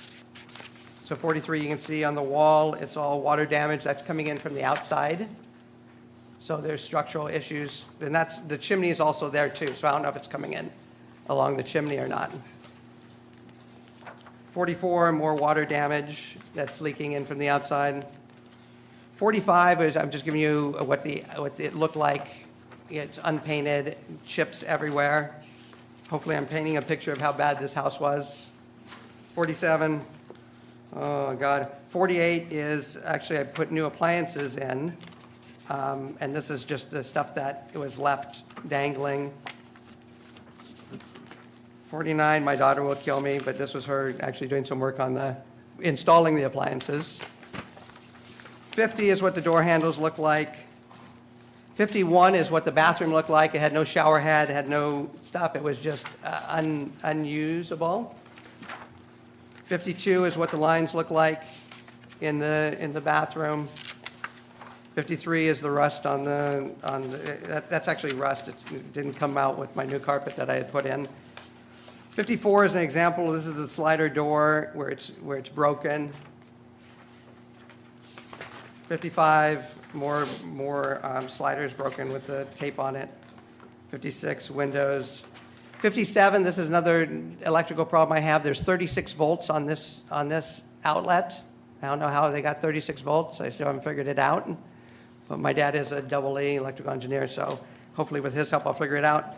58 is how they powered one of the rooms. Since the outlets didn't work, they used a cord from one room, plugged it in, and fished it through. This is a closet into the other room. 59 is my favorite. This is the appliances that were in the house at the time of sale. I don't even know how old this thing is, but this is what was in there in the kitchen. All right. And then pink tab is just all my emails and all my stuff to see that I actually sent all this stuff to the assessor. Didn't know if you needed proof. All right, sorry for taking so long. Okay, thank you very much for the detailed photos, too. That was $400 worth, by the way. After I did $100 on my ink machine, and then when I went to Kinko's, $300 for color copies. It's ridiculous. But I had more. I just didn't want to spend more. I figured that painted enough of a picture. Okay. Any questions from the assessor's office? Yes, there is. You have a couple of pages of costs, but what's the total cost and what documentation do you have that you've paid to fix up your home? As I told you, I didn't keep receipts. I mean, I found the ones I did because that was what the assessor asked me for, is what my costs were to fix up the home. But as you know, cost, even if it cost, let's say it was, because you threw out 200,000, so I'll use 200,000. Let's say it cost me 200,000 to fix up the house. The market value of that isn't what the prime market value minus 200,000. That's not the way real estate works. It's what a average buyer would pay or what a market would draw. Excuse me. Crappy houses draw poor prices. Excuse me. Yes, I was answering your question. No, you weren't. I did. I'm going to go slower. Okay. Okay. I just want to concentrate on costs. Okay. Okay? Because how I did my appraisal was based on what I saw and what you provided, and in some cases, what you didn't provide. Okay? So don't try to go from there. So what, did you have any kind of number total? Because I looked through these papers, I saw intermittent items that you did purchase, but I had no final cost, I don't know if it's $5,000, $50, or $150 by the data you gave me. So focus in here. Do you have anything to verify actual costs? I do all my own work. I do plumbing, electrical, roofing, framing, drywall. That's why I was looking for a distressed property, because I figured I could spend 2 years, 3 years fixing it up. That's kind of what I enjoy to do on my spare time. As far as the costs go, most of the pictures I've showed you is what the property still looks like. I think that you've seen it. You can attest to that, because I haven't had time to fix the chimney, to fix the walls, to fix. These are, if I would have known, I would have taken pictures right when I bought the place. I didn't even know I'd be here till much later, and I had already got it to where it was livable. But all the pictures are here are the way it currently sits. I haven't even fixed this stuff, so no, I don't have the cost. I'm not done. I won't be done fixing this place up for probably 2 years. Thank you. I have another question. Sure. You said you looked and made an offer on 313 Ocean. Is Yes, that correct? That is correct. And you made a $1.9 million offer? Did I hear that? 1.09. 1.092, I believe. It's in the documents. I think I supplied that. If you Okay. go to tab yellow. Okay. Okay. No, just a minute. I have a further question. Was that home listed on the MLS where everybody could see it? It was. Okay. And it was also sold within the first week. I was putting in offers, and it was a bank-owned property, and the Thank bank you, was but that's fine. not my question. Okay. Okay? Please answer my questions. If you want to give more presentation, you'll have time. We'll give you more time. Is it your opinion, because you showed us in several documentations that your property never got on the full MLS? Is that correct? The full MLS, where any broker in Ventura County, one in Thousand Oaks, one in Camarillo, could have seen it? It did not get on the MLS. Thank you. Do you think that getting on the MLS and exposed for a reasonable period of time would have caused another buyer to pay a different price than you? So you're asking my opinion. Yes. My opinion is the same as 313, where it was bank-owned, and they've sold it within a couple of weeks, and banks protect their assets. It got the same value that this one did. It sold quickly. That happens all the time in real estate. It doesn't. Okay, make so it you not don't market. think anybody else would have paid any more money than you did No, I if do it was not. fully exposed? I actually think I paid $50,000 too much. Thank you.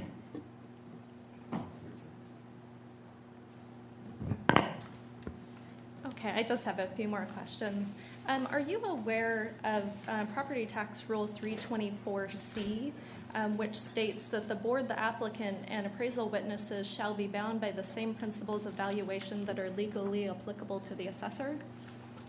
I am not aware with all your codes, no. Okay.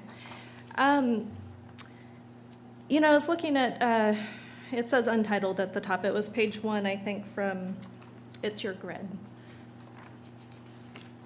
Okay. I think it was under the white tab. I noticed that you made an adjustment, a significant adjustment for being away from the base. I guess that's the distance to the base that you talked about earlier. Yes. Okay, do you have any market evidence to support that adjustment? Well, that's Have why you I done a showed- paired sales analysis to That's come why I up with showed, that adjustment? that's why I showed properties that were right next to the base, which is the 101, that actually in 2016 in the upmarket sold for 1.9 million. And that house was built in 2005, was 3,500 square feet, and just gorgeous, as you can see from the picture. So yeah, Right. I think I did present that. So you would have to account for all of the differences in the property, and what would be left would be that adjustment. I didn't see that you went into that kind of analysis, just Oh, here's a sale, it I- seems. If I could, I would. It was against your rules. I was told that if the property is past 90 days from the point of my sale, I couldn't do a valuation on it. Right. So that's the only reason why I didn't. The board can't consider anything past 90 days. Right, so that's why I didn't, not because I didn't want to. I wanted to. Okay. I'd love to. On your sale number 1, it looks like it was built in 1935. Correct. Is that? Yes. Is that correct? I didn't confirm it with assessor records.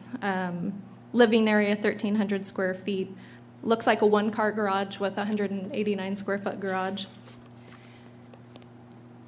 I believe so. Okay. Were you aware that in assessor records, we show that as a quality class D4? I don't know what, I'm not privy to your Okay. records. So a D4, just so everybody is aware, is basically below current standard. Which mine was. A D4 would be, in order to build today, you would have to build about a D5.5 to D6. And the D just stands for the type of construction, and then the 4 would be the quality. We have the subject property listed much higher than that. It was built in 1961. Is that correct, the subject property? That's correct, and there's no, or 95% of the outlets do not have ground. Okay. And so it was listed as a D 6.5B in assessor records. I'm sure you saw that on our I presentation. have no idea what that means. And anyway, I just wanted to make sure you were aware that that house was actually built to a much lower standard when compared to the subject property. I actually adjusted for that. So that would be different from condition.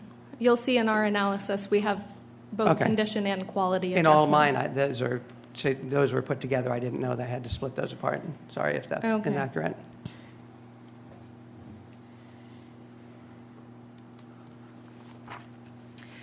And if I can just make one comment about, it was our Comp 3, you had questioned us about the square footage and if we had verified the square footage. And I just wanted to let you know that while you were going through your presentation, I was able to confirm that the footprint and the square footage of that building matches exactly with assessor records as far as the How can you confirm that? with the aerial photos. That I doesn't can show measure the it on inside. aerial photos. You can see the building, and I was able to confirm that our floor plan matches what's actually there. So I just wanted to let you know. I don't know if I agree with that, but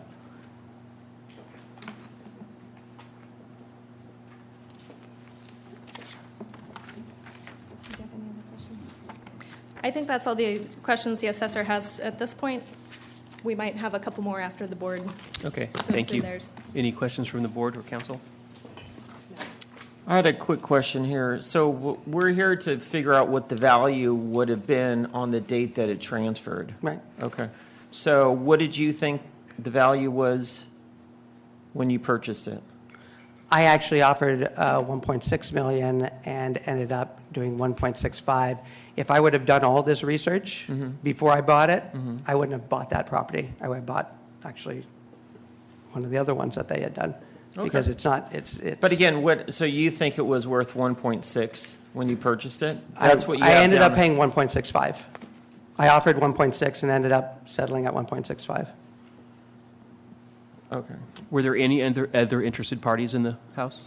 I talked with the broker, and they said that there was another offer, but she said that because I was trying to get as much information as I could for this meeting, she said that they clear out their files and they put it into, they just keep the one. Okay, so there was another offer. Was it? That's what she had said. Okay. Again, that's hearsay. I know that you Right. can take that or not, but I tried to get that information too. Okay. Okay. Is the copy of the purchase contract? Because it would say if there's a multiple offer situation. No, I do not have that attached. Okay. Okay. So again, is this your market grid where you kind of break down what comparables you think that are comparable to the subject? Yes. This is white tab, page 1. Yes. Was 2001 Ocean Drive, was that on the MLS? 2001 Ocean. Your comp 1? I believe so. I have all the MLS Did you listings. include it?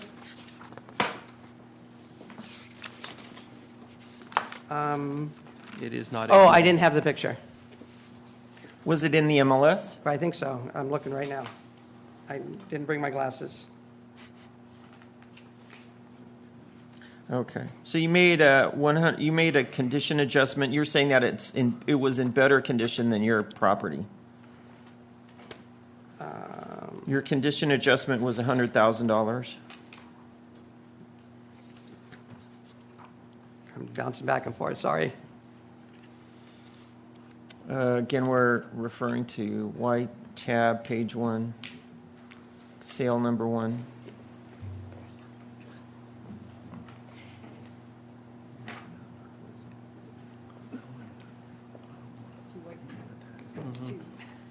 Page 2, but yeah, white tab, page 2. Can I make a quick comment about that? Oh, maybe page 2, yes. I just pulled it up in MLS, and I'm looking at a picture, and there's not even drywall. It's open studs. That's a D4. No, there is a house there. You No, look there's at a it in house. MLS? Yeah. Well, that's the new style, it's Okay. just open. No. It is definitely lacking in what you would. Sure, okay. So my question is, how did you come up with a $100,000 condition adjustment for comp number 1? So how I read it is you're saying that comp number 1 is in superior condition than the subject, your property.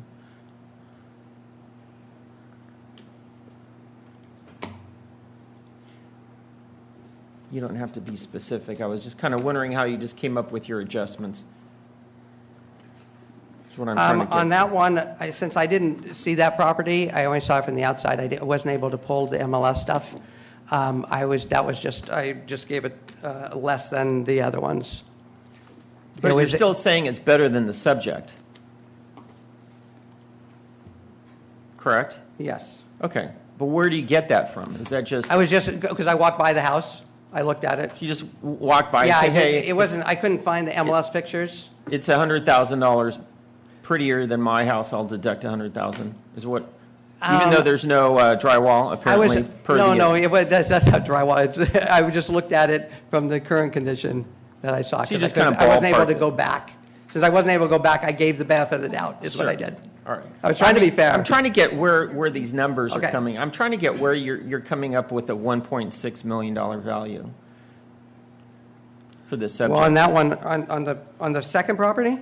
No, for the subject itself, I'm just trying to figure out how you, because I'm looking at the numbers and, the numbers are, it's not, I don't know what it's based on, maybe just your judgment. See, unfortunately, so these numbers are based, well, except for that first property. The first property, to me, was kind of a joke on the other side. So I think my property was a certain value.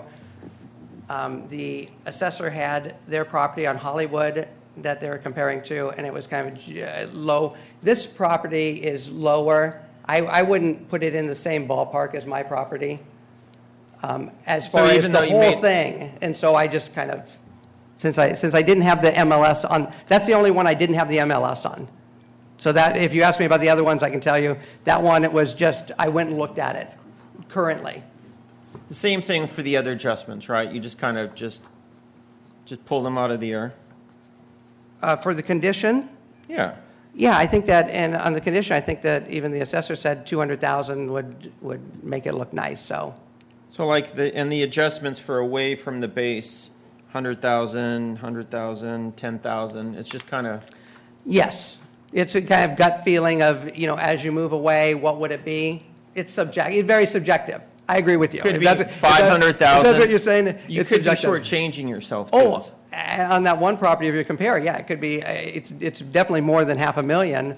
But yes, I was trying to be very conservative. How about that? You understand, I mean, we're trying to compare the quality of the valuation. Right. Do you understand? Right. So that's how we come up with our value is this a better appraisal than this appraisal? Right. You understand? Okay. Okay. So that, just to let you know. And as far as the $100,000 away from the base adjustment, Mr. Denham said even though his valuation with his adjustments has come up to what it is, he still valued it less, $100,000 less, and that's the recommended roll value at 1.9 instead of something above that. Do you know what I mean? So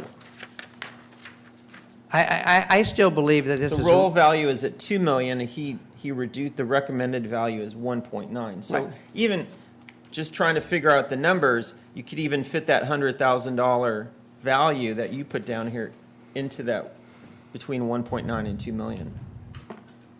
Yeah, I guess. But remember, the 2 million was based on a property that had 10,900 square feet, which was 4 times bigger on the beach. His 2 million original valuation had that. Right, but we're only talking about what he's recommending Yeah. now at 1.9. Right, okay. And like I said, I still believe that this is Rule 2 because I proved open market, arm's length, and the condition of the property is like a foreclosure. I mean, people aren't going to buy it. So you bought this thing and you went out to Home Depot and you bought some stuff to fix it? I've been, yes. Right, quite a bit, I could imagine, right? I spend every day there. Like I just remodeled the property too, and believe me, it's a nightmare. But I'm surprised you said you didn't keep any of your receipts? No, I had some, the big ones. Like I told him, when I repaired the wall and stuff, you know, cement is what, $30, $20? Yeah. And I'm not keeping $20 receipts. I would. Just for taxes? You know, or for other taxes, it's $20. You know. But it does add up. It probably does, but I will tell you, I'm the finance guy whose finance doesn't work. I will say that, and that's my background. So I'm the plumber whose plumbing doesn't work. I'm the finance person who's. Because lots of times we're trying to figure out what you bought it for, what it was worth, and how much you put into it. And I get that you haven't fixed it all up yet, but you know one of the ways we figure that out is how much you put into it, you know, and that's from verified receipts. Right, and unfortunately, I still haven't, like the potential structural damage of the chimney and everything else, haven't even dealt with that. Right. I mean, those are bigger issues, and when I do deal with that, I find out if it is structural damage, I'll pull out the chimney. I mean, that's all I'll pull out the whole thing Right, out. and you can understand from our point of view, if you had gotten that inspection with the receipt saying, hey, it's going to cost $50,000 to fix, that would have been good information for us. Which I should have, but like I said, I'm going to do it myself. So that's. Well, if you could. I can. Yeah, all right, good. I'm good. Questions? Okay, I have Mr. no further Chair, questions. I have a Yeah, question. good. Sure. Back to the principal place of residence. When did you move into the house, the subject property? I moved in when it was able to move in, was probably, it was over a year ago. April, May? Of And, 2016? 15, no.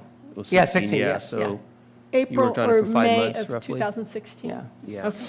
And is there any reason that you would have thought it was your principal place of residence before you ever moved in, or you don't? Well, because I always wanted to retire at the beach, and that's what I'm doing. So I'm moving from my old house to this house. And other than your intention to have a beautiful retirement house at the beach, which you finally moved into in April, is there anything else that would support, in your mind, your claim that it's your principal place of residence? Just me living there. Okay. I have no further questions. Okay, I have, any other questions? I have none. Okay, it's time for closing statements, and I believe the applicant goes first.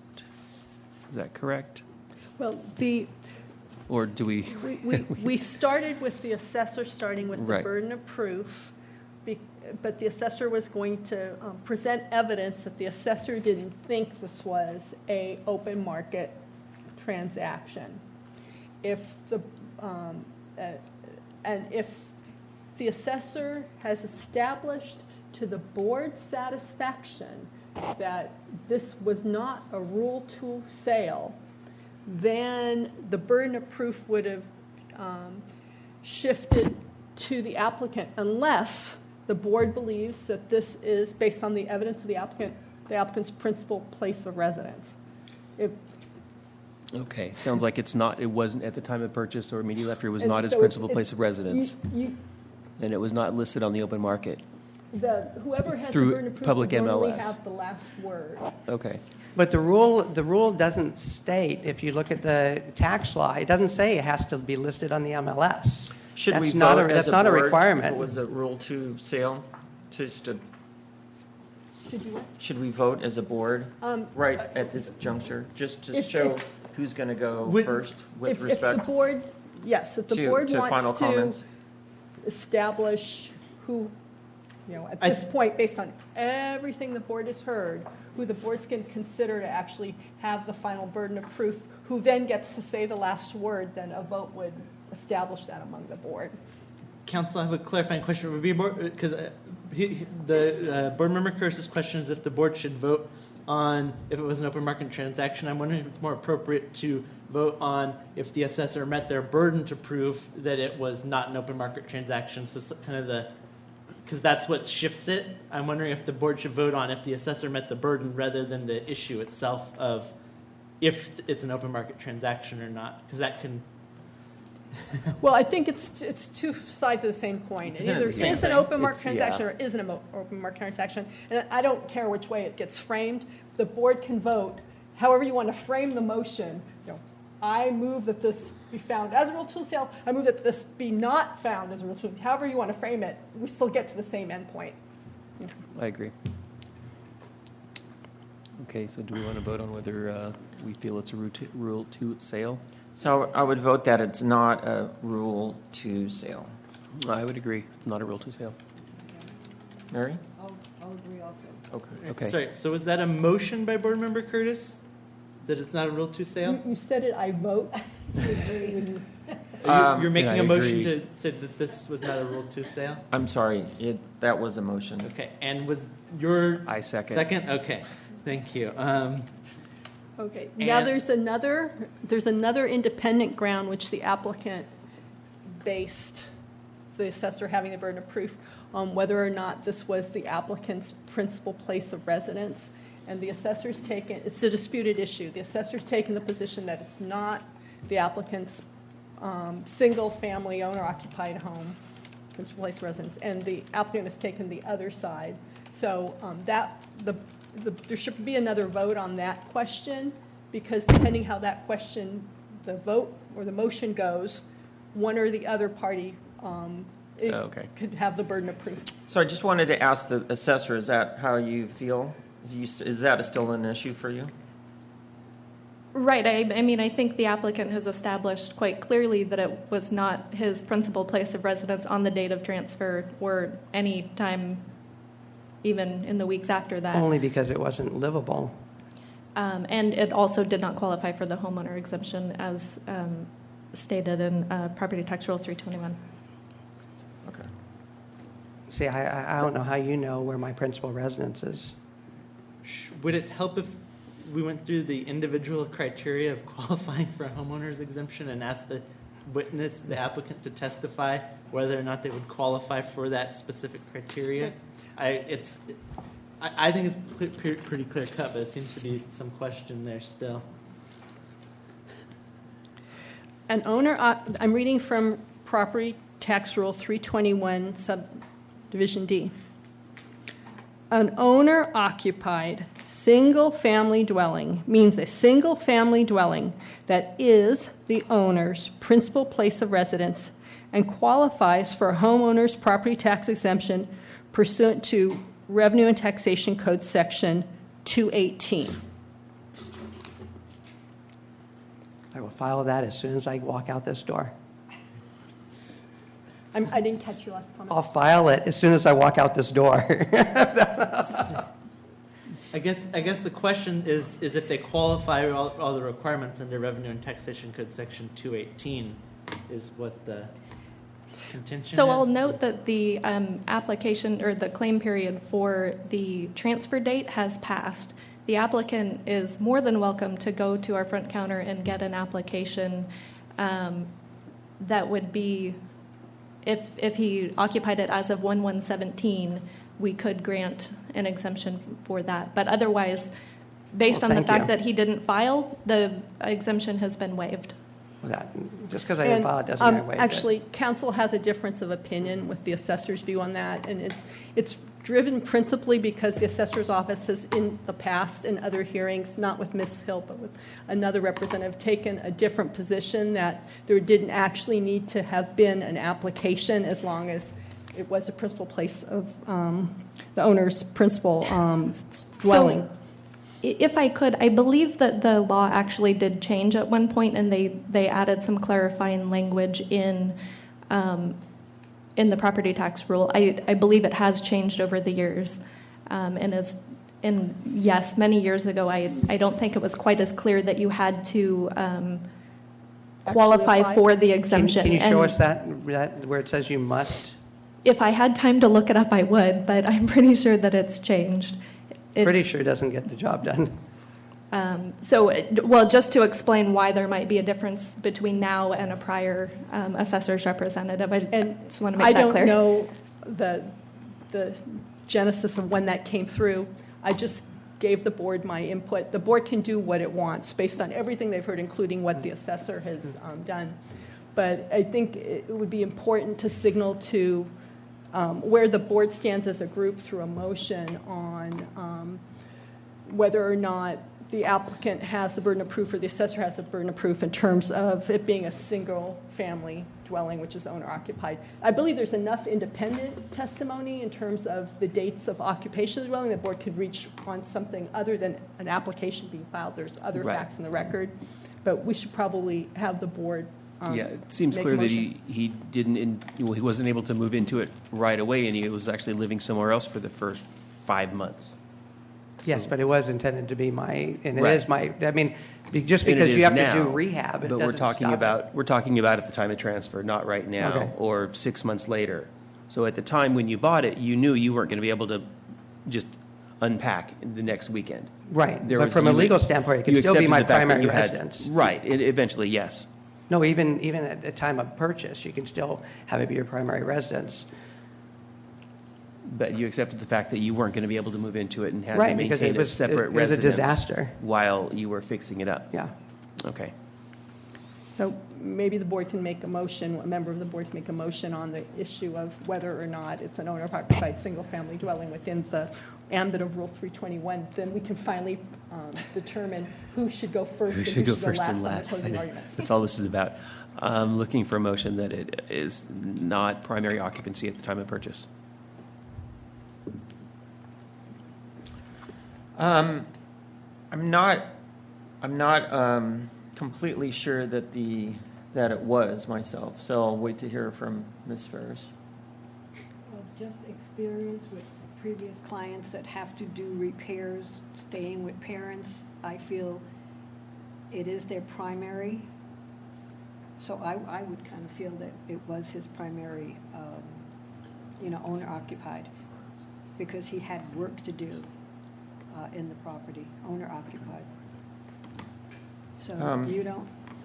I feel more or less the same. I'll give the benefit of the doubt to the applicant with respect to this point.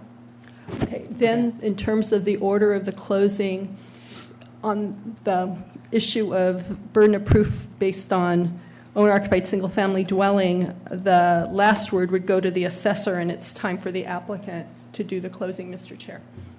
Okay. Applicant, you can make your closing statements now. Sure, thank you. First of all, I want to thank the board. I appreciate it. I'm sorry it took all this time. I hope that you can see the condition of the property and what I had gone through. If you have been to a house that someone's lived in for 30 years and gone through it and see what it is, it's not, you know, they stage houses for a reason. This is not one of those cases.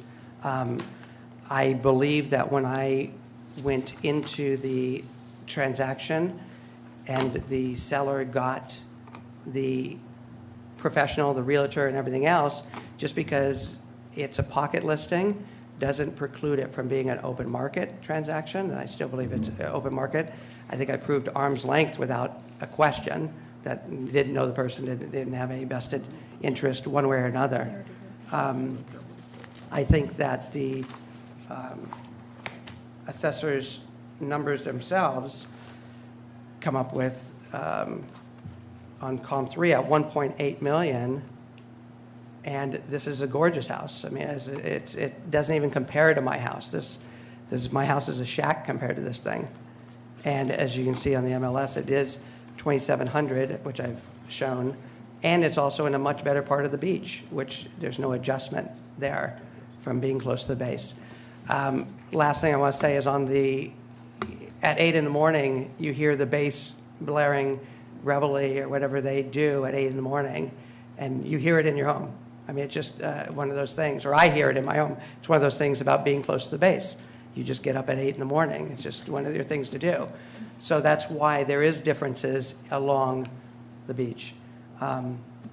So I think that if you look at the house that sold right 2 doors down from me for the exact same price 4 months later, if mine was so out of market, why did a house 2 doors down, 2 stories, sell for 4 months later in an up market? Doesn't make any sense. Also, if you look at the ones I showed of the Where You Live 101 selling for 1.9 in 2006, you know, we're talking about 2005 or 2016.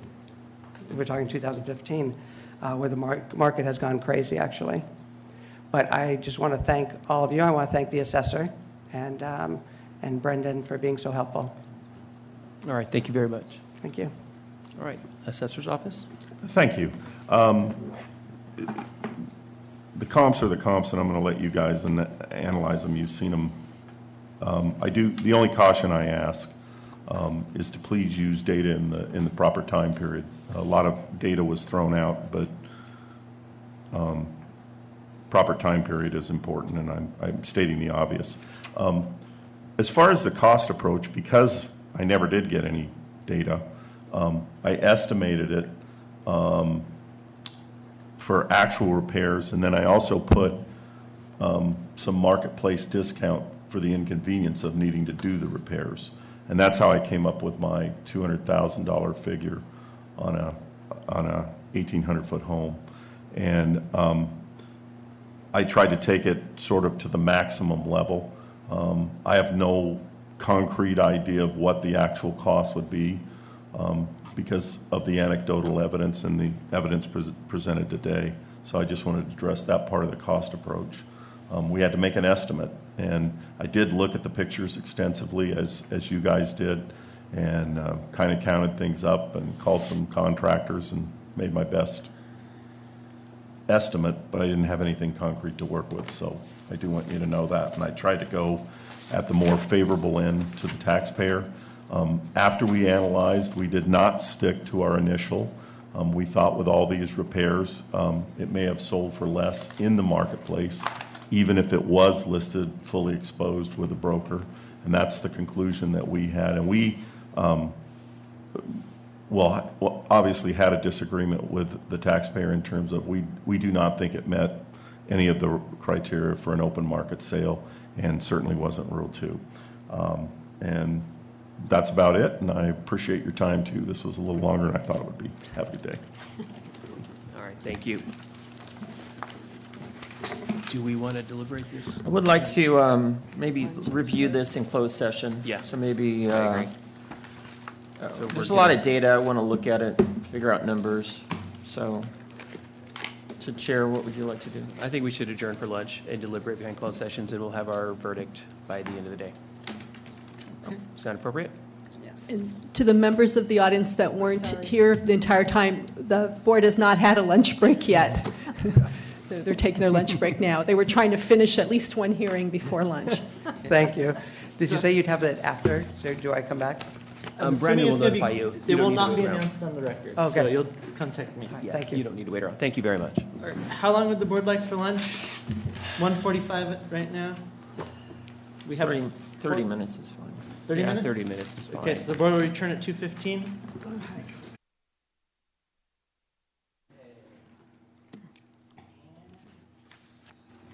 We're back on the record. All right, welcome back. We are now back in session. We're going to start back at our first hearing, which is Ms. Trangelo. Yes, Good morning. Did you get your 6 copies? Yes. To update the board on the status of this case, the applicant's appraisal, as you saw in the cover sheet, was prepared effective November 1st, 2008. I've reviewed it with the applicant, and none of the comparables are admissible for a 2008 data valuation, but they are for a 2009 data valuation. So she's changed her mind and is going to address the 2009 application today instead of the 2008, based on what she has in this appraisal. And then her 2014 information sheet that she submitted is not an appraisal. It's a property information sheet of the assessor's records prior to the assessor enrolling the escape assessment that's being appealed. So this is what the assessor's value was before they did the escape assessment that's subject of today's hearing, and it's not an appraisal. So I believe she's no longer asking for 14 today, correct? Yes. So she was only asking you to address her 2009 application, which now I have to figure out. Sorry, this was a working lunch for me. 823? It should be the one. Because 822 was 2008. Yes, so it should be 15-11583. Let me go ahead and verify that.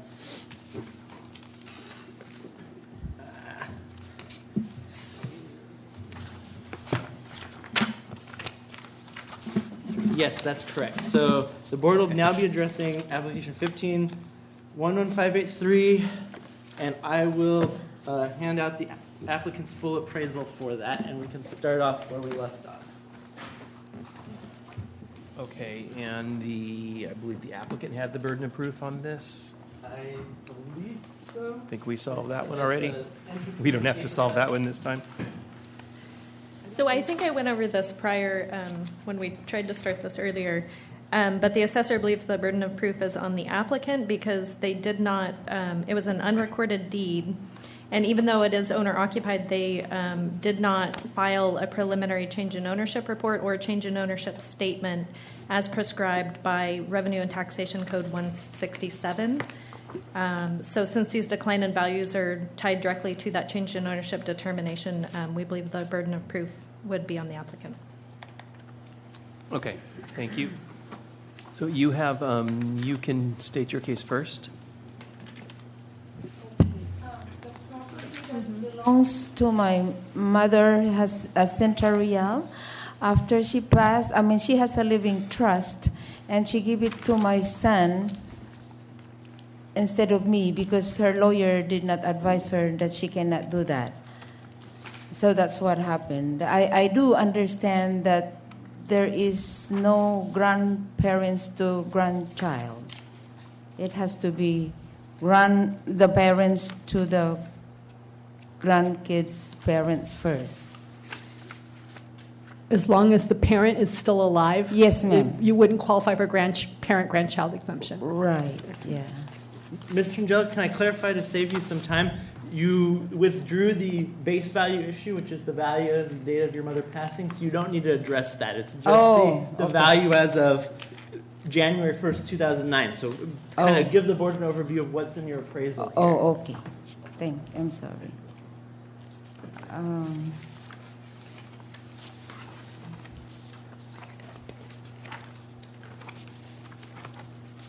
So on what, I'm sorry, but what do you need me to say about 2009? So you're presenting the properties that are Yes. described in the appraisal? Yes, ma'am. Present us reasons why we should agree with your value versus the assessor's value. Oh, because the house is old. I didn't do any improvement at all. So I would like you to not to consider the neighborhood, because some of those houses they did spend money to keep the house looks good and with a reasonable price if they want to sell it. Because I don't have the intention to sell the house, and I want to keep my mom's memory in that house. So and also because I cannot afford to spend money to keep the house for improvement. I strongly believe that the property tax that I'm paying now, that almost tripled a year before my mom passing, is just too much for me. I cannot afford. Okay.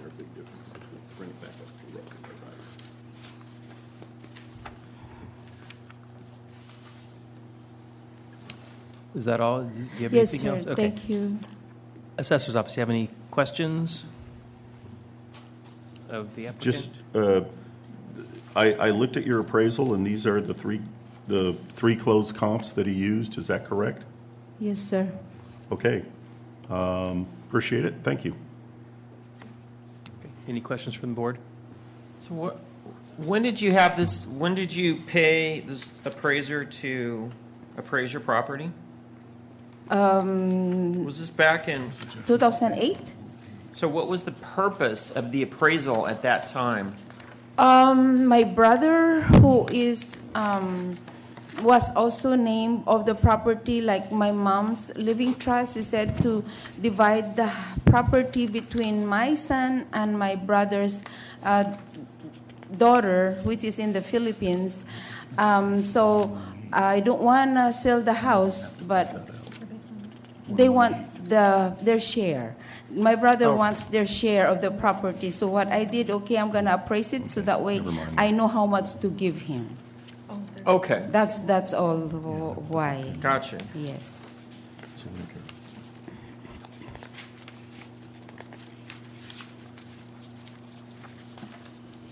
And at that time, it looks like it's pretty original. There, the bathroom or the kitchen looks fairly original, with the exception of a few appliances. Was there any updating done on the home at all? No, it's worse now because that was 2008, and because I didn't do anything about the house, it needs more improvement now. But like what I've said, I'm a single mom. I'm sending my son to college. I just cannot afford. Right. Okay. I don't think I have any more questions. Do you? Okay, I think we're done with questions. Assessor's office, if you want to present your case, and then you have a. Thank you.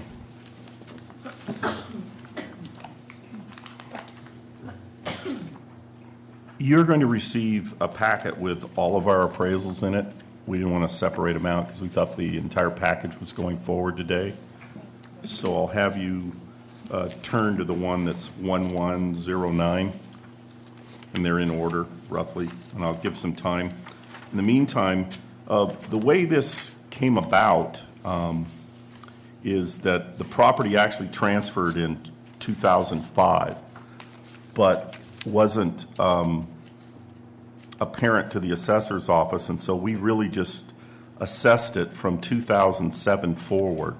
2005 would have been the base year. That's no longer an issue. And I'm not sure how much of an issue it was, because in 2005, that was the peak of the market, and all of our subsequent assessments are below, have nothing to do with base year. They're all Prop 8s. And the reason we kind of, in my opinion, accurately reduced it is we had the advantage of looking at it historically. It didn't happen, like we weren't adjusting for 2000, in this case 9-10 at the time. We did it several years later, so we knew the market had sunk categorically. And so all of our assessments are below the base year in terms of, and that's informational because the rest of it may come up.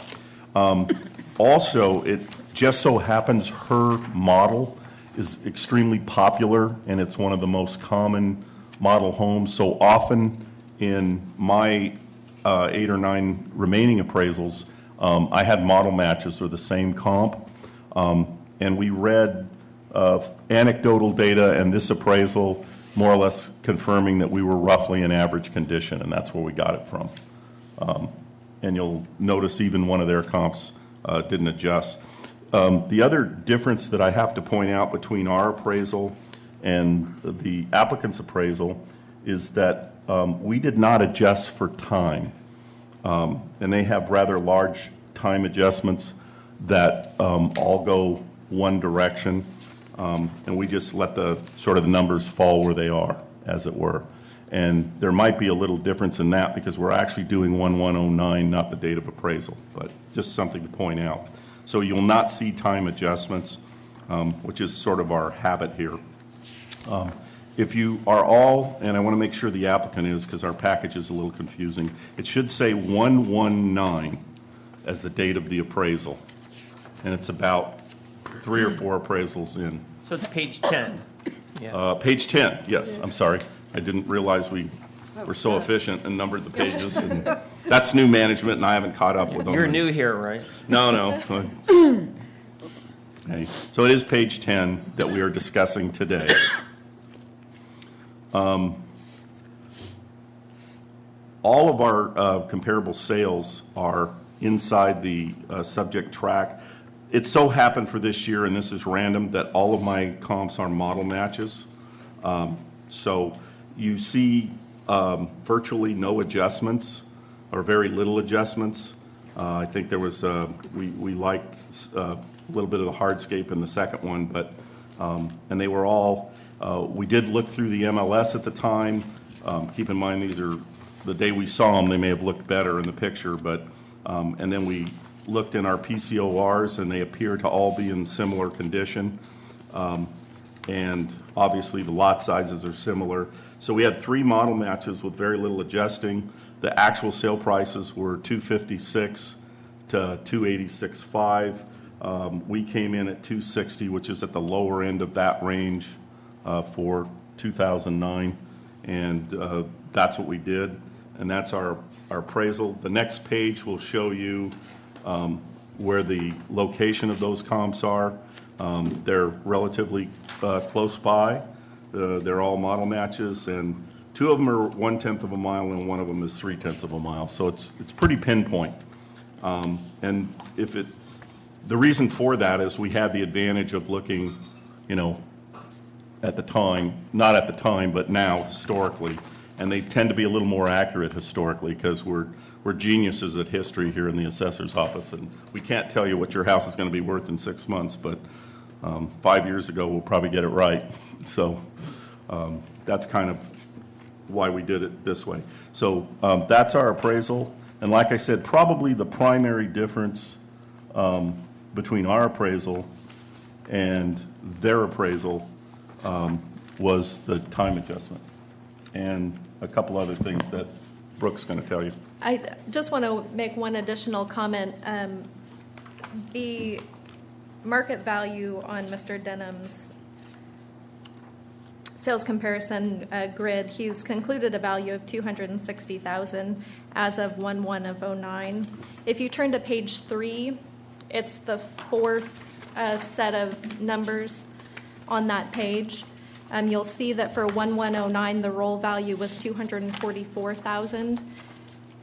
We're not recommending, that the board increase the value. We're simply requesting that the board sustain the originally enrolled value of $244,000. Exactly.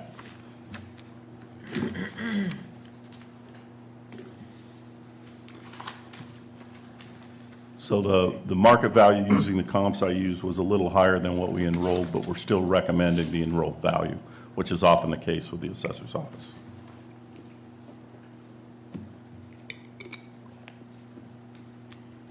Okay. Is that it? Okay. Do you have any questions of the assessor's office? No, thank you. Okay. No, sir. Board, council, do we have any questions? In page 3, on that set of numbers for the lien date of January 1, 2009, you're showing a number for the applicant of $230,000, and the cover letter of her appraisal shows a value of $220,000. Is your understanding that the applicant's promoting an opinion of value of $230 or $220 for the 2009? That was at the time of application. Okay. So, That's just what was on the application. yeah, that was on the application by the taxpayer when they applied through the clerk of the board. Mr. Chair, I'd like to just, if possible, with the chair's permission, just ask a question of the applicant so we get it clearly on the record of what is her opinion of value for the January 1, 2009 lien date. Okay. What is your opinion of value for the January 1, 2009 lien date? The assessor has described that on your application you put $230,000, and the appraisal that was offered has a different number. What number is your opinion of value? Oh, that was just me because I didn't check what the appraiser did at that time because I don't know that they're going back to different years and different years has different value of the property. I don't understand then. I just said, okay, this is what I thought maybe the value of the property. Okay. Are you offering the appraisal that was introduced into evidence, which had the summary opinion of value of $220,000, as your opinion of value for this year? Yes, ma'am. Okay. Thank you. To the assessor, was this a time that the values were declining or increasing? Well, this coming area? off 2008, it would have been declining in 2009 from 2008, which I think that addresses your question. Okay. How dramatically would you say it's declining? Look, Was this during the precipitous fall? the precipitous fall started in Oxnard a little earlier than other parts of our county. About what date? I can only guess by year. Sadly, it was probably late 2005, early 2006 was probably the peak of the market for Oxnard off the water, I have to add. And then it started declining, and it continued to decline to 2009, and probably had a stabilization or small recovery in 2010, and then kind of mixed in 2011 and 12, and then 13 on, it's been sort of an upward arc. That's for Oxnard specific, off water. Okay. So we're only really discussing a $10,000 difference, right? 220 and 230. Yeah, well, it's relatively small considering we're looking back, and there's also, dates of comps. Our comps are probably, by and large, a couple of them are closer to the time, and theirs is a little farther. Right. And that could, and ours are also all from the subject track. Not all of theirs are, and all of ours are model matches, and not all of theirs are. If we're in a declining market and your sales are after the other appraisal sales, shouldn't your sales be lower than the other sales? It is what it is. I just took raw sales and I didn't adjust them. Those are the raw sales. I didn't. Okay. Yeah, No. they are what they are. You list them all as an average condition, but yet comps 2 and comps 3 are $30,000 difference. It's over 10%. Correct. There's no adjustment in there. Correct. So you're suggesting that a borrower is going to pay an extra $30,000 for nothing? It's not a sophisticated market, and it often happens. And I looked at the MLS when I looked at them, and nothing of the modern era was in it. It was. Keep in mind, in those days, the things heating up for in Oxnard, they hadn't quite hit the wood floor, granite countertop type upgrading. It was kind of like your original against my original. And yeah, the right color kitchen might go for $30,000 more, sadly. Okay, even though there's only less than 2 months' time difference between the two. Correct. And then comp 1 is at 280, so comps 1 and 3 are, 25 and 30 grand higher than comp 2, and there's no adjustment for condition or anything. Right. I did the model match thing. It was what it was. Right, but there's a reason someone paid more for comps 1 and 3 than they were willing to pay for comp 2. Once again, our final value's 244, so if you have some concerns, it's probably covered within that number anyway. But I wasn't able to find any evidence for an adjustment.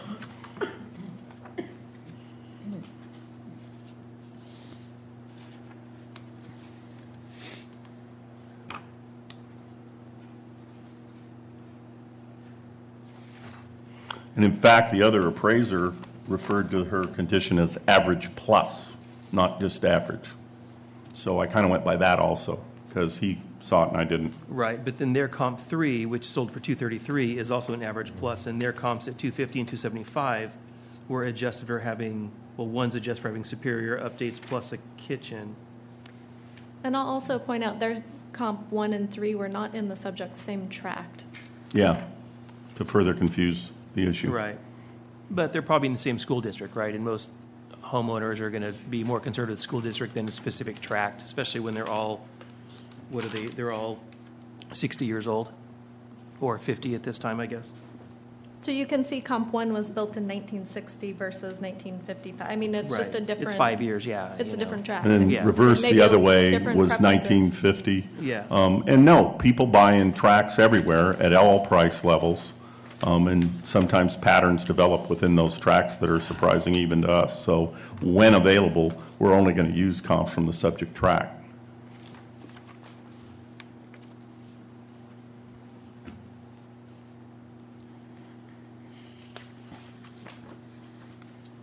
Any other questions?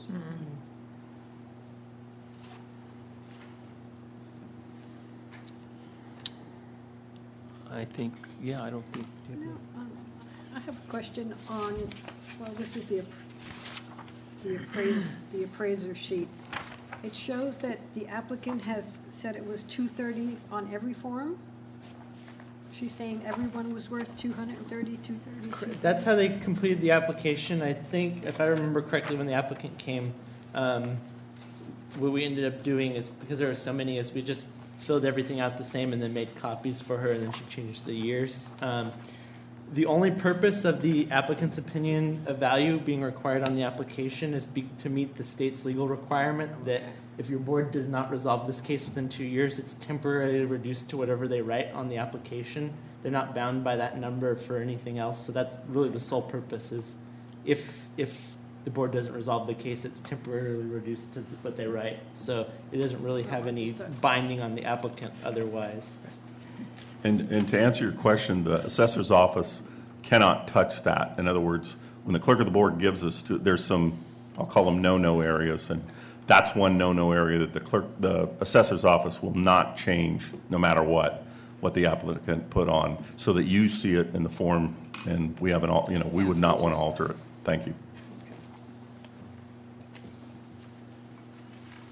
Okay, any other questions at this time? No, I think we're done with questions. Closing, yep. You guys want to make your closing statements first? The assessor's office used 3 model match comps from the subject track at the time, and we feel that speaks for itself. Thank you. Okay. You want to make your closing statement? Yes, I would strongly believe that the board and the assessor's office will reduce my property tax, because like what I've said, I used to pay $1,700 and now I'm paying $4,200, and plus the $24,000 that I paid last year. Okay, thank you. Thank you, board. All right, thank you very much. What do we want?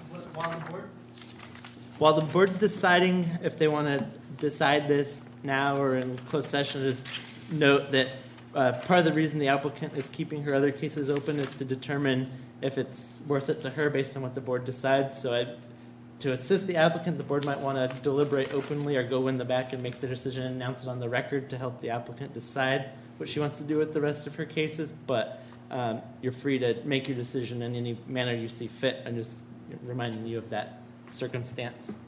Okay. Any ideas you want to do this behind closed doors, or? Let's take care of the other. Yeah, why don't we, we'll deliberate behind closed doors on this one, and then we'll let the applicant go, and we'll inform you, we'll inform Brandon by the end of the day of our decision, and he'll let you know. Then we can proceed with the cases and let people get on with their days. May I ask a clarifying question? We have the pending other however many applications. Were you suggesting to the board chair that the board deliberate and announce this decision to you before Ms. Trangelo leaves so we can decide about the scheduling of the future hearing dates? If the board wanted to, because that would help her assist in what she, I guess if not, we could just reschedule the remaining ones and then she can make a decision later. So it sounds like the board wants to deliberate later, so I'm guessing we should continue the remainder of the cases. Does that sound good to the board, continuing the remainder of her cases? To a I would later think date? so, yeah. Okay. Yeah, because she's not prepared to go forward on any of the other ones except 2014. Right. Well, even 2014, she's not prepared Right, anymore. exactly, so. yeah, that's. Okay, so the board's going to make their decision, and then we'll give you some time to think about it. Where is October 16th? Oh, are you willing to sign the waiver to extend the period to resolve these applications? Yes, please. Okay, so is October 16th okay? Yes, sir. Assessor, October 16th on the remaining cases?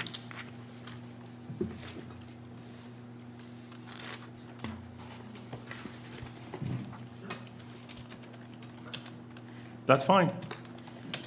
Okay, so the recommended action is to continue the remaining cases to October 16th, 2017, with the requirement that the applicant sign a 2-year waiver with the clerk.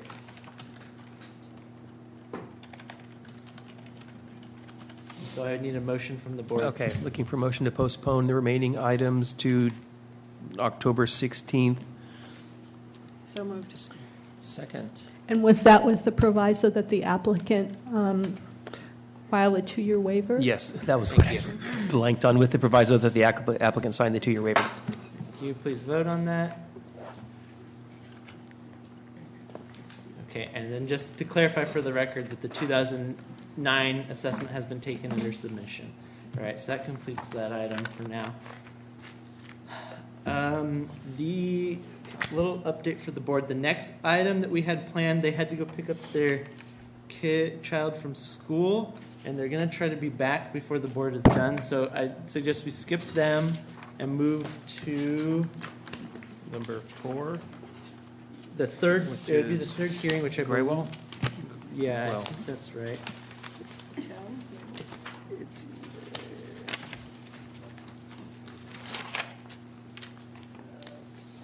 yes. So item number 74 would be next. Thank you so much. Thank you, board. Thank you. Thank you.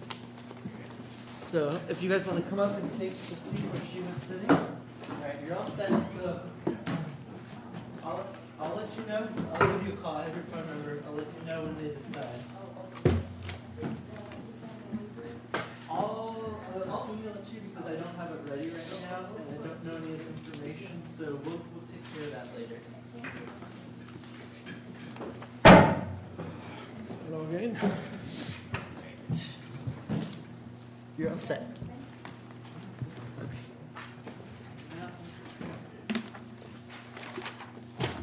Thank you.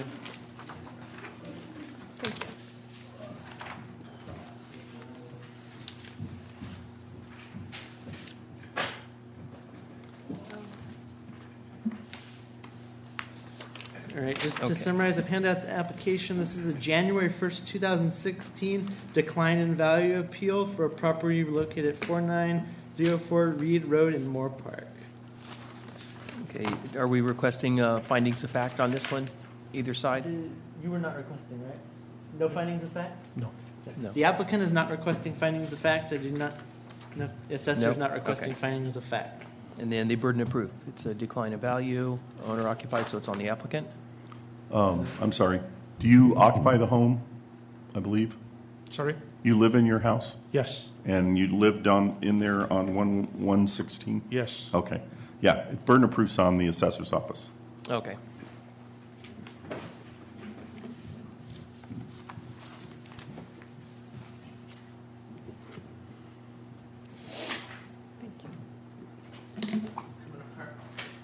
That's fine.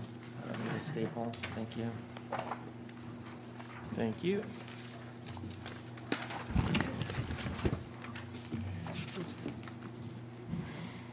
Thank you.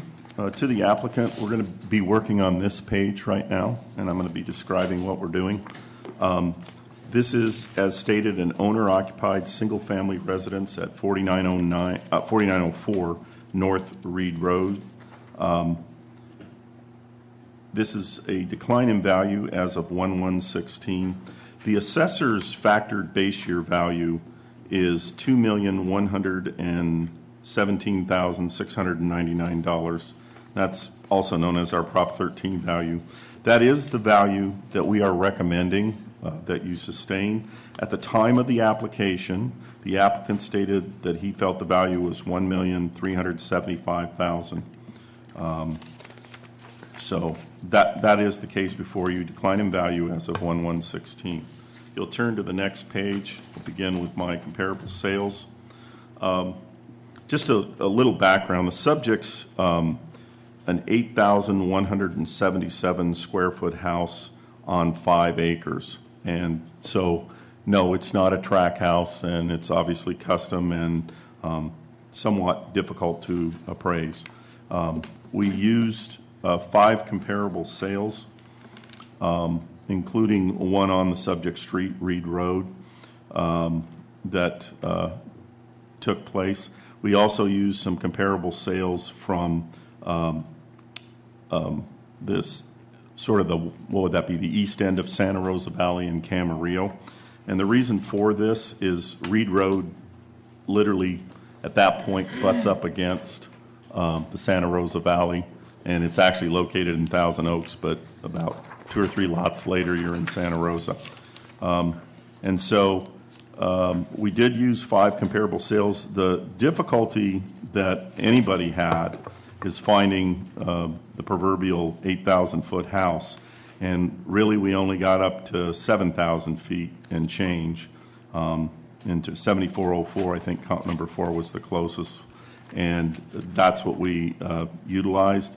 All of the comparable sales, I was able to find homes at least 5,000 feet or bigger because I wanted it, somewhat upper end.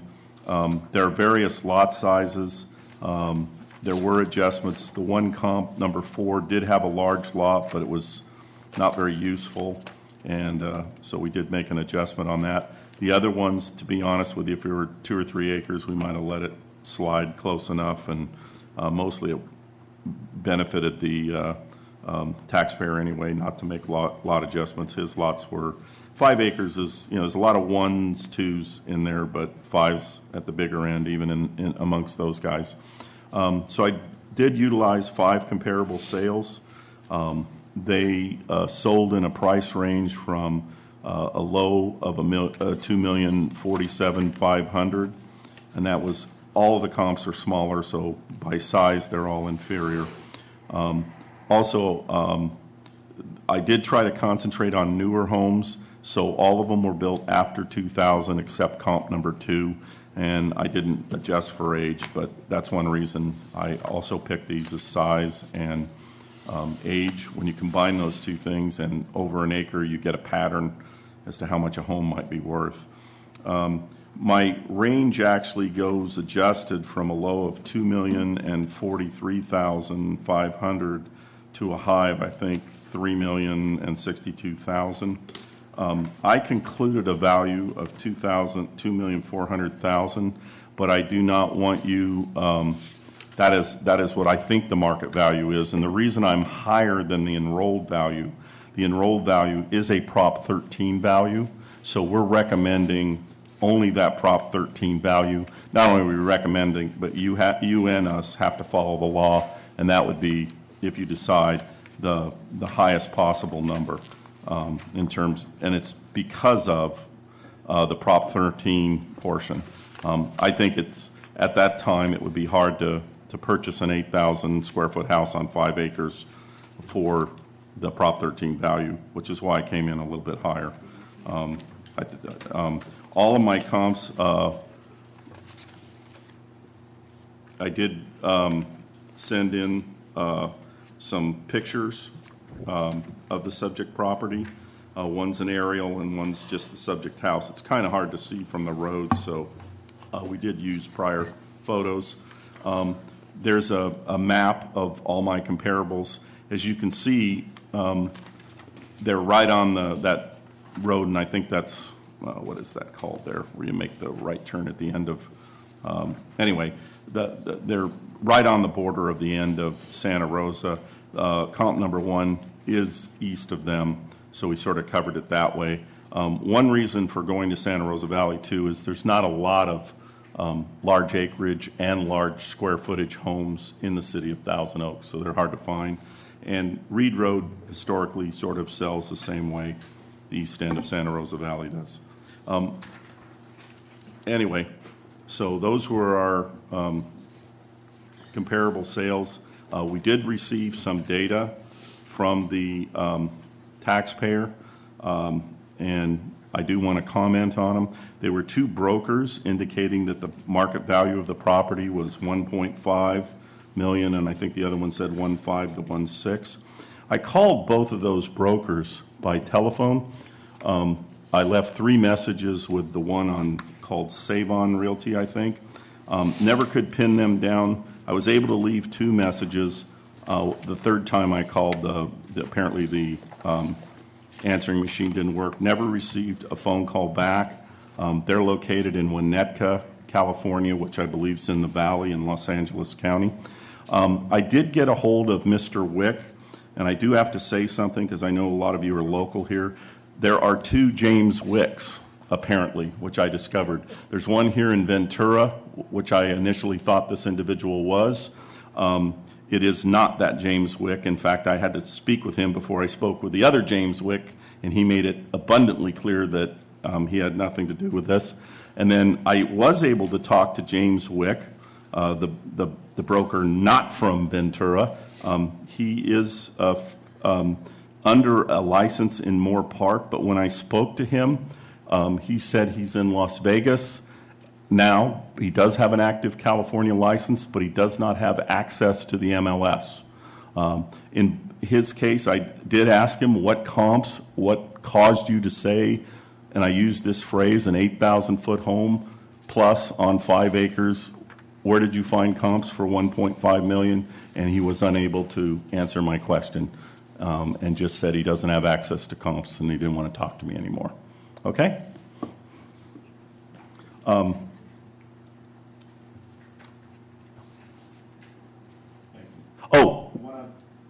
I'm sorry, one other thing. The taxpayer indicated that his property was listed on the MLS verbally to us, and I looked up. I did not say that it was an MLS. I said it was listed with the broker. Ah, okay.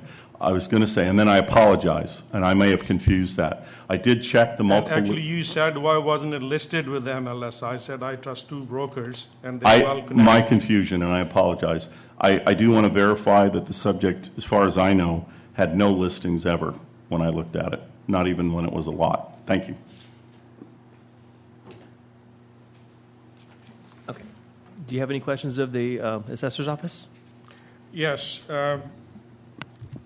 Looking at the comps, what city are they in apart from 1 North Reed Road? All the other, number 2, number 3? The general area is called Camarillo. Camarillo. Some are in the city, some are, I believe they're probably in the county area of Camarillo. And all of them have a pool and a spa? If they have them, I would have put them on and I would have adjusted for them, yes. And you keep saying I have a 5.5 acre property, but most of the land is unusable, like you mentioned on one of the other properties. And my major concern was, I have. No. Like, look at these, that we have a very high tension powers right in my backyard. Correct. And if you'll notice, under land flag in my grid, that's on this page, I've adjusted $100,000 for having the power lines on the next property over. Correct. So I did market the property for a whole year. Well, Jim Wick, what he's talking about, he's in Las Vegas now. When he did market my property, he was in California. Actually, he was in Moore Park. If he moved to Las Vegas after that, that's his prerogative.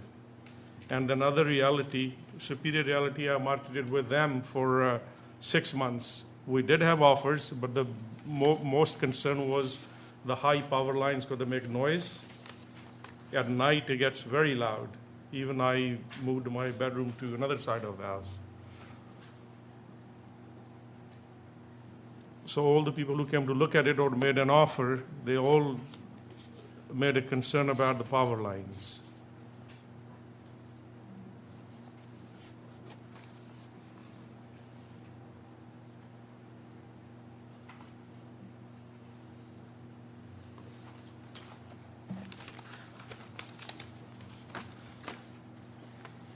Okay, any other questions of the assessor's office? No, that's it. That's all my concern because Okay.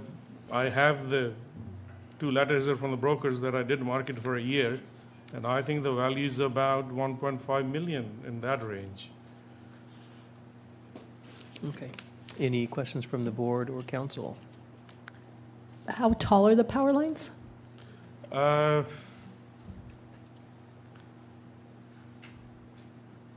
Maybe 30, 40 feet. 30.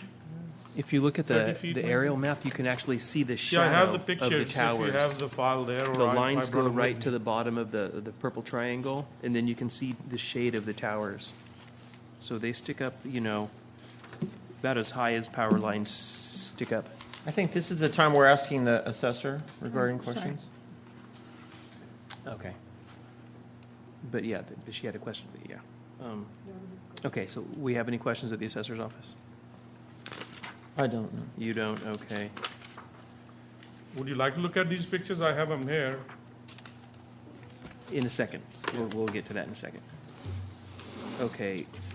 So you mentioned you have an adjustment for power lines. Is it the land flag adjustment at the bottom? Yes, sir. Okay. And 100,000, how did you arrive at that? One of the problems is finding a recent sale. We looked historically, couldn't find any really indication of anything in terms of identifiable matched pairs. So going from there, we, acknowledged there were power lines there, and then made, adjustment for something, but it was pretty hard. We really couldn't find, matched pairs or traditional items that, appraisers seek and love. And not a lot of discussion online or anything else as to what may or may not have happened. Right, but that adjustment, that's about 5%. When you pair out for things like traffic influence and stuff like that, do you typically net more than 5% of an adjustment? No. Okay. Depends on traffic is around 5, Right. and you kind of hit me on the head. You caught me. That's kind of the direction I went with. And it's under the general category of a land flag, and I went that direction. Because traffic usually hits it at peak times and it dissipates at night. It seems like the power lines are more noticeable at night when all the traffic is gone. I know, but when You you're know. asleep, they don't screech the brakes either, so. No, you don't- but still. Don't hear the trucks. I think occasional truck would be better than power lines. And then, no way to bracket the living area?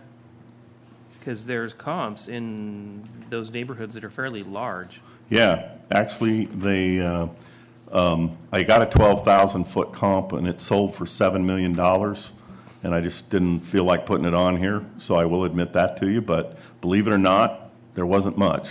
There hasn't been, for that period of time, the elephants weren't running, as it were. I did have a comp that I would admit to in Thousand Oaks, but it sold for 7.2. I thought it was a superior area. It was 12,000 feet. So that's how I came kind of, in my mind, part of my reconciliation back down to, hey, what would this be worth? Okay. So, And then back to lot size, I mean, no adjustments at all except on the one which you said was largely unusable. You know, Yeah. Comp 5 has 2 acres and we have 5.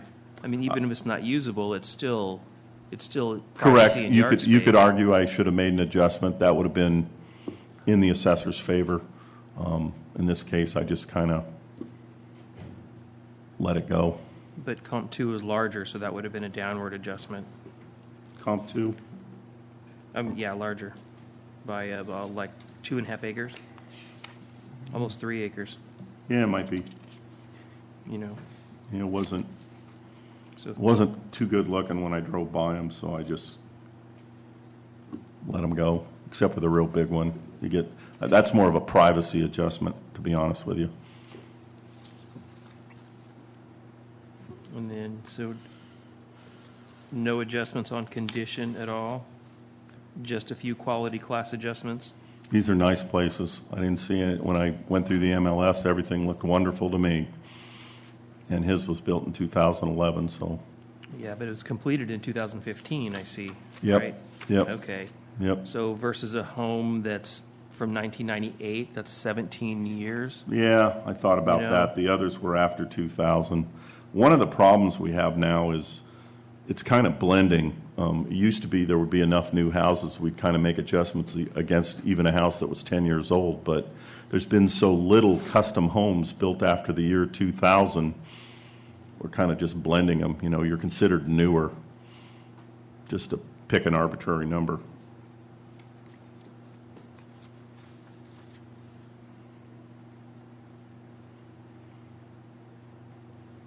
In your garage count, Comp 1 has 3-car garage and you moved it up 10 grand, and then Comp 2 has a 6-car garage and you only adjusted it downward by 6 grand. Shouldn't that be more like 20 grand? You know, 'cause We comp we subject go to by one this, is- we know it says 6 cars, but we also notice the square footage, so it's more of a reflection of the square footage difference. And the same with comp number 4. It's kind of more based on the square footage of the garage area. Sort of like the bedroom, bathroom count, but then the bedroom count and the square footage is the same. And then your pool spas across the board at 65 grand? Do Yes. they all have the same pool? Because I know these neighborhoods, people do a lot with their pools. You know, Correct. They have You know, as big best we beaches could and- see, also, that tends to be the upper end of our pool adjustment, and we felt that was deserved. As you've heard in this board, you've heard everything from 0 to whatever for a pool, but Yeah. 65, it's a warmer area. It's not going to be 30,000 like we do in Oxnard and Ventura. It's going to be up there in the 65s, and we think that's justified in terms Okay. of having one versus not having one. Obviously, he has room for a pool, but, Right, yeah, it Yeah. actually seems small to me for that size of property. yeah. Because I see people doing, spending 150 grand on their pools.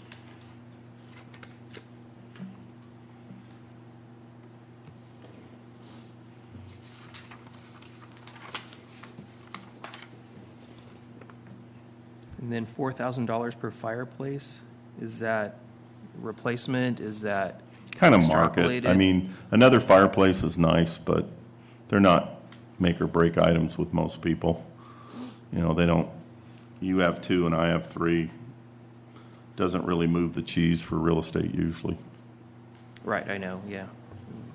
I'd just like to clarify that for the most part, many of these adjustments are done kind of on an annual basis. We look at all the different districts and neighborhoods across the county, and we do paired sales analysis to come up with these adjustments. So there is a basis to it. It's something that the assessor does cyclically on an annual basis. I think I butchered that word, but just to point that out. And also, it's the more common items like the pools and the bedrooms and the baths. It's, not always the uncommon items. I don't think I have any further questions. Board, any other questions? We're all zoned for horses for all these, or no? Oh, yeah. Even the subject? Yep. Is the subject technically in Santa Rosa Valley or No. elsewhere? Thousand Oaks. Thousand Oaks. Thousand Oaks has a 20,000-foot lot rule. Meaning? In order to have an animal, you have to have a 20,000-foot lot. Is this market area similar to like Reagan Ranch? It's really similar to Santa Rosa Valley because it's, if you look on it, it's one. I'm sorry, Reagan Library? No, Reagan Library would be better than both. You know, I'm talking about the really nice houses by Reagan Library. Yeah. Yeah, they're probably better than all of Santa Rosa and all of us. You know, they tend to sell in the even higher, but they haven't sold for a while. And they're out of Simi Valley, I think they're, yeah. That whole, Doesn't this kind of qualify for the Reagan Library area or no? Because of not the large really. lot size? Not really. It's across the freeway from it. Tierra Hada? Yeah. Did you look up in that area? No, I tried to stay in Thousand Oaks, and then I did go to, I looked a little bit at Moore Park, couldn't find anything. Oh, wait a minute, I did. You're right. I ran Simi. I couldn't find the darn big ones. There's some big ones. I forget that street right by Reagan Ranch, but they didn't sell recently. And frankly, the last one I did think went off in the threes or something like that anyway. And it's been a while, so I'm recollecting. But yeah, it's hard. That 8,800 feet really limited my choices. I admit that. That's, you know, in our world, that in Ventura County is, you know, bigger in general. There's not a lot of them. What's 8,800 feet? The subject. 8,100. I'm sorry, 8177. 8177. That 8,000 foot plus is more of a rare bird. And you adjusted it $100 a square foot? I think, let me get the number.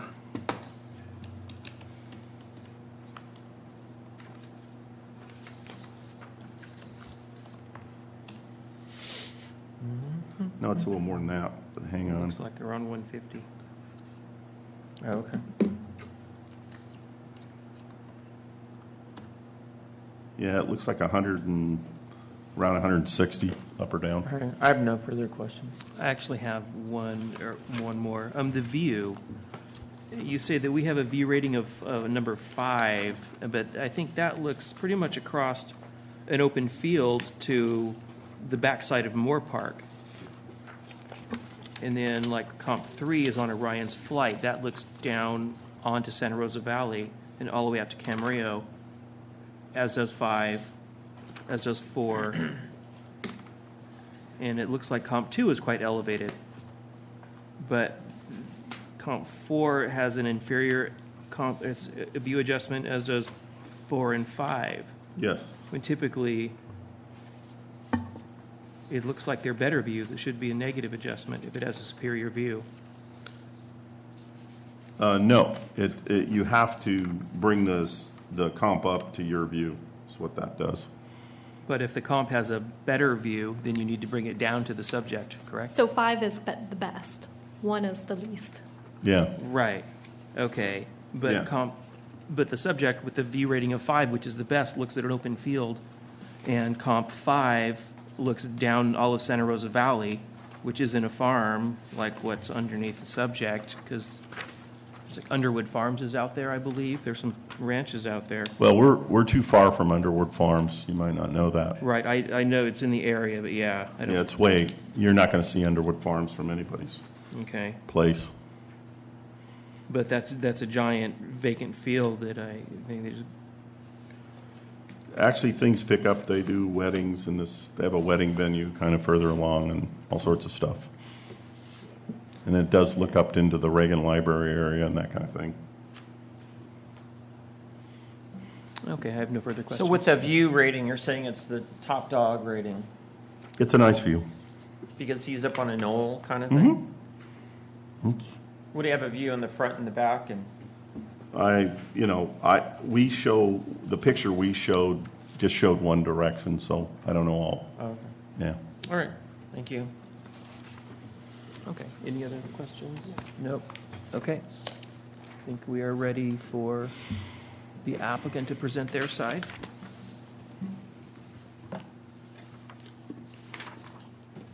Each file has. One each, yeah.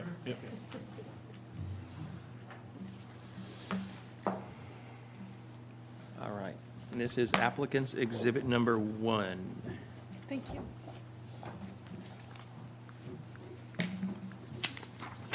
Okay. You know, the two letters are self-explanatory, and the pictures, you see that that's my view from the property.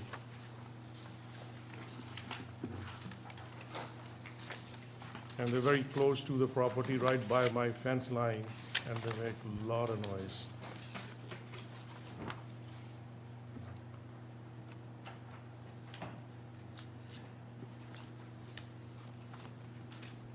And what do you look out past the power lines? What are you looking at? Is there, Past the power lines, another hillside, there's So some you're looking houses. towards Tierra See, Hada. we're on, yeah, we're You're on the, I'm on the corner of Santa Rosa and Moore Park, two very busy traffic roads. Right. 22. Yeah, and then the 23, Moore Park Road at the back. yeah. Yeah. But you can see Tierra Hada, right, across the way? Barely, but Barely, yes. but that's Yeah, your it's- view is right after It's on the Tierra front Hada. of us, yes. Okay. Did you have a presentation that you wanted to, sorry? Did you have a presentation you wanted to tell us regarding? No, your- see, mine is very simple, that is, the value is low because of the power lines in the vicinity and the two very major traffic roads that I'm on. And another that, comment on Mr. Dunham's earlier comments that the house was sold at $7 million in Thousand Oaks. One area differs than the other. Camarillo is better than Thousand Oaks or Moore Park. And go a little further is the Malibu, the 20 million houses. But what we're talking about is this house on two major roads with the high power lines. So it's a unique property or a different property than the surrounding areas. Did you build the home? Yes, we did. Were the power lines there when you built it? They were, but we had another small house on the property, which was way lower end of the property, right by the gate. And there it didn't bother us much. So we had no idea till we moved in that these power lines are destructive. Actually, I think the assessor's office gets to ask questions before we do. Oh, Sorry. sorry. Wait a Thank minute, you. sorry. Do you guys, are you finished with your presentation? Sorry? Are you finished with your presentation? Yes. Yes, okay. Okay. Assessor's Yeah, office. we do have a few Yes, indeed. questions. Mine are related, and I just want to verify this. I've talked to you a lot, I saw your letters, I talked to your brokers. Yes. In all of that, no one sent me one comparable sale. And today you've presented no comparable sales, is that correct? Well, that's up to them what they do. But I did hire them, and they were both local. They both have California license, and they both state what they did Okay. on the written letter. I saw what they said on the letter. When I talked in person to one of your people, James Wick, I want to say this again. Right. I asked him for comparable sales very specifically. Yeah. I reminded him that your house was over 8,000 feet and on 5 acres, and that's the. He knows that, yeah. Okay, good.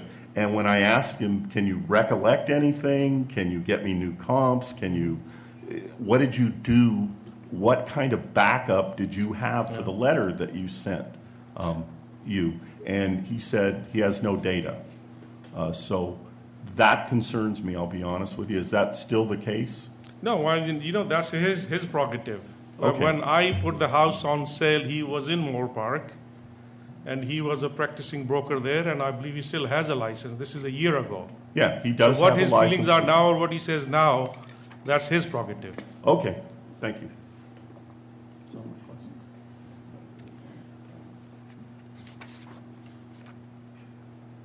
So the power lines are on the adjacent property, is that correct? Yes, indeed. Do you know about how far away they are from your house?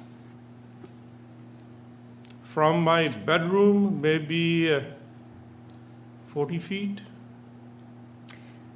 or maybe a little longer. Okay. I can't be sure, but they're, Maybe a little bit more, like 200 feet?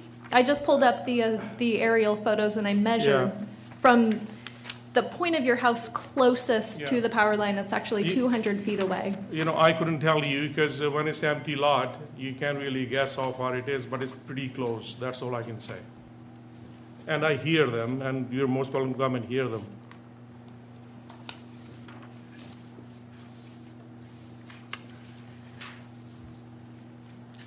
And I think the only photos you provided was from the power lines up to the house, none from the house down looking at the power lines. Is that correct? That's right, yes. I didn't see it, okay. Yeah. I think that's all the questions the assessor Yeah. has. And this one is probably, this one is looking down from the house, the last one, the one with the clutter of cables, that's looking down from the house, but not the poles.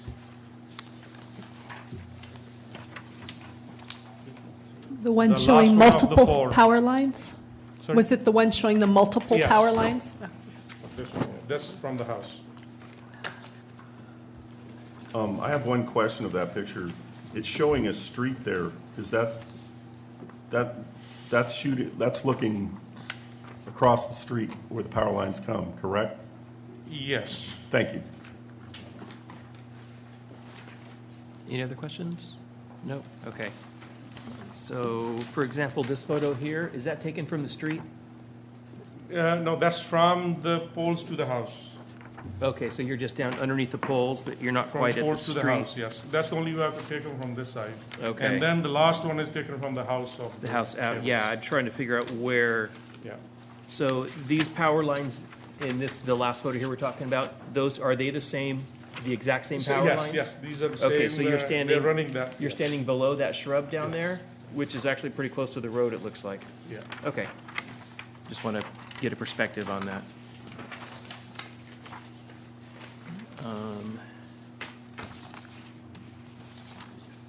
So you had it listed with brokerage, but it was never put on the MLS, is that correct? No, it wasn't. Never. It wasn't.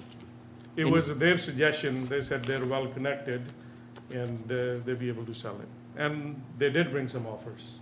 And what were the offers? Yeah, between 1.5 to 1.6. 1 point, okay.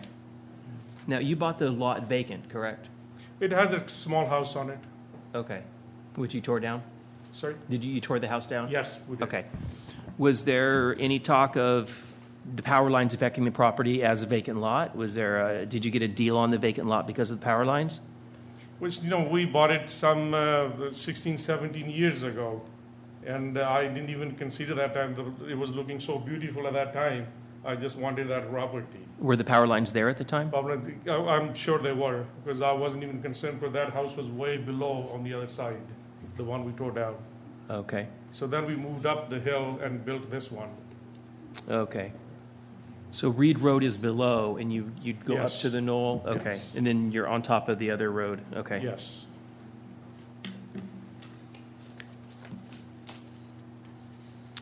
Any questions, Vince? Council, do you have any questions? I think we're all set with questions. You can present your closing arguments first? I've said everything I wanted to say, I guess, and that's it.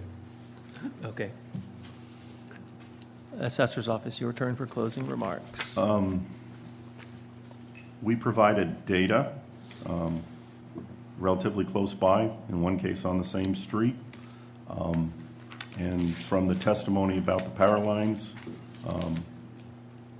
were there when he bought the lot, power lines were then there when he built it, and power lines are there today. Yeah, they're a concern, but I don't think they're as overwhelming as made. And the other thing about data is we have no listing in the multiple and no comps from two brokers or the taxpayer. Thank you. Now I have a little statement to make. When I bought the property, yes, power lines were there. Okay. And then we built the house. But the issue is not that the power lines were there. The issue is that now they are lowering the property value, which was not there at that time. Okay, thank you. Any other statements? Are you guys okay? Okay. Should we do this behind closed doors and just move forward? Or do you want to, present a motion? Do we have two more cases to do? I think one more. Two more? Oh, that's right, they're not back yet. Okay. Yeah, we will deliberate behind closed doors and have a verdict by the end of the day, and Brandon will inform you of our results. All right, thank you very much. Thank you. Would it be possible to take a brief recess?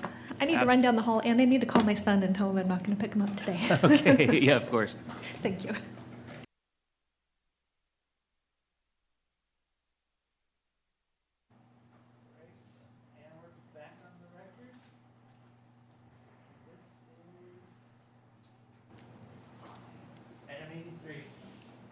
Item 83, Rigoberto Rivera. That's correct. How are you doing today? I'm doing quite well. How are you doing?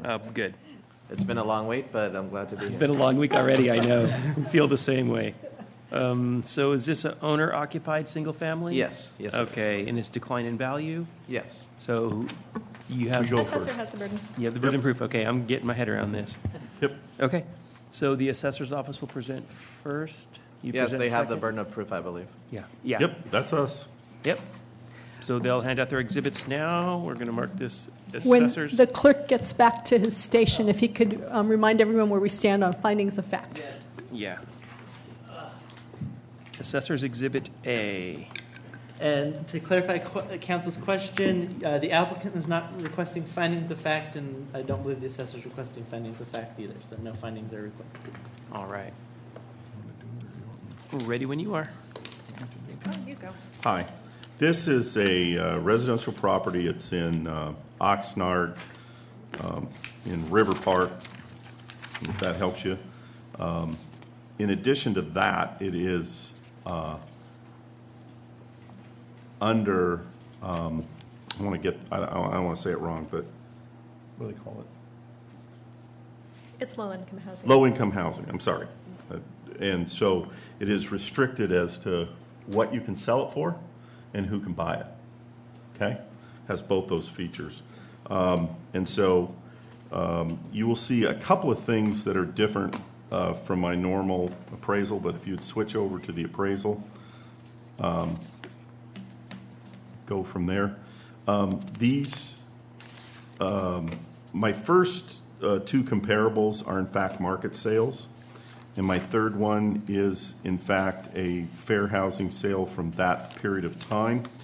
The way these work and the way we have to do them is with this particular, different low-income housing have different sets of circumstances on what price you can sell them for. In this particular case, you have to call the city of Oxnard. They have to tell you what it can sell for, and it's not neighbor to neighbor. It varies from house to house, okay? And so we've done a couple of these, and no two are, even the same model bought at the same time. There's a different price when it sells, so it's a very complex formula. But anyway, these three houses are basically all from the same neighborhood.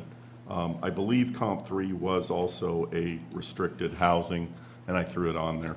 And my conclusion of value is 315. If you notice, the recommended value is 225, 214, as in a previous case today. This is because this is the Prop 13 value, and we recommend the Prop 13 value, and in our case, no more, no less.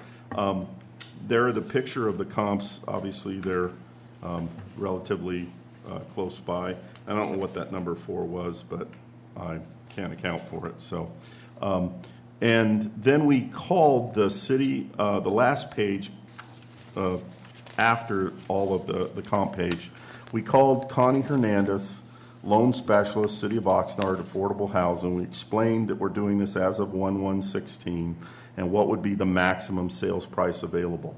And she concluded $358,034. And surprisingly, we even came in below that number for 1/1/16. It may in fact be true now, but on 1/1/16, we came in at 315. And just to remind you, the current assessment's at 225, and to remind you, the taxpayer feels his property should only be worth 185,087. So anyway, those are the circumstances. That's really the assessor's case. That's kind of a short version, but that's what it is, and we recommend that you sustain our value. Oh.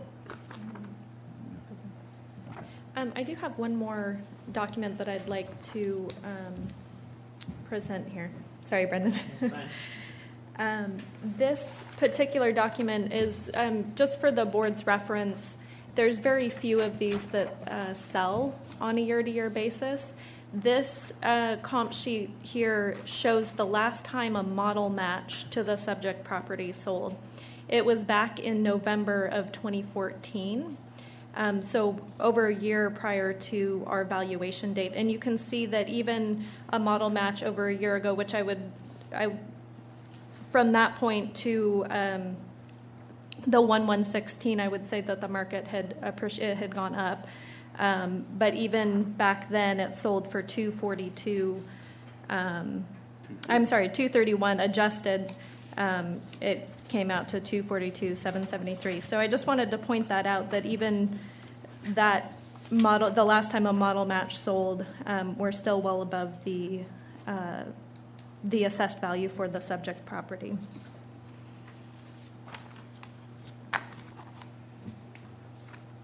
Okay. Any questions of the assessor's office? Oh, definitely. Okay. So as you stated, you called Connie Hernandez, the head person at the housing division, low-income housing. Yes. And she gave you that property valuation. Correct. And do you... That's not a property valuation, that's the maximum sales price that you could have sold it for on that date, based on the restrictions, the recorded deed restrictions on your property. Yes, but what I'm getting at is, so you mentioned that other property, a neighbor of mine, the one that sold back in November. I'm trying to basically make a connection here. So would you say that that property should have the similar valuation, because it's exactly like mine? It's probably down to the same nails in that home. Same square footage, same number of bedrooms, same construction model. It's sold, I moved in back in 2007, I believe. And so if there's a yearly, by the way, Mr. Adam, do you recall meeting me before? Just. You may have, I don't believe I've had a case with you till now. You did have a previous case last year. Oh, and I might have sat in at a hearing officer, and I might have been the assessor's rep. That could be. Yes. That's what I'm thinking. One of the things that I remember you stating, and of course it's on file, these meetings are recorded, and if they are archived, as the screen says they are, you mentioned two things that are worthy of note here. One was, again, it's difficult to give a value to such a home. Is that correct? Is that one of the things you stated to me that day? I don't recall. Okay. Second is you would have to call Connie Hernandez in order to figure out, Connie, approximately how much is this house worth? Do you remember making that statement to me? So again, Connie doesn't determine market value. She only determines what the maximum sales price could be under the deed restrictions that your house has. It's restricted in the sense that there's a maximum it can sell for. You Correct. can see from the comps that it doesn't necessarily hit that maximum, and they don't actually sell for as much as they could because the market has dictated that the value is less. I know, because of the... That is not meant to be presented as a valuation. So I was, if you note, I'm below what the maximum. I definitely understand that. Thank you. But there's, somewhere I'm going with this. Okay. So another question I really want to ask is, how do you determine my property's value then with the deed restriction and comparables? How did you arrive at that property value of 225, whatever it is, 225? comparable sales. Oh, wait a Comparable minute, the settles. 225? Yeah, the 225. That's actually Prop 13, and that's dictated by law. So when you originally bought it, I believe you paid something like $199 for Yes, it? it was. Okay. Yes, $199. Yeah, that's a Prop 13 number from the day you bought it until 1116. And that's dictated by, in our case, we think, and we still think, your Prop 13 value is below your market value, and so we are under an obligation to take the lesser of the two values. So 225 and change is less than 315, so it's our obligation to enroll the 225 and change on 1116. Okay. Any other questions? No. No, okay. Just if I can Board present my and case. council? I have a question. Do you have a copy of Revenue and Taxation Code, Section 402.1 available to you? If not, I have the book. I have the book. Let me pull it up. Okay.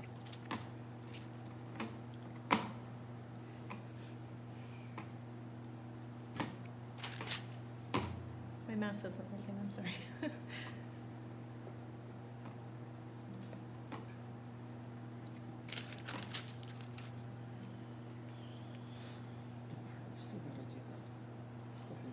Yep.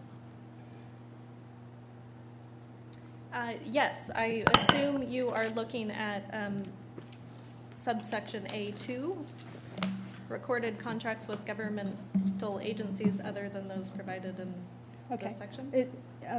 A says, in assessment of land, the assessor shall consider the effect upon value of any enforceable restrictions to which the use of the land may be subjected. These restrictions shall include, but are not limited to, all the following. And then it talks about recorded contracts with governmental agencies, and it goes through a number of items. And then when you get to 10B, if you scroll down to that, it lists a contract where the following shall apply.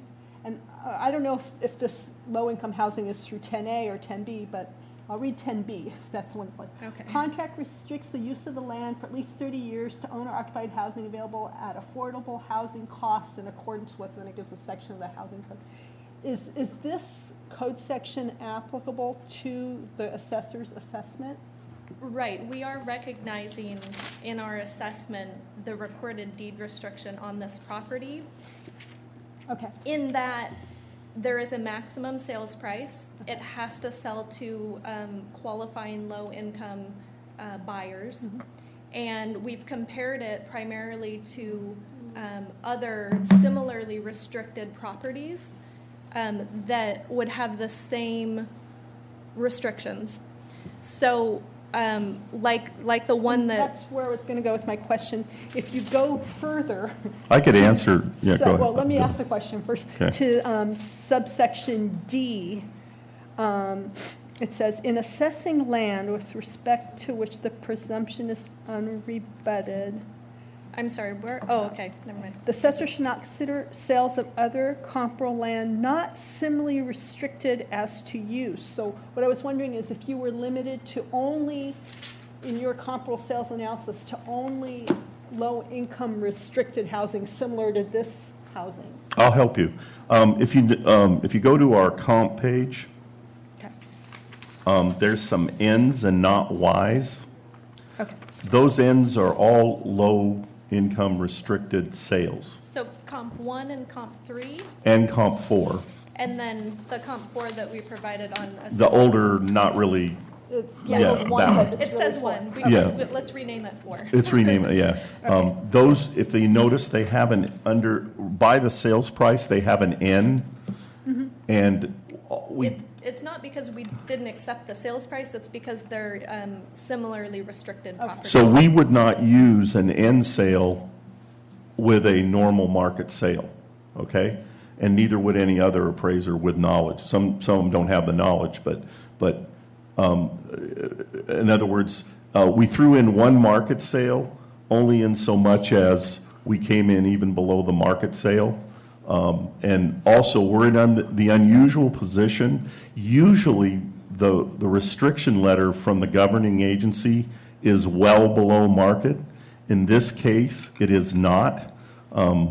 As of that date, we don't even think he could have gotten the maximum price for his property. So we said it was only worth $315.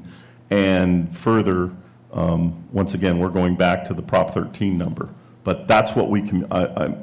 Maybe didn't make that clear, and I like your question, but that's what we tried to communicate to you. And that's why if you notice most of our appraisals, they don't have those N's. They have the Y, meaning, yes, it's a verified close MLS market sale. Are you allowed to use a regular market sale in assessing? I think in this, well, sometimes you show it to show the fact that that's the market and this is where the restriction is. So it's informational. In this case, it's kind of interesting that there's a market sale below what they're allowed to sell it for. So it's informational. And it does have a bearing on value. In this case, it has a big bearing on value because market sales are actually below what they can, in theory, could have sold for that day. But if you weren't to consider the market sale, comp number 2, and you were consider 1, 3, and 4, where would your opinion of value come out? Same. The same. Okay. All right. If I can ask one question about these, are you sure they're all low income because some of these properties are moderately priced? There's different levels of low income individuals and property tax. I'm sure there is, and we're not sure where you sit on the scale either. I can definitely tell you where I sit on the scale. That's why we have to talk to the board itself, to the fair housing tells us what we can put on this. If they would have told us it was only 200,000, we would be lowering it here today. They did not. Their number was considerably higher than our number, and so we stopped kind of right there and said, we're just going to say that the number was fair on 1116 based on the fact they could have sold it for much more. I would say by transitivity that they did give you a number lower than 200, and that's where I'm going to prove my case. Excuse me, but what is transitivity? I'm sorry, I'm ignorant. Oh, I'm a math teacher by trade, so A is equal to B, and if B is equal to C, therefore A is equal to C. Oh. Transitivity. Okay. Okay. Thanks for the explanation. No problem. We call that substitution in our line of business, I think. But, just to say, like, a lot of these comps are not valid because they're moderately income homes. The only one that is valid that I would acknowledge is the last one at 28, what is it? My neighbor, the one I gave you a copy of. Let's see here, it's 28, the one that sold in November, 2818. That is the only one that actually is a comparable. It's actually better than a comparable because it's an exact match, probably down, like I said, to the nail. Same square footage, it was built the same year, everything is identical. Did you have any more questions? No more questions. Okay. Can I make one more statement just to clarify a little bit before we move into the applicant's presentation? I think there's some confusion about the restrictions from what I'm hearing from the applicant. It is true that the city of Oxnard is providing various forms of financial assistance to the buyer. And that could be in the form of silent seconds. It could be, favorable interest rates, things like that. These differences aren't recognized in the sales prices of these properties. The sales price is all about the cash to the seller. That's a basic premise of appraisal just generally. Those sort of side things, that isn't restricting the property and the maximum sales price. That's separate. And while one person might be lower income than another person and they might get more favorable things such as silent seconds and things like that, it doesn't affect the sales price. The sales price still has to be under that maximum, and all of the sales, particularly the restricted value ones that we've provided here, support the Prop 13 value that was enrolled at 221. So I just wanted to point that out. Okay.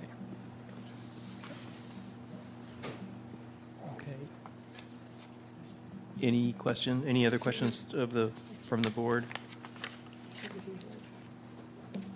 Okay, we'll just move on to applicant's presentation. Thank you. Well, I'm a numbers guy, as I said. I'm a math teacher here for the Ventura Unified School District. And when I receive my property taxes, obviously higher than I'd like them to be, but it is what it is. And I'm actually here, surprisingly, because I want to agree with the assessor's value.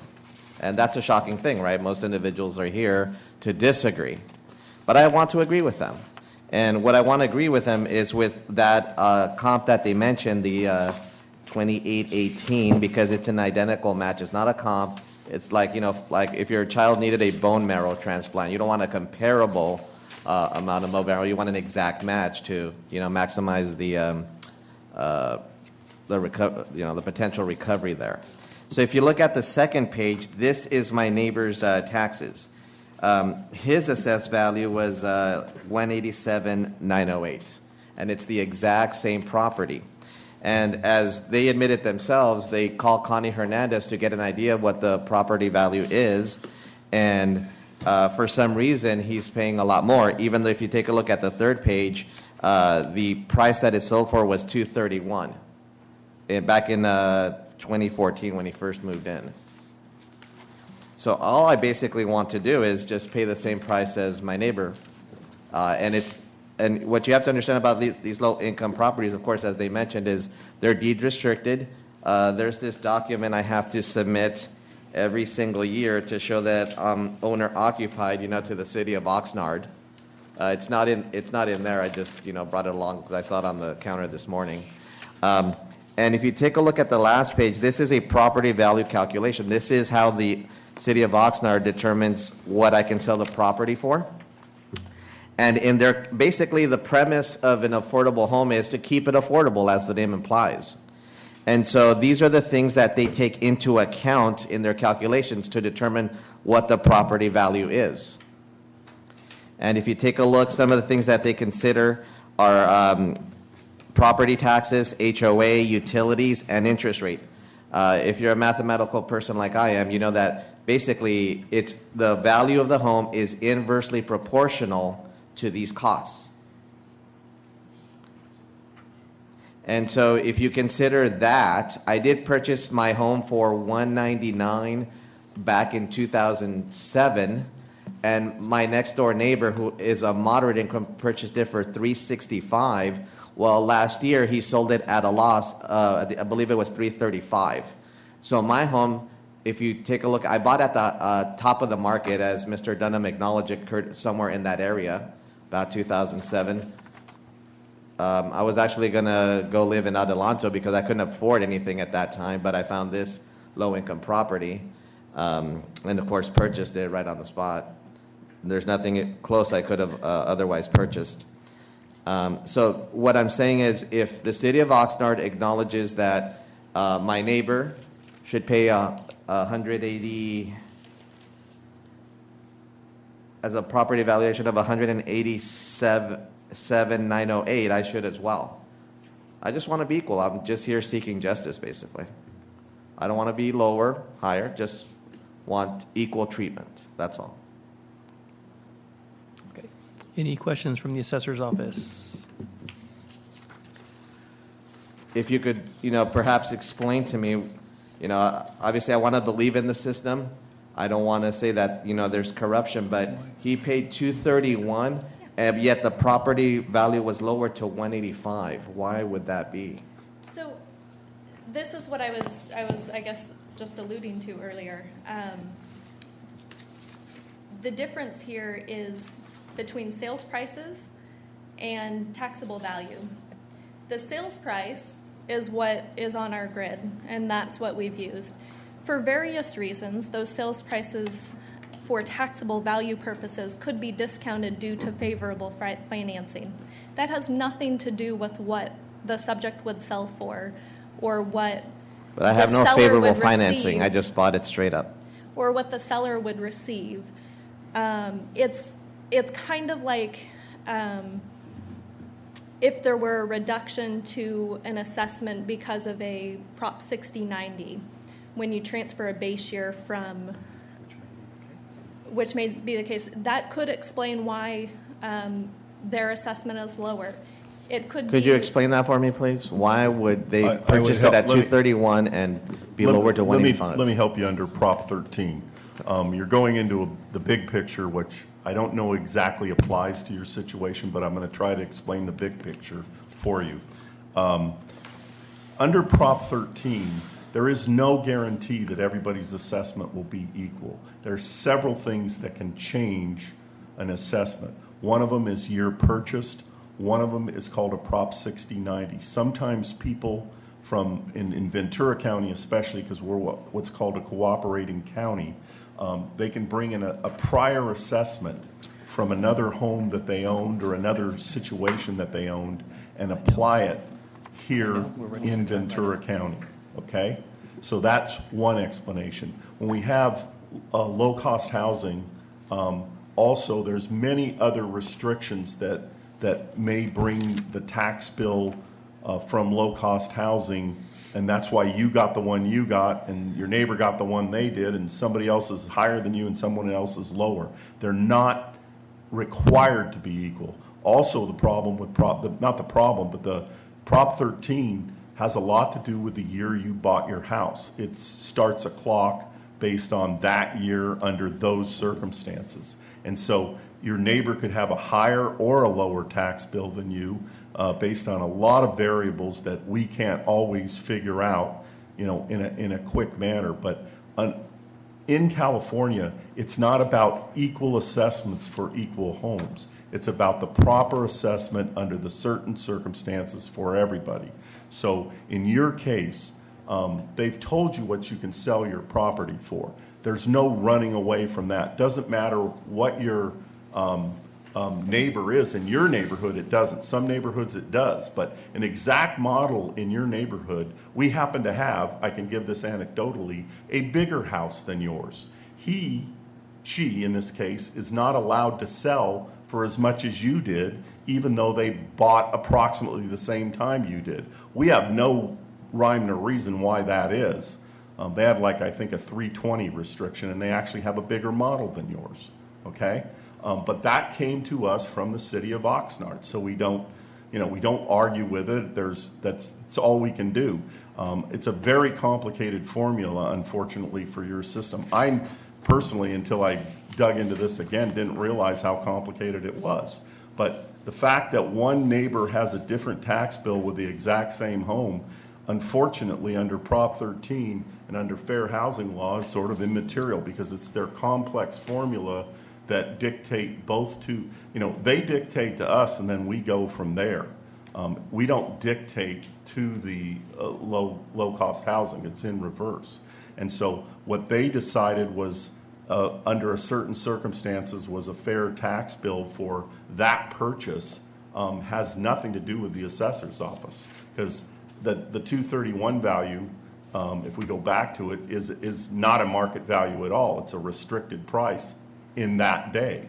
Also, it was done in 14. Unfortunately, when you change the date, everything changes, and I don't know why it does that, but it does. It does not seem to follow any kind of mathematical formula like up 3% like some others do.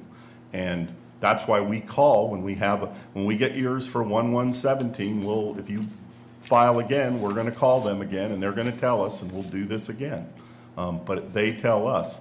I do know this, as far as I know, none of them have ever gone down. In other words, if they say one thing one year, it's higher the next year so far. I don't know if there's a circumstance that it could. It actually does change higher or lower. It's in actually one of my printouts. It's price tax history of that specific home, the comparable. You can see that it went up, then it went down back in 2012. And other years as well. But what I'm saying is, what are the specific circumstances that lowers his bill from 230, from whatever the purchase price was, 231, because that's what you would normally use, correct? Under normal market conditions, you would use the price that he paid, and that's where, like you said, the clock starts, correct? Yeah. Okay. We use the sale price for comparable sales. We don't necessarily use the sale price for assessment purposes, because people file homeowners exemptions, they have 60/90s, they have... What are 60/90s? Disabled veteran exemptions. He's not disabled or a veteran. No, I understand, but we don't know the circumstance. We don't look in every case. They tell us. Exactly. That's what I'm saying is, if they told you that his assessed value should be $189,000, then mine should be as well, because we have the same home. Again, it's a cyclical thing. So we're here to talk about your assessment, and we can't just compare it to somebody else's assessment. Even though it's an exact match. We can compare it to market value. We can compare it to Same deed sales. restrictions, and it's the only low income that's sold that I'm aware of there. All the other ones are moderate income. That's the only one that actually is on my level, which is assessment to assessment is not a way of judging assessments in California. Other states might be true. California doesn't work here. Right. It's not apples and apples. And the two homes started at different points in time, so they've been traveling at a They parallel were rate, but constructed different in the starting year point. 2007. I moved in at the Right. same time as But another when family. you purchase your home, like the Assessor's Office said, when you purchase it, it resets it. So different sales times have different points on a timeline from a beginning. Right. You have a I different understand beginning that. point. Mr. And Chair? also, yes. Oh, I'm sorry. No, and also one more thing. I've appraised these things for years, and yeah, Oxnard and Camarillo and Ventura, they're all different, and Santa Barbara is even stranger. But there's in their equation it's tied to the cost of living. So if cost of living decreases, the values decrease. They increase, and it doesn't necessarily parallel interest rates or anything else. It's a huge equation. You know, interest Yes. rates are in there, median incomes, cost of living. You know, Exactly. plus probably 10 times that many things. So that's why it doesn't appear linear or parallel. And It's it's just- so that's how I They found just it. show a few of the calculations involved. Okay, yeah. So yeah, go ahead. May I Counsel? ask another question, Mr. Yes. Chair? The applicant is arguing that, you know, comp number one should be given the most weight because it's the same model, it's identical down to every nail. It's hammered Yes, every I would door. actually Comp number four. argue that you could come and check it out yourself. Okay, but I have a question for you. The sale date of comp number 4 was in November of 2014, and we're looking at a valuation date of the lien date on 2016. Did the market trend in a direction, and which way, and up? And have you adjusted in your reconciliation and adjustments for the time difference in the sale? That comp number 4 is sort of an add-on. Here's the problem. Here's two problems. Number one, it's higher than our value anyway, okay? So already by 2014, his 16 assessment was in fact below market, okay? That's what that's telling you in terms of straight numbers. And like Mr. Sisk, Chairman Sisk said, there's many factors. Now, the things that we know about, did the cost of living go up? Yes. Did the price of real estate go up? Yes. Do we have all 14 factors they probably use in this formula? I guarantee you we don't. But that's not the assessor's job, oddly enough. That's Fair Housing's job. And so they tell us. They told us 358. That's it. I can't argue with it. I can't agree with it. I can't disagree with it. It's just a number, and they gave it to us. And that 358, that's a maximum. If the market doesn't support it, it doesn't support it. In my opinion, Correct. it did not support it. Right. That's why And- it came in below that. It's not even close. We don't think it would have sold that high. Right, I agree. Not And even and ever close. since the market crashed and rebounded, Oxnard's affordable income housing is, the market price has been below the established price. In Camarillo, they've surpassed it, and in Ventura, we surpassed it, but Oxnard hasn't surpassed it. There's still a gap. Actually, I had that experience a few years back in Ventura, where the market value was actually higher than they could sell for. Oh, yeah, that's, And yeah. so I experienced that already. That's common, yeah. And another item of note is this comp 4. I think what would be important for this whole process is to know what its maximum sale price was back then near the date of sale, and then now at the same time as our letter is dated for the subject, because there's going to be parallel And there's- gaps in there which we don't have answers for. Right, and we really can't ask that because that's not pertinent. Right. We ask another government agency for information, it's the minimum that we need Right. to get our answer. We're not trying to be big brother or big sister Right. here. So, Well, yeah. And the one thing that I can tell you it wasn't was below 231,773. Right, yeah, because it didn't go up 120 grand in a year. Yeah, Or, you it know. had to have been higher than that, at Yeah. or above that number. Yeah, which is considerably, still so. supports the assessed value of the subject property. Yeah. Okay. Any more questions of the assessor's office? So if I could just summarize, so the assessor is asking for a recommended value, which is lower than the single most favorable comp in the assessor's analysis? Right, the roll value is 225,214 split between land and improvements. We're just requesting that that originally enrolled Prop 13 value be sustained. We believe that the market value as of 1/1/16 would have been about 315,000. Okay. Any other questions?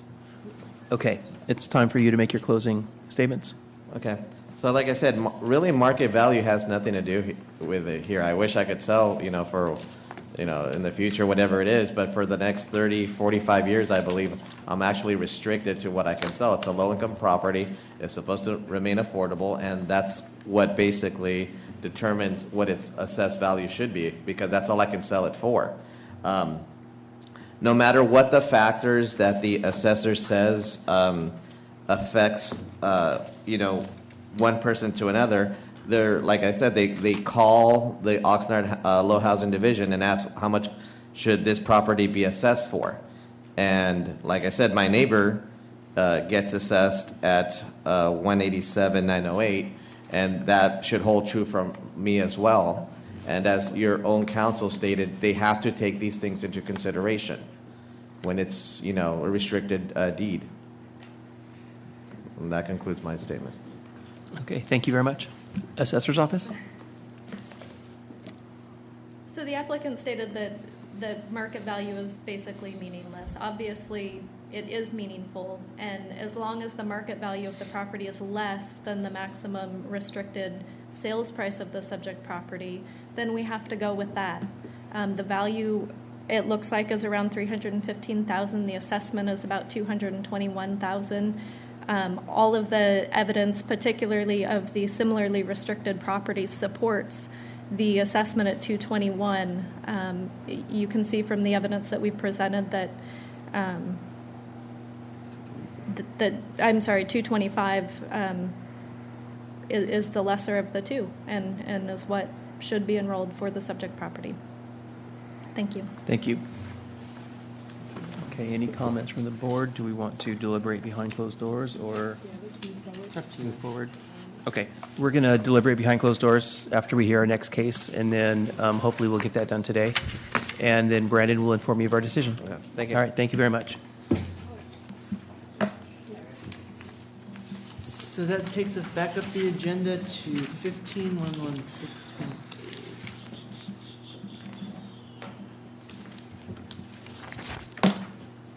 That's item 38. Do you want to come take a seat back up here?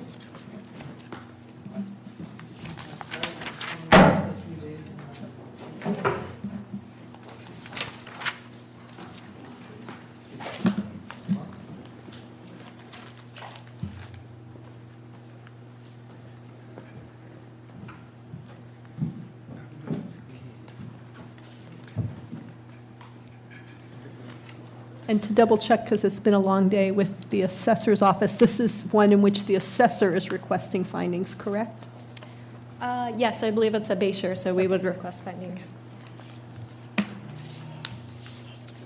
The board should still have the copies of the application from earlier. Yes, I don't have copies to re-hand out. It's Patel is the last name on the application. You don't necessarily need it. It's a change in ownership appeal for April 10th, 2015, of an enrolled value of $750,000. So that's the subject of today's hearing. And so, Okay.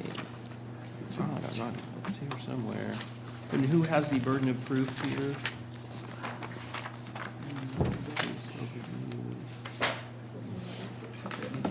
one of the first ones we handed out, you can have my copy, but. Okay, I'm sure I have it. Oh, it might be down. Yeah, Ramona Drive. Yeah. No, there's none. Okay, and the burden of proof is resting with, it's, There's my microphone. We believe it's with the applicant, as they failed to provide all requested information. okay, that's correct. I recall that now. But the assessor did not accept the purchase price, correct? That's correct. Can't I ask for Is opinion that- from council on that? It's a little more complicated than that. Revenue Taxation Code 167 says The burden of proof in favor of the taxpayer or assessee who supplied all information as required by law. Did the taxpayer fail to supply something that was statutorily required? Under 441D, we did request information regarding the condition of the subject property. They've indicated to us that there was significant condition issues, but they failed to provide evidence to support that. And the assessor, though, is challenging the sale price? Right, this was not a Rule 2 sale. The applicant has already stated earlier today that it was a lease to own. And so it was not a typical market transaction or a Rule 2 sale, as we would call it. So then the burden rolls back to the applicant? I'm trying to determine if a 441D noncompliance kicks the burden to the applicant. The remedy under 441D for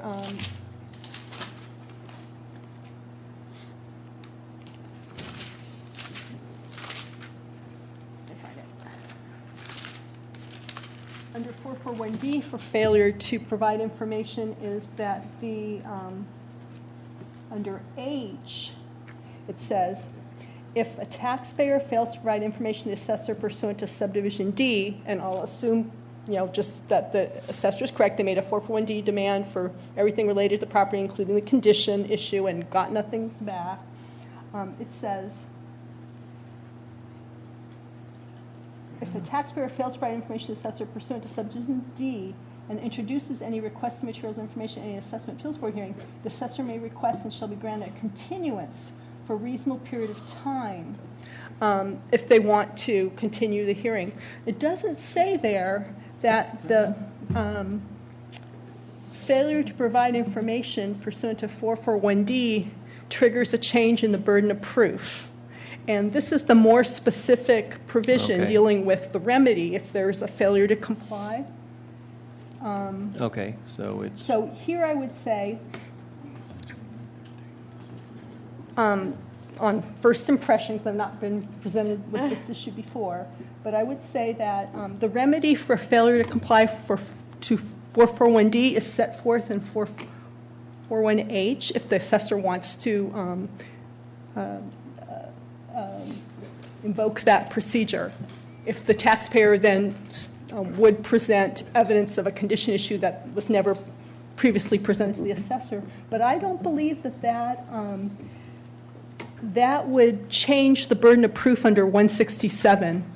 I think that the more specific provision 441D's remedies control in that instance. So I would say that it was my advice to the board that if this is indeed an owner-occupied single-family home, that the burden of proof would rest with the assessor. Okay, because we're challenging sales price, okay. Okay, assessor, you can present your case first. All righty. Where'd it go? Oh. It's right here. It's been a long day. What are we doing? Yeah. Last one, you can do it.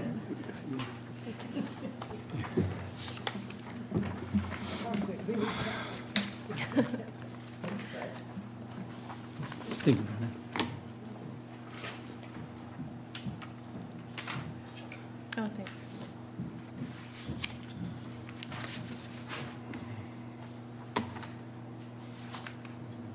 Just a quick overview. The property in question transferred on, I want to get the date right, I believe it was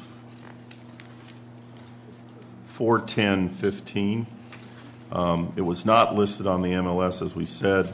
As the taxpayer stated, apparently he purchased it sort of as a lease option situation on that date. Because on that date, he purchased the property for, it looks like $500,000. The applicant has stated the value on the form was $591,627, which I will let him explain at a later point. We had assessed the property at $750,000 on the date of transfer, based upon information provided. Okay? The next page I'm going to is the comp page for the taxpayer. It's with all the pictures. Yes, we see them, sir. Okay. Basically, 3 comps, all from the subject area, a couple of them on the same street. But the house, the one in which we live in right now, was a foreclosure. Significant issues, was on the market for a whole. Can we, Excuse me? You'll have a chance to ask them Oh, questions sorry. when they're done. Sorry. it's Thank okay. you, yeah. So our 3 comparables were normal market sales, Rule 2 sales. We concluded a value of $750,000. There's a map of the comps. Basically, we were told, and I want to make this clear to the board, that there were condition issues. We've inquired several times up till today and received nothing specific and nothing in terms of costs or what those condition issues were. And that's why we're hesitating to go forward. But based upon the lack of any information, we have to stick with our original value. Thank you. Now it's your turn to ask them questions. Yeah, I see the comparables over here. None of the houses are foreclosure or auction sales. There's one house just sold right now, double the size of the property, the subject property. It's for $625,000. So there's a difference between the foreclosure or auction houses versus the regular houses. We never have a chance to do the appraisal. We never have a chance to do the inspections. We never get termite, checked up and all this. Yeah. So again, this is a time for any questions to the assessor regarding his, and then you'll have time to give your presentation. Yes. Okay, so So do you just- have any questions on what they've presented? Any questions? You'll have an opportunity to Yeah, present all- your own side. Any of the sales are here, the comparables. Are any auctions or foreclosures? No, sir. Those are fair market sales. They were all listed by the MLS. So they should be not compared to my property. We got the property in 2010 from the previous owner. That's it. Okay. Okay. You can, Board, do we have any questions for the assessor's office? Is this near the golf course? No. And so any of the comparables have a golf course influence or the subject golf course? The subject does not. I apparently did it under, combination of things.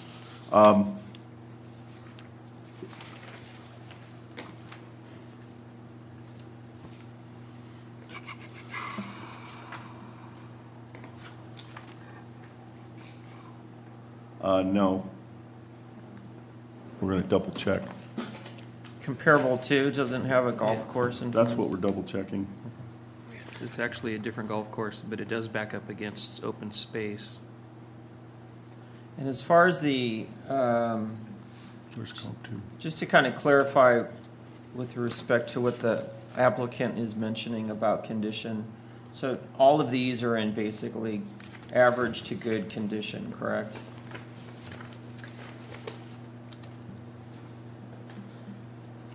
Actually, yes.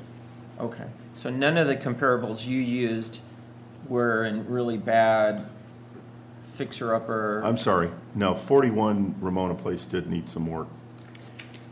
Okay.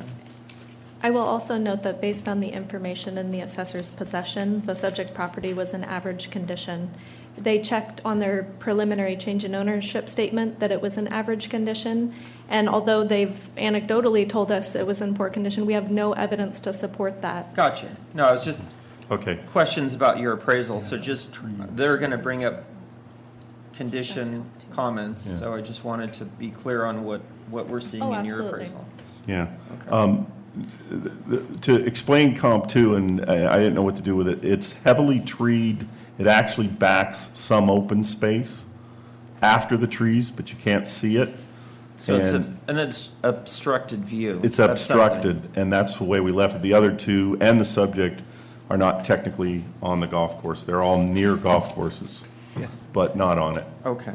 And also, note that the subject does have a traffic nuisance, which we tried to address via the comps.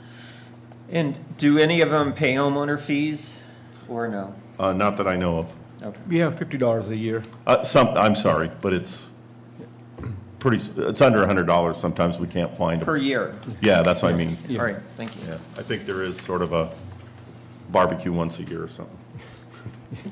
Sales 1 and 2 have quite larger lot sizes, and I don't see an adjustment for that. What? Correct.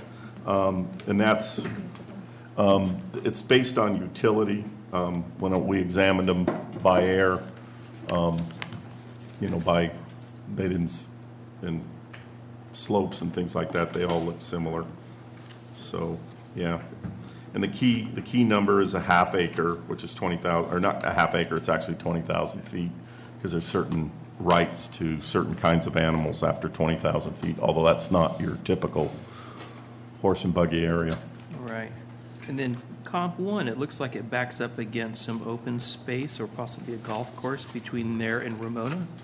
Hang on, I'll re-verify. It's kind of difficult from the map, but it looks like there's some kind of space between the homes. No, it backs other homes. Backs other homes. All, in fact, it backs 1, 2, 3, 4, 5, backs and sides probably a total of 6 houses due to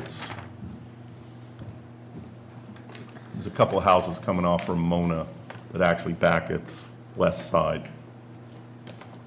Okay.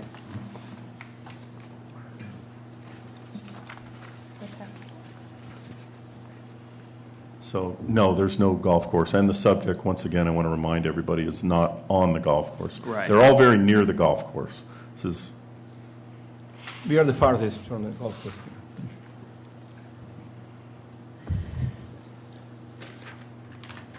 And then all of the comps were adjusted downward for traffic. yes, the subject No. is on the corner of Ramona and Beardsley. Okay. Okay. I think that's Beardsley. Is that Beardsley on Yes, your corner? Beardsley. Yeah, Okay. that's what it looks like, yeah. Yeah. I'm sorry, I should be sharper, Corner. but this is, I'm a morning guy. Mr. Chair, can I ask another question? This is just so it goes in the record. What date did the assessor make a 441D demand to the applicant for information relevant to the condition? Well, I can tell you procedures. I'm not, she's going to look up the date that the Can original. I get back to you on that? Why Yeah. I'll look it up? Yeah. If you can, just so, if I have to write findings, I want to. The taxpayer, and I will get you a copy of it, communicated to me by email about, what, a week? 1 or week two- ago. A week ago, they had not given me any data, so you need to know that also. And I appreciate his honesty on that, so I'll say that on the record. He sent me an email. I was trying to find the person who can, like agencies An and over here. attorney or something. That agency, because I don't do this every day. I'm not a tax guy. Whatever the bill comes in, I always try to pay it at the end of the, before the due date. I try to find the agencies, but it's more complicated than the last time I talked to agency was about a month ago. They say it's not enough time, so now I'm back again on me. Like counsel, you try to explain them. The burden of proof should not be on me. I'm not doing this every day. We usually go by whatever we trust in the government. We always understand there is always a system to check and all this stuff. So I have some pictures, but not something like a detailed report and statistics and all this stuff. And maybe the assessor's office might have more information than anybody else in the whole entire county. But my knowledge is very limited. We try to understand that that they can make mistakes also sometimes, and that's one of the reasons why we put in appeal. We get the bill over here, and it was a surprise to me that why this supplemental assessment bill, and it was a hardship at the time to pay before the due date, but we managed to make a payment, but keep on going throughout the life. We were to keep on paying this thing. It was unfair, and we bought it in a very bad shape. It was the investor who bought it from the foreclosure. Then they destroy the house. They try to break apart or something. And then they couldn't fix it, or one reason it just came to us, and at the time was like, we wanted to buy a house, so this is the best time to get it, so, and it was a rent-to-own contract, so, there is nothing to lose, so that's why we go for it. But then the assessment comes over here, and 750 price, it just, does not make it easier for anybody.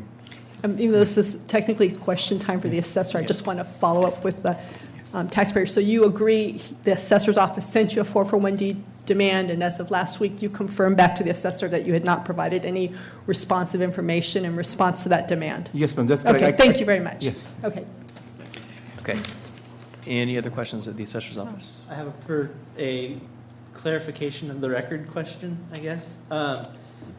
The assessor's office, on your page 2, you list the factored base year value as land 485,000 even, improvements 265,000 even. The notice of assessment appealed indicates the enrolled value is 487,500 for land and 262,500 for improvements, but it's still the same total of $750,000. Is that just because you rounded it, or is the enrolled value actually different from the notice that the applicant filed on? I'm sorry, I think when we initially prepared this, there's a clerical error on the sheet. The roll value was for the subsequent year's decline in value, so it includes the factoring.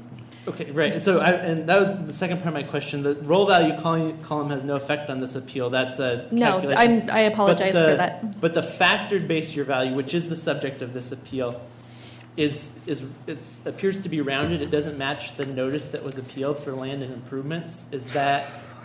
I just want to make sure the board gets the right value enrolled should they change something. So I'm going based off the tax bill. Would the tax bill be correct over your? Let me pull it up. I apologize. I don't know. I just want to make sure we get it why right when the it's board different. makes their decision. I understand the note that's on this now.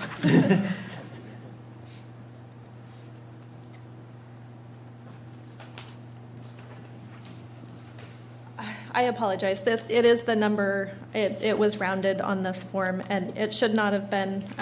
The total value is $750,000 allocated, as you have here, $487,500 on land and $262,500 on improvements, for a total of $750,000. Thank you for that clarification. Okay. Any other questions?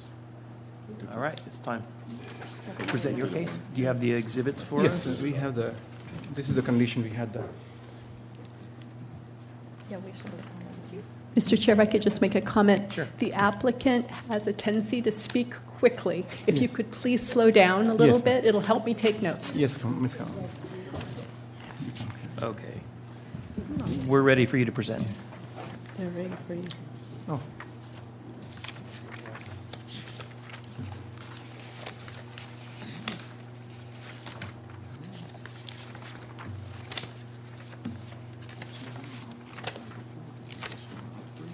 Yes, sir. Exhibit 1 to 15 is the pictures of the condition of the property when we initially get the contract. And the attached one is a contract, page 1 to 5 with the previous owner. The house was in a really poor condition. No, it has termite damage. I still haven't got a chance to fix the termite yet. And the comparable properties which we have from the assessor's office are, I believe they're not the same, what the pictures over here.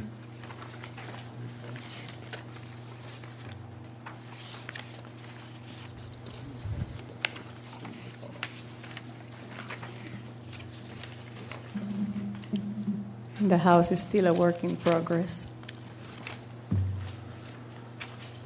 Okay, so this was a condition when you moved into the house? Yes. Okay. And then you rented for 4 years? Yes. Okay.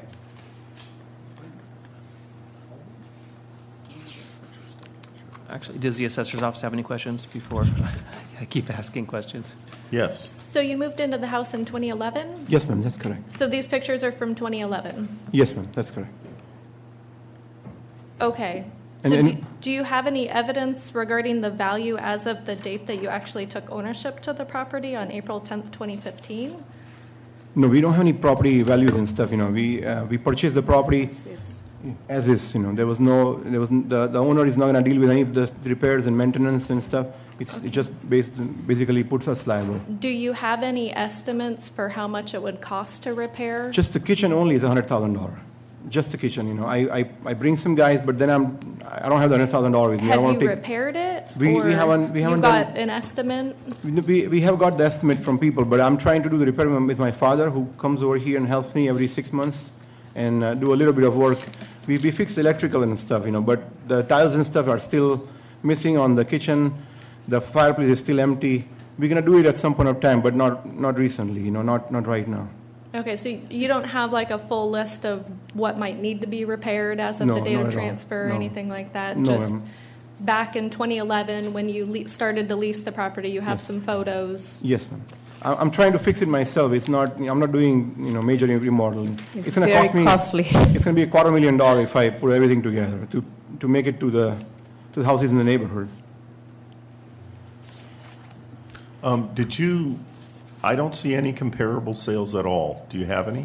No, I don't have any comparable sales at all. Do you have anything at all in any condition that shows a house in Las Posas with 2350 square feet with at least a 20,000-foot lot, I would say, that ever sold for $500,000 in the market at that time? I just checked a few weeks ago. There was a property, maybe similar to, not similar to ours, it's better than ours, bigger than ours.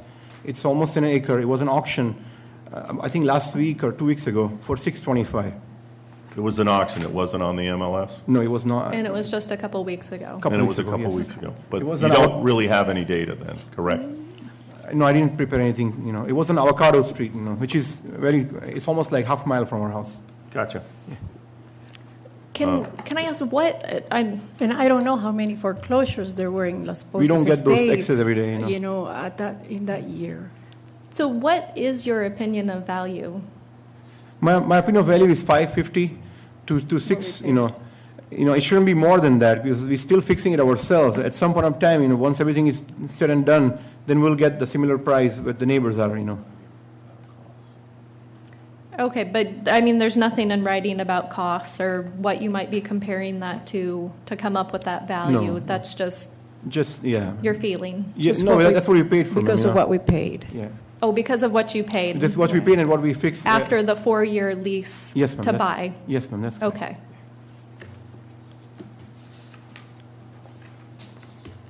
I guess that's all the questions the Okay. assessor has. Board, council, any questions?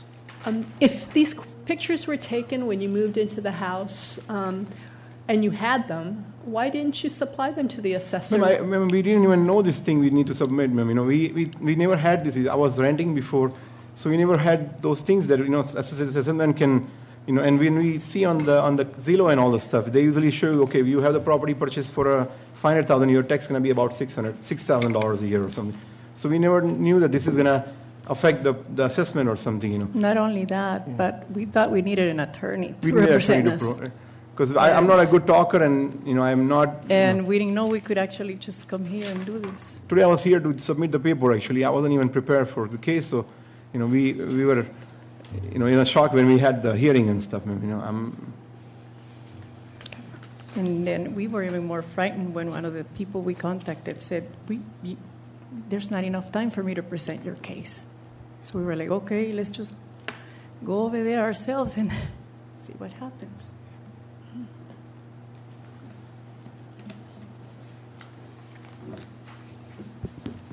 The lease agreement you supplied, is this, but you did a lease to own? Yes. How did you, so the value of 500,000, where did you come up with that? The owner came up with the number, sir. When did he come up with it? Right before the lease agreement, you know. Right before? Right before the lease agreement. Right before you signed this? Before signing this, yes. This was 2011? Yes, sir, that's correct. Do you have, is the $500,000 value in here, in this agreement? Yeah, it should be, sir, you know.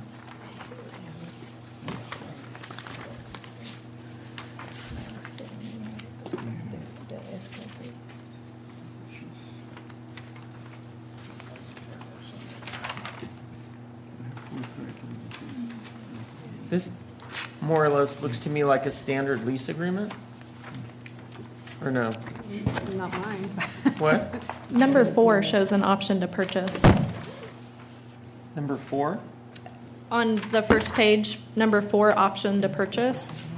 credit toward the purchase price for all payments, but no price. Yeah, I don't see the purchase price of 500,000 in here. There are three.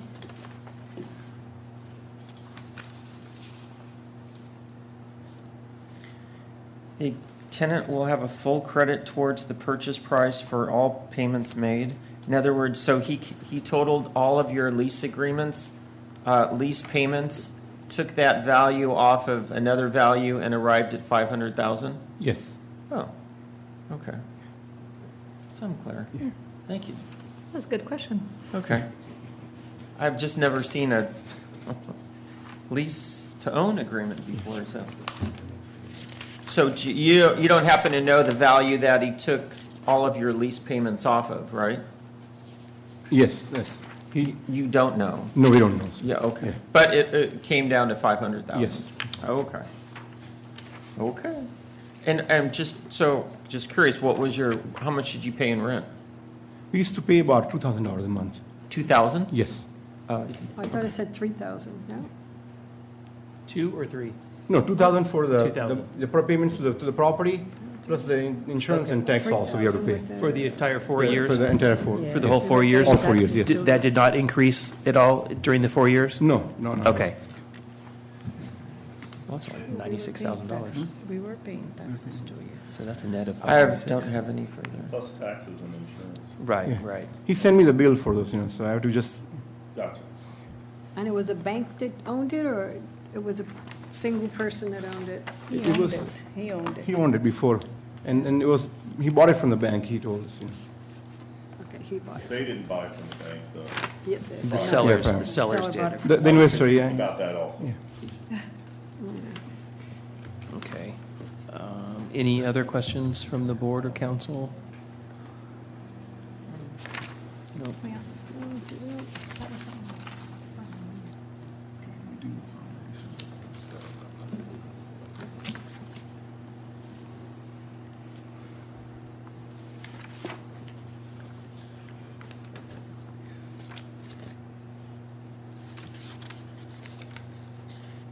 Well, I have one more Okay. question.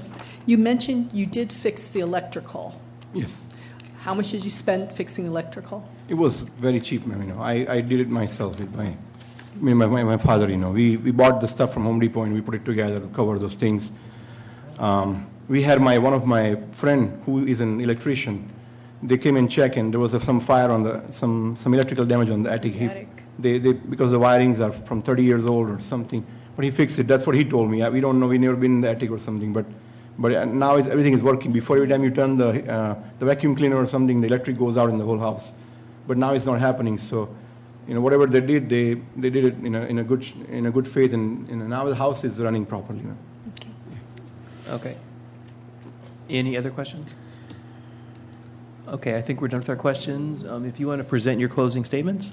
Yeah, and thank you for your time, the board members and council, Brandon also, and assessor's office. We believe that it was not fairly, the price was, and we would like to have some help on this one. Hopefully Okay. you'll consider, the price that the home was purchased at and that the investor did not fix it before selling it to us. We took it as is. And we thank you. And I guess it wasn't that bad presenting ourselves. No. We All were right, going thank to you. pay lots of money. Thank you. Thank you. Thank you for staying all day, too. Yeah. All right, the assessor's office? No, we're grateful you guys Good heard for you. us. Yeah, you guys saw us Thank today. you. Thank you. Thank you. We just want to remind the board that we provided data. None showing their sales price was provided at all. As of 4/10/15, we still don't have costs, pictures, or anything else. So we are stuck with our value. We see the pictures, but they were from 4 years or approximately a little over 4 to 5 years earlier. And we have no way of knowing, so without lack of data, we stay at our same value and ask you to consider upholding our assessed value. Thank you. Thank you very much. We are going to have to debate this one behind closed doors also, and we may not have a decision today. So when we do, Brandon will inform you of our decision. Thank you so much. We trust you, sir. All right, thank you very much. Thank you. And thanks for your patience today. Thank you. Call me in a few days for the decision. Sure. Thank you so All much. right, the board has a few administrative matters left to take care of. For item 107, we are looking for a motion to receive and file. So moved. Second. Is that Sis? Yes, Yeah. I seconded. And I haven't done that all day. All right, and for item 110, we need a motion to receive and file the hearing officer's decisions. I'm going to assume Mr. Curtis is going to abstain because he was the hearing officer. I so move. Second. Abstain. And I have to do that one differently.